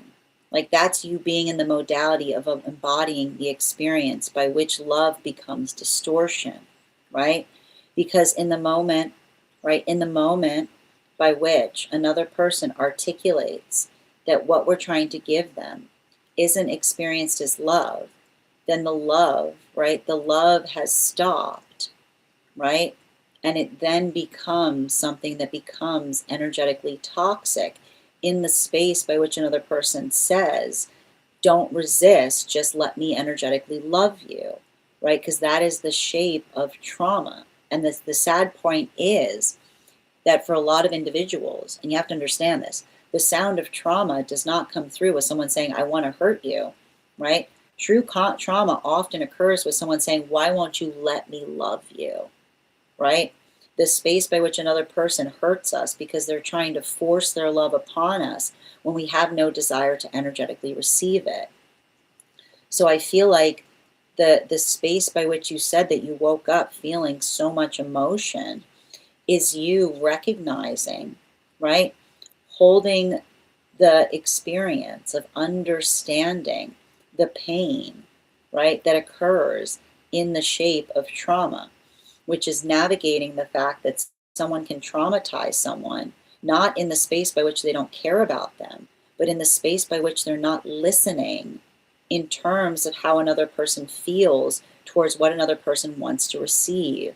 So it's the space by which, right, we identify and recognize that the modality by which we observe, right, the work that we do feels mutual, because the mutuality is what the shape of love is, not the modality by which another person feels. Like, there's no force of change in love, right? There should be no force that says, oh, I'll just break this down and then you'll be thanking me for it, because the modality by which we attenuate and we articulate our boundaries helps us to heal from past experiences that are toxic, right? In the space by which another person feels like they're not hearing us because they feel like they have to read into what we're saying instead of just saying it, right? The space by which we use our words that allow things to become easier. Bottom of the deck on this reading, you've got two bottoms of the deck here, right? The Death card, so this is hard, right? The Death card in its upright with the Two of Pentacles in its upright, which is the observation, the thing I keep on seeing. And this is what's hard when it comes to love, right? Because the space by which, like, the space by which we build into alignment often can't be in the space by which we effectively, we don't want to, I keep on hearing, we don't want our love to feel energetically directive, right? It's the shape by which we don't feel the necessity of feeling the space of having to say to another person, right? Like, do this, right? Because it should, like, our love should be generous. But the modality by which we effectively work through things in terms of identifying to another, right? I keep on seeing the space by which we articulate our own frustration is often communicated as it relates to what we know that we would do in any given situation, right? And that can sometimes create a field of distortion because the modality of being able to express to another in the space by which another is handling it, right? I keep on seeing, like, I'm not sure what's going on between you and another person, but the space by which, like, the space by which I see you basically articulating to another upon, like, I feel like I literally, like, I keep on seeing it's like not wanting to, like, not feeling the need in having to articulate upon what one would aspire for the sense of not feeling, like, not feeling the state of, how do I describe this? Like, the space by which we tell each other exactly how we feel, but also hold our decisions in the space by which we honor each other's choices. I feel like, I mean, this is like, this almost feels like a deeper reading that you have to have with another person. And I feel like it's almost a conversation by which you have to say to somebody, and I want to point this out, like, having, like, the dream itself feels like a guide giving it to you to say, like, recognize how another person can have the best intentions but also be hurting us in the space by which they don't see, like, I keep on hearing, like, the space by which it feels like they're not existing in the same reality that we ourselves are existing within. And I feel like there's something important there as it relates to you articulating or communicating something in terms of your ability of understanding, like, what another person is experiencing versus how it might make you feel. So I feel like make sure that you're articulating to another how you feel, right? And having to say, like, I feel like it's you saying, how would you feel in this position, right? If you were in the position that I were in, what would you do differently? Because that modality, like, I don't know why, but I literally, I see one person here. Like, I see one person kind of working through, like, choices with a sense of easement. And I see another person, like, this is somebody, like, navigating a state of distress. And I keep on hearing, like, the way that, like, when we're in healthy relationship, we navigate, we have the same distress, which is the observation of understanding that the distress isn't the space by which one person holds it and the other doesn't, right? Like, it's mutually navigable because it's working through the ability of being able to determine what one would do in circumstances or situations that amplify the choices that we're making. So I feel like it almost like the dream itself is begging a conversation in that way. Thank you so much, Mel, for having that reading with me. And if this message connected to you as well, it's very common for those who need these messages to be here to experience them. We are doing personal readings right now. If you would like to get on the list is closed for today, but you get on the list for tomorrow and you'll be the first person read for. You'll also have, if you get on the list for tomorrow, you'll be the first person read for, which means you'll have priority before we start the daily collective. I'm going to take a moment to read over some of the comments that came through as I was reading.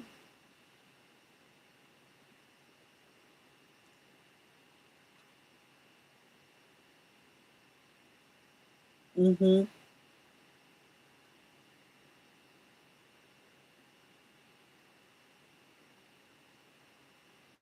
Yep. Yeah, that "why won't you let me love you" is literally the sound of someone traumatizing us. Exactly.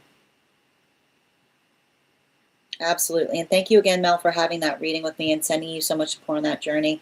The next person on the list for today is Yaz. Yaz, if you're here, can you respond in all caps? Let me know if you'd like a general reading or if you have a specific question you'd like me to answer. And guys, just a reminder, we get a lot of bots in here encouraging, like they're all bots.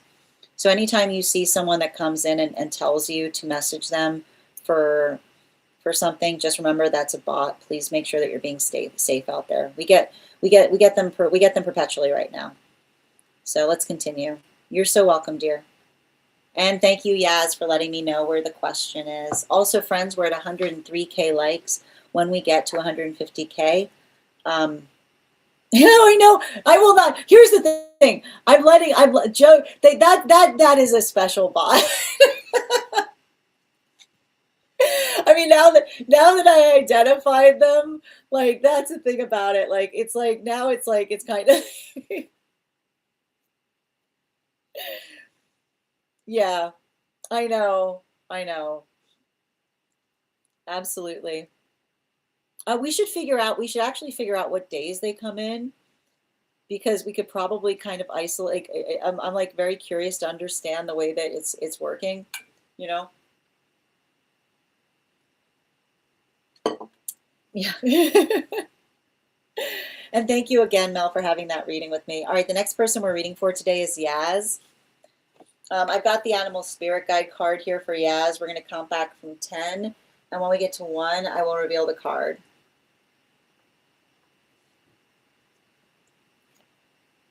10, 9, 8, 7, 6, 5, 4, 3, 2, 1.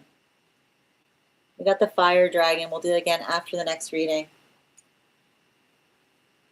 All right, where are we? Yaz. Is this inside tea or outside tea, Yaz? Good Lord. 1 minute. There we go. Okay.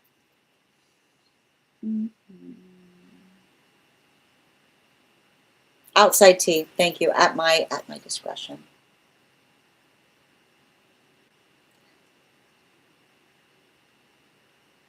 Okay, I have to keep this reading inside. I also need to articulate that this is not I'm not it's not a medical reading.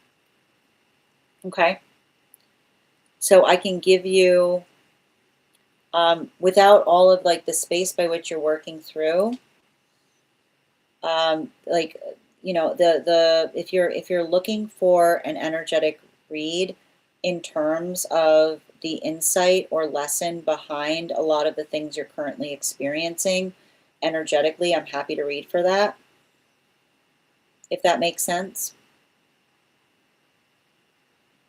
Yep, perfect, excellent. All right,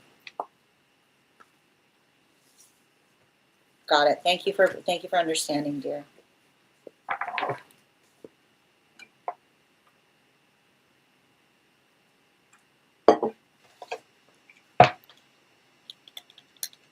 And I'm going to pin up Yaz here, guys. Make sure to give Yaz some love.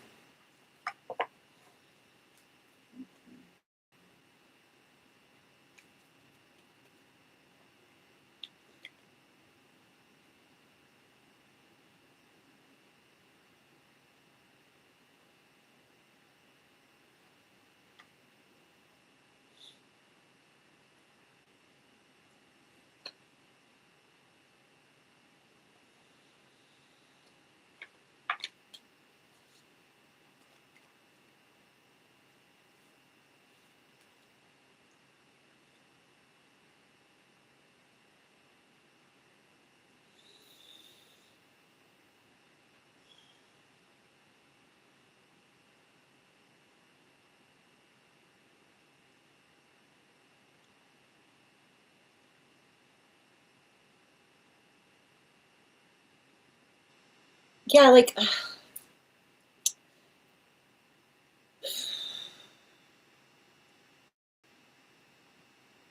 so I keep on, like, the thing I want to identify with a lot of your energy right now, and I would be very curious about your water placements, um, because,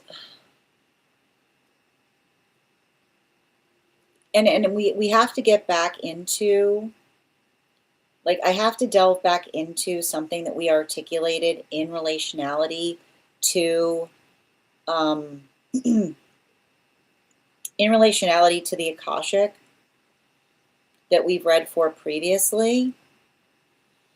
And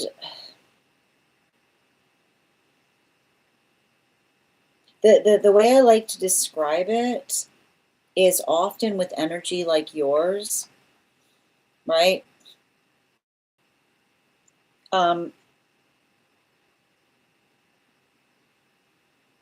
I feel like there's something important that you need to be able to do in understanding it's okay to create sanctuary for yourself, is what I keep on seeing. And I want to describe this too, because, like, I'm basically seeing a situation, and every time I see your past life, I see a past life that was built in a lot of stillness, right? The space by which another person was very protective about the space by which they would give you what is necessary for you to work, is what I keep on getting. I don't know, I keep on hearing, you used to have a retinue of people that would protect your peace, is what I keep on getting. This is what I keep on seeing when I read into your past life. I just literally see you used to have a retinue of people that used to protect your peace, which would literally be like, they're working. No, you can't. No, it's gonna take as long as it takes. No, you can't go in there and talk to them. No, because they're working. Like, literally, I see the fact that you used to be in some kind of space by which were energies that were basically like, they were basically effectively there to say, like, no, you can't bother them. They're working. It's a sanctified space. Like, they go, it's a sanctified space. And I literally I've got this, like, eye roll moment with someone being like, no, it's important. And another person going, what would be more important than a sanctified space? Like, I see the energy. What would be more important than a sanctified space? It's a sanctified space. What do you have that come towards us? Like, I can literally see the energy going, yeah, we hear this all the time. Right? Like, I see the energy going, yeah, tell me about what's so important that you need to get into the sanctified space while someone's working. Right? And I feel like the hard part about that is when you've got a past life like that, then it's like you come into this life extra sensitive, which is potentially, I wouldn't be surprised if you feel like everything around you is constantly breaking your concentration. And I want you to kind of think about that, you know? Like, you even described it. You said there's a lot of things that come stirring up: restlessness, mental chatter, things that feel like they're making it harder to be able to do something. And the modality by which, right, the modality by which we build into a sanctified space is often, I keep on hearing, it's the work that we energetically do that allows us to be able to attenuate for it. And and I like to point out, you learn a lot of things about the energy around you as soon as you start building sanctified spaces within one's own experience.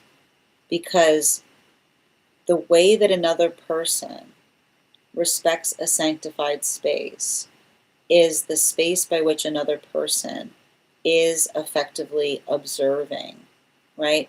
It's the modality by which another observes and works through something, but not just in the space by which they themselves work through something, but I keep on seeing the modality by which another person articulates upon why something is energetically important is what I keep on seeing. And so I feel like what I'm basically identifying here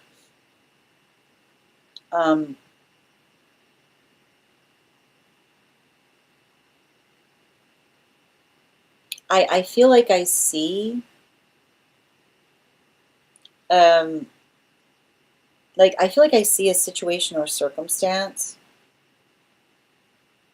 where, how do I describe this? I've got like, there's like a lot of this, like, it's giving me a lot of this energy around you presently. And I just want to show you, like, this is where I see you. And this is where I see everything around you. And you can see how much this can create a frustration point. Because, and I like to point this out, when we carry a lot of water energy, then the space by which another person tries to come forward towards us with immediacy, and those with like a lot of water energy constantly feel that the water is being like shaken up, because when the water is being shaken up, it takes a lot of time to kind of move back into our energetic flow state. And so I feel like what's happening in this experience is you need to get, right? It's like you need to get more protective on what you need in order to create sanctuary for oneself, which is the modality of saying to another person, like, this is the ideal circumstance that I exist in. This is how I operate, right? And this is the point that's beautiful about it, right? We don't have to fix ourselves if we know if we know the environment by which we optimally operate, right? Because the ability that we are effectively able to do in terms of creating those conditions allow us to navigate what we can expect. And I keep on seeing the hard part with this experience is it's not ideal. And I keep on seeing a lot of the things that aren't ideal has to do with the fact that you're experiencing a situation. But, and especially now, I need to point this out, especially with the fact that we have so much Aries energy right now, like those bursts, like things coming at you, one thing after a next, that often feel like they're disturbing the self.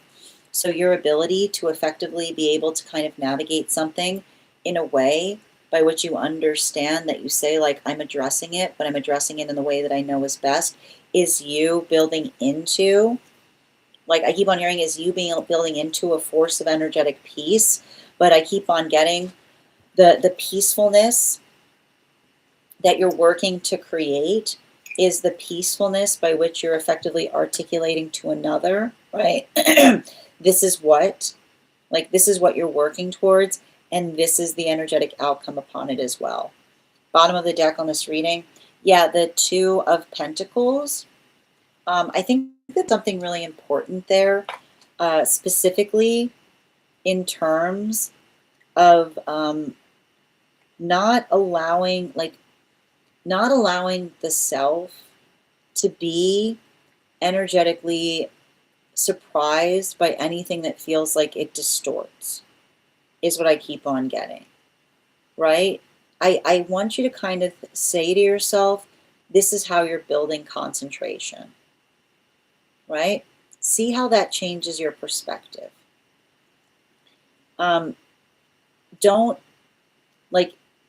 Don't allow, and it's funny too, because you said like hidden in your question, but like I want you to write down the words maintaining focus, because I feel like there's something about your own journey where your ability to effectively maintain focus is helping you. Like, almost like I keep on hearing it's helping you be able to take those waters and being like I keep on getting, and that's you being like unimpressed. You know what I mean? Like, I like to point out, it's like I almost feel like it's a space by which you're like, it's like giving me observe but don't absorb, which is you being like taking something in, but not letting it effectively affect you in a way that it moves you off your own sense of focus, is what I keep on seeing. Thank you so much for having this reading with me. And if this message connected to you as well, it's very common for those who need these messages to be here to experience them. We are doing personal readings right now. The list is closed, but if you'd like to get on the list for today, and and it's so funny, Yaz, too, because I'll even tell you, like, even in the experience by which I was doing that reading with you, I don't know if you guys saw it, but the color, like the color in my screen dropped significantly. So like 1 minute I was talking to you, and then all of the color in my own phone like dropped in the space by which it was hard to be able to see. But that's a perfect example of what I mean in terms of something that would typically like, it would create that moment that you're like, what? But then like just kind of moving through it. I want you to kind of like, I felt called to kind of say that to you because it felt like kind of a perfect example as I was reading for you in terms of like literally being like non-perturbed. Like, you know what I mean? Like the non-perturbed being like, go moving. I don't know what that is. I'm not gonna worry about it. I'll figure it out later. You know what I mean? Like it's that type of energy, right?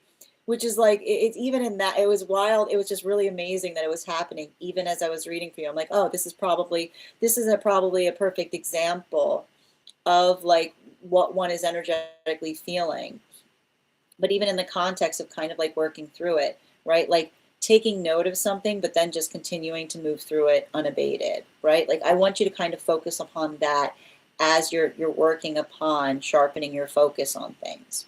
Thank you so much for having that reading with me, dear. And if this message connected to you as well, it's very common for those who need these messages to be here to experience them. We are doing personal readings right now. The list is closed, but if you want to get on the list for tomorrow, you'll be the first person read for. You'll also have first priority in terms of being read for before the daily collective begins. I'm going to take a moment to read over some of the comments that came through as I was reading. You're so welcome, Randy. Excellent.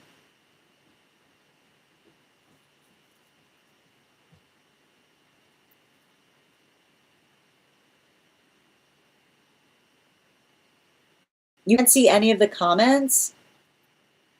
Oh, that's wild. But that's exactly what I mean, right? Because I can see Yaz just fine. She said yes, of course.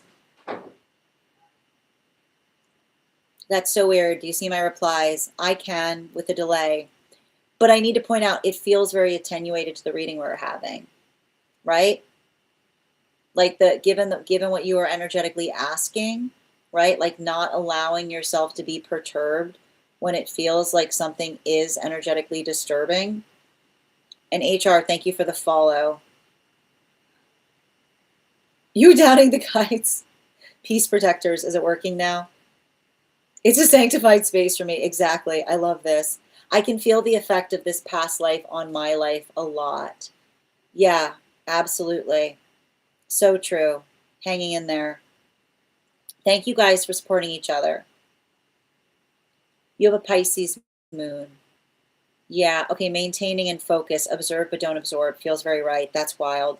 So remain, like again, like remaining unfazed in the, like not, I keep on hearing not letting yourself get, like not letting yourself get out of sorts about it, but just kind of moving through something.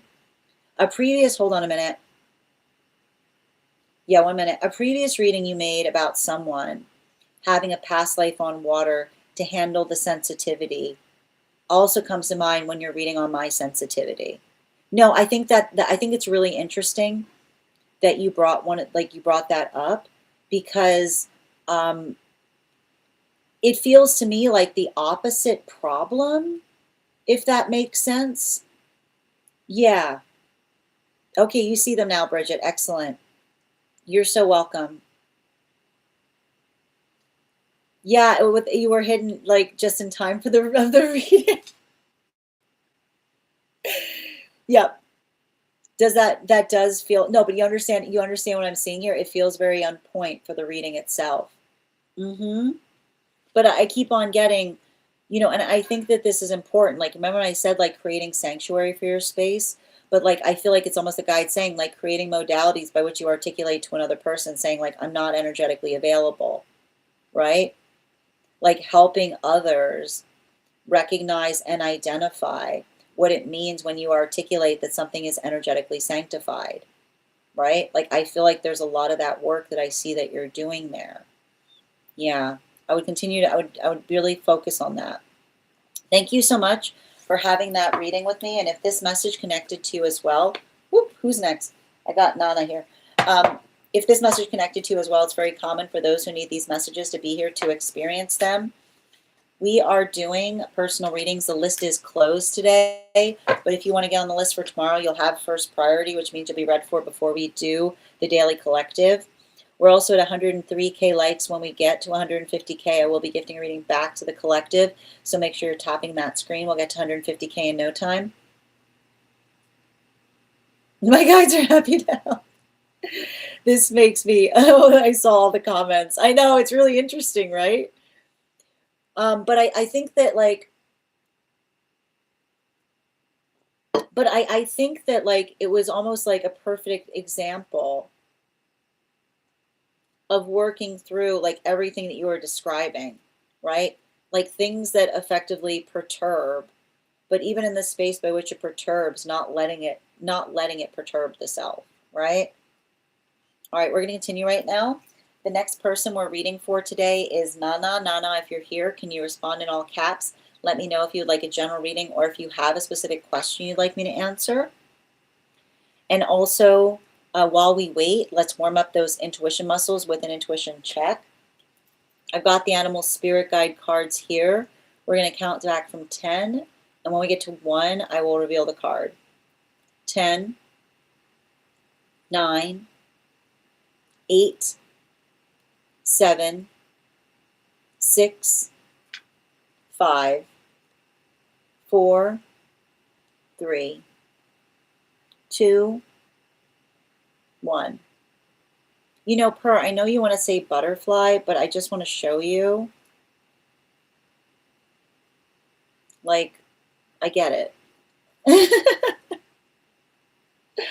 All right, let's continue right now. Yep, second call right now for Nana. Second call. Oh, hi, dear. General reading. I got you, dear. Excellent. And I'm going to pin them up here, guys. Make sure to give them some love.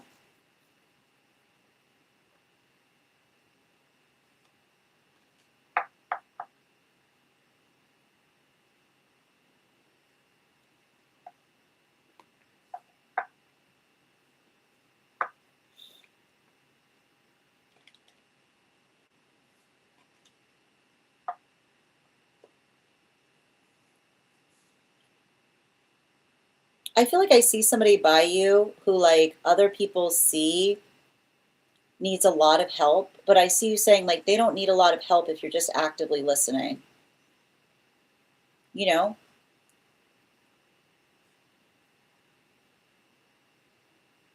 I've got some kind of, you're very, very good. I mean, like, I want to describe, like, um, the space by which we can energetically attenuate for each other is, and I want to kind of describe this, like, it doesn't take that much effort to help somebody who needs a little bit of extra support. But you will never, like, I keep on hearing laziness, right? And I don't use that word. I don't like using that word. I don't use that word frequently. But laziness is often articulated by which you say to another person, they just if, you know, they just need a little bit of this extra support, and another person saying, well, I can't do that. Right? Why? Because it would take work. Like I feel like I see me like having to say this, right? Like the space by which another person doesn't want to attenuate. Like, can you imagine? Like, can you imagine the circumstances or situation by which you say to another person and saying they just need this? And then another person being like, yeah, but it's because they need it and not everybody else needs it. And being like, but what would it cost you to give that to them? You know, I like, I know, like, you know, I know, listen, if you want to kick it, I get it. Like sometimes like something like this, and I need to point out, like this is a type of energy when I see energy like this, man, it makes me want to like knock things off the table. It makes me want to like flip a table because it's literally the modality by which another person is basically saying like, oh, I know, like it would take almost nothing, right? It would take almost nothing for me to allow someone to feel energetically included, right? It would take almost nothing, but you know, that's not really my responsibility. Being like, okay, well, who, because what? Because it's not because another person? Do you only do things like, do you only do things by the book? And then you feel like you're done because you don't have a, like, that's somebody who's like, that's heartless energy, right? You want to see heartless energy? Heartless energy says, I don't have to do that, right? And being like, it's not, we don't do things because we have to. We do things because we recognize that they're energetically necessary, you know? And I feel like there's a lot of this, and here's the hard part about it, you know? And it's interesting too, because it feels to me like a lot of this reading, and I know that this is going to be hard, you know? I feel like I see somebody near you that you have to help them understand that the world is cruel, you know? And I need to stress this. Like it's so hard because like I wish we didn't have to help others. Like I wish we didn't have to I wish we didn't have to help others understand that the world is a cruel place. You know? Like I wish there was a space by which we didn't have to prepare others for individuals' wanton cruelty. And maybe that day will come, right? Like maybe that, like if we work fastidiously, right? I like to firmly believe that we're constantly working into a world where we don't have to spend a portion having to explain to another person what wanton cruelty is, right? But the space by which we help another person understand, right? The space by which we help another person understand that the sound, the observation, and the sound of, like, and I keep on pointing this out, the sound of wanton cruelty is often articulated by, and like, and this is the thing about it, wanton cruelty is often lazy, and that's why the word, came up so quickly, because it almost feels like you're helping someone understand that what, like, and I'm getting this very, like, because it feels like it's working through a guide space, um, that the fact that another person needs a little bit of help, it's not their fault, right? Like that, like they're actually very gifted, but the space by which they need a little bit of help on something helps. Like I keep on seeing, in a way, it's a gift because you're immediately able to see another person's heart space, right? Right? You can see the difference between somebody that identifies the fact that they claim to care versus someone who's able to effectively move towards caring. which is often amplified and articulated by the observation of the consideration that we make for one another, right? That costs us nothing and means everything to another, right? And I feel like that is what you have to communicate to someone. That in a way, like this is how something that feels like it's hard is a blessing, because the observation of being able to say, right, it doesn't take that much work, but the ability by which another person puts, right, like the ability by which another person puts that comprehension or understanding of care towards things helps to articulate everything that it means to another. I want to give you some bottom of the deck energy on something to keep in mind going forward. Yeah, particularly with this Ace of Pentacles energy. I'm not sure, you know, I feel like the thing that we're identifying here, like I feel like you have to help someone understand that what they have, like it's a gift, is what I keep on seeing. Everything, like, and I want to point this out. I don't know if this is younger energy around you, but like, I feel like it's almost like you having to effectively explain to another, that like I keep on hearing that they have to try, like everything's going to take a little bit more work at this time, but I keep on getting like the work that they're able to identify is going to like I keep on hearing the extra work now is going to amplify them, right? Which is helping another person understand the quality of them having to go through something that doesn't feel, right? That often makes them feel excluded. But I keep on seeing that that is effectively how they themselves are able to identify and recognize what that force of intention is, right? So I keep on hearing, make sure, don't let them talk negatively about themselves, right? Help them recognize and identify what the shape of that work is. Because something I keep on seeing there, specifically related to,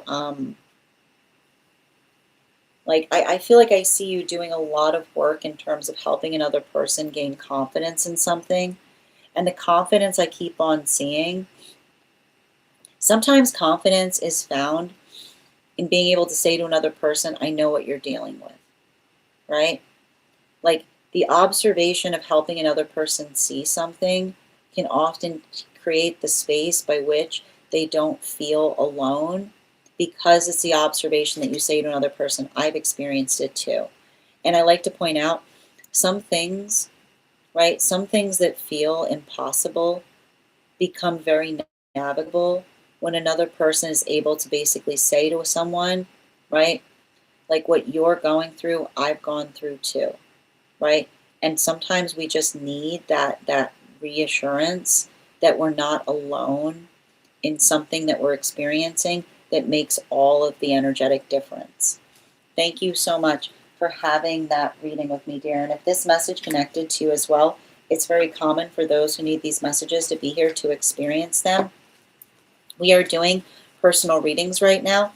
If you would like to get on the list is closed, but you can get on the list for tomorrow, and you'll have first priority, which means you'll be read for before we start the daily collective.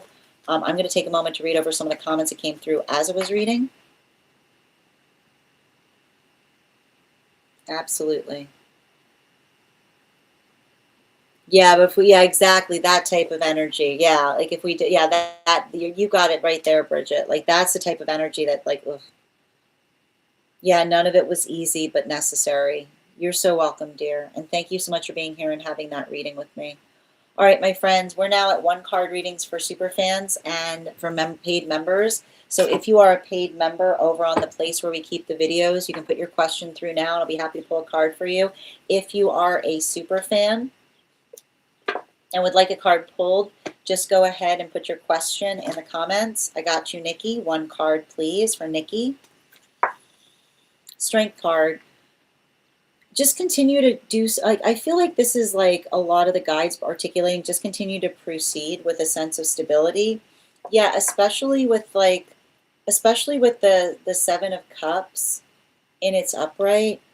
I feel like there's something really important there about being able to articulate and navigate about how others are feeling. But like I like to point out, we feel strong when we hear others' opinions and they just reaffirm the way that we feel about something. Yeah, especially with the fire dragon. It basically says, like, not all opinions, everybody is entitled to an opinion. Doesn't mean everybody's opinions carry the same weight, right? Again, everybody's entitled to an opinion, but the weight of an opinion is balanced upon, right, the logic that one is able to apply towards it. So it's like, I feel like that's you, like, not being afraid to hear others' opinions, but just recognizing what feels like it's stabilizing. Ava, your card came flying out right now. The Seven of Wands and its transverse. Like, you can learn a lot by the space by which another person works to protect your peace. Bottom of the deck. Yeah, especially with this Eight of Cups in its upright, right? Making sure that you're not matching energy with someone, like, energy that's always dissatisfied is potentially always looking for energy to like build into their own sense of satisfactory. But I keep on seeing with the hind energy, I feel like there's something there that's helping you recognize like exactly how far you've come in terms of what, like, you're letting get to you versus how you used to effectively navigate or address things, is what I keep on seeing. And I think it's important too, because I feel like I feel like I see a situation by which another person is thinking about you heavily in terms of not, I keep on hearing, like, the space by which another person takes us for granted is the space by which they expect us always to be there, but not appreciating us in the moment that we are there, is what I keep on hearing. Absolutely. You're so welcome, Nikki.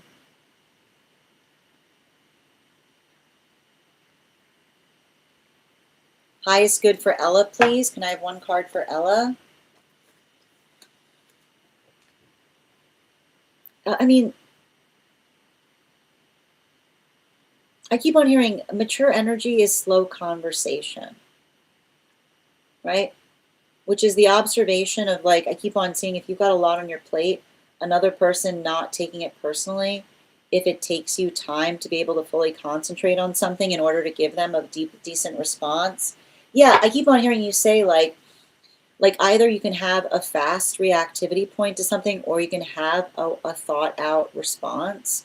And I like to point this out, like, energy like this, you know, energy that tries to rush things with you aren't going to get anywhere with you, because I keep on seeing, like I want to point this out. Sometimes young energy expects there to be, like, this immediate response to things, failing to recognize that, like, I keep on hearing a deep response isn't a quick one, right? It's not the space by which we're immediately reactive, but the space by which we take time to consider what it is that we're articulating upon. And I feel like, in a way, like, if another person's upset with your speed, like, that in a way is its own form of protection. Bridget, one card.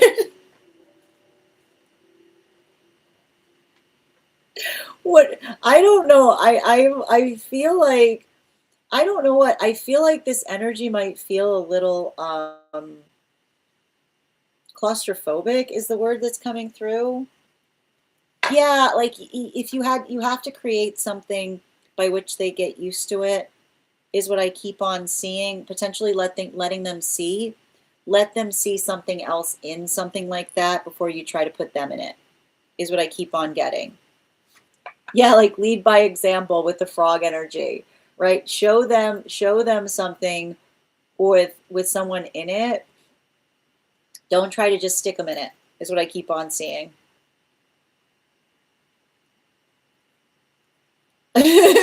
It's like teasing. If you want to get on the list, no, the list is closed. It's not closed. The list is available for tomorrow, okay? It's not that hard to understand. Yeah, she always wants to. Yep, true. I can't work with her on my shoulder. Fair. It's really endearing. You're welcome, Nikki. Absolutely. Yep. One card for Alexandra. Ooh, possible management position.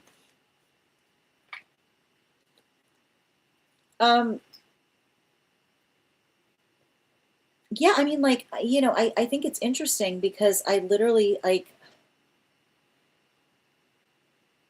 I feel like there's something about that articulates upon being ready for responsibility. But I almost feel like it's interesting because I see you.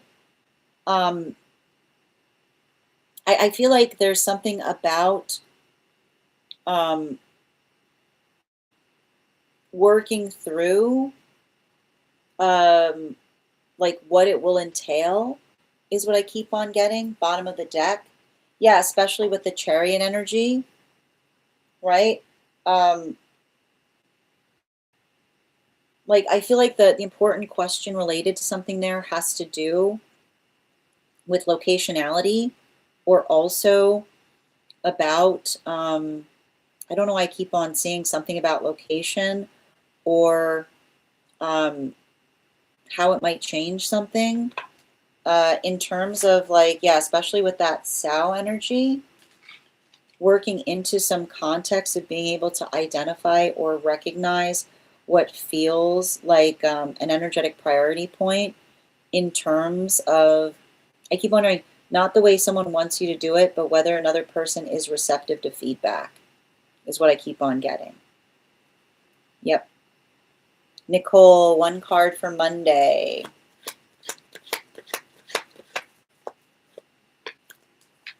You're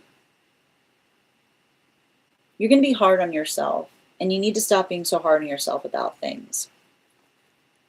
Specifically because I feel like you're actually going to do really well at something, but you have a tendency of overthinking. So don't let yourself get all overthinking about how you can do something better. Yeah, again, especially with the blank manifestation, right? The sound of you getting better is the modality by which you're able to observe and refine in terms of how you're trying to, like, I feel like this is you fine-tuning something. Yeah, I feel them in my energy, and I don't like it because it wasn't easy to move on. I mean, I feel like, I think you recognize this. You're going to probably feel them there for quite some time. Like often, like I have to stress this, often the space by which another person undervalues us, we can often feel the fact that they get sentimental for us for a long time, specifically because they recognize that they didn't energetically value us at the time that we were accessible to them. So I feel like that's almost like reaffirming your own energetic feeling relationality to that, dear. Hold on a minute. One card, animal guides. You're getting a lot of tortoise energy, which says like slow and steady right now, you know? Yeah, a little change every day goes a long way. Also in the space of saving up for something, animal spirit guide. Yeah, especially with the sow energy, right? I feel like I see you kind of changing your own approach to things, or I keep on getting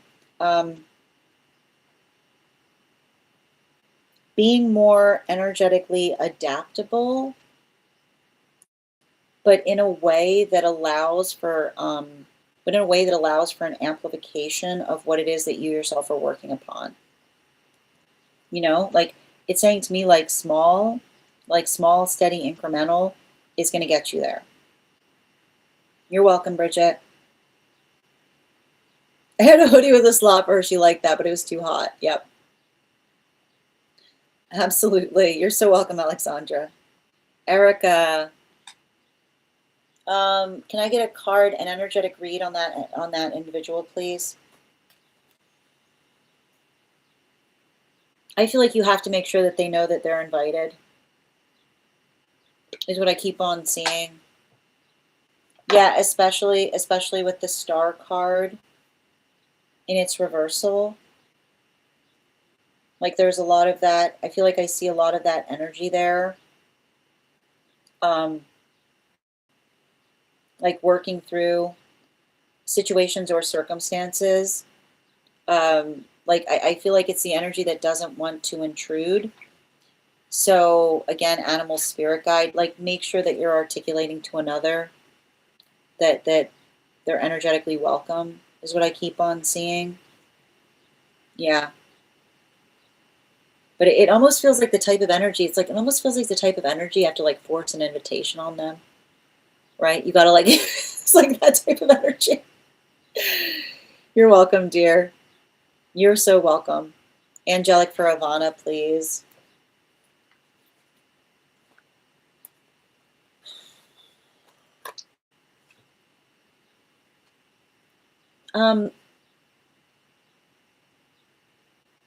You've got it, like,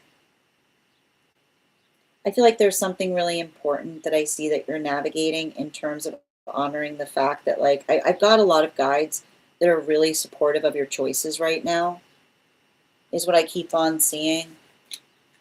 Yeah, particularly with this lover's energy. You know, I don't know why you're being so hard on yourself in terms of feeling like you are making the wrong choices. Yeah, especially with the hair. I feel like this is you. I want to just describe this. Like it's giving me an angelic that says that they're on your side with something, which is identifying, like I like to point out, angelics can't stand it when they see someone making something hard on purpose. Like I can't stress how much like how much that bothers angelic energy, because it shouldn't be like that, is what I keep on seeing. So I feel like they're trying to work to protect you from energy that's trying to put you like trying to put you under like unneeded duress, is what I keep on seeing. So just continue to work towards that sense of peace. And the thing about it, like pay attention to it, but don't let it, like don't let it bother you, is what I keep on getting. Yeah. No, that's funny. I was just thinking about how those energies often linger. Slow and steady in Aries season. Saving up is a great idea. You're welcome, Per. You're so welcome, Ivana and Erica. All right, my friends, final call for anyone who is a super fan or subscriber who has not had a card pulled today. I want to thank you guys so much for being here today and sharing in these messages. We will be back on tomorrow at our usual time, 7:15 a.m. PST, 10:15 a.m. Eastern. If you would like to get on the list for today, if you get on the list today, you'll have first priority tomorrow, which means you'll be read for before we start the daily collective. If you became a super fan today, welcome. I would encourage you to head over to our Superfan Only Disco channel. Introduce yourself to the collective. You'll also find there in the perks section a special coupon code that will give you a discount to our tarot class subscription program. Our next class is going to be on Thursday, April 16th at 6 p.m. PST, 9 p.m. Eastern. We are going to be continuing our studies into the tarot with a focus on the court cards in the wand suit, and you'll be able to find that discount there. I want to thank you guys so much for being here today and sharing in these messages. Huge thank you to my followers, old and new. Thank you for being here and receiving these messages. Huge thank you to my subscribers. Your ongoing support means the absolute world to me. And the biggest thank you to my mods. I could not do this without you. I hope you guys have an absolutely beautiful day. Please take care of yourselves. Please take care of one another. And we'll do this again tomorrow. Have a great day, everyone.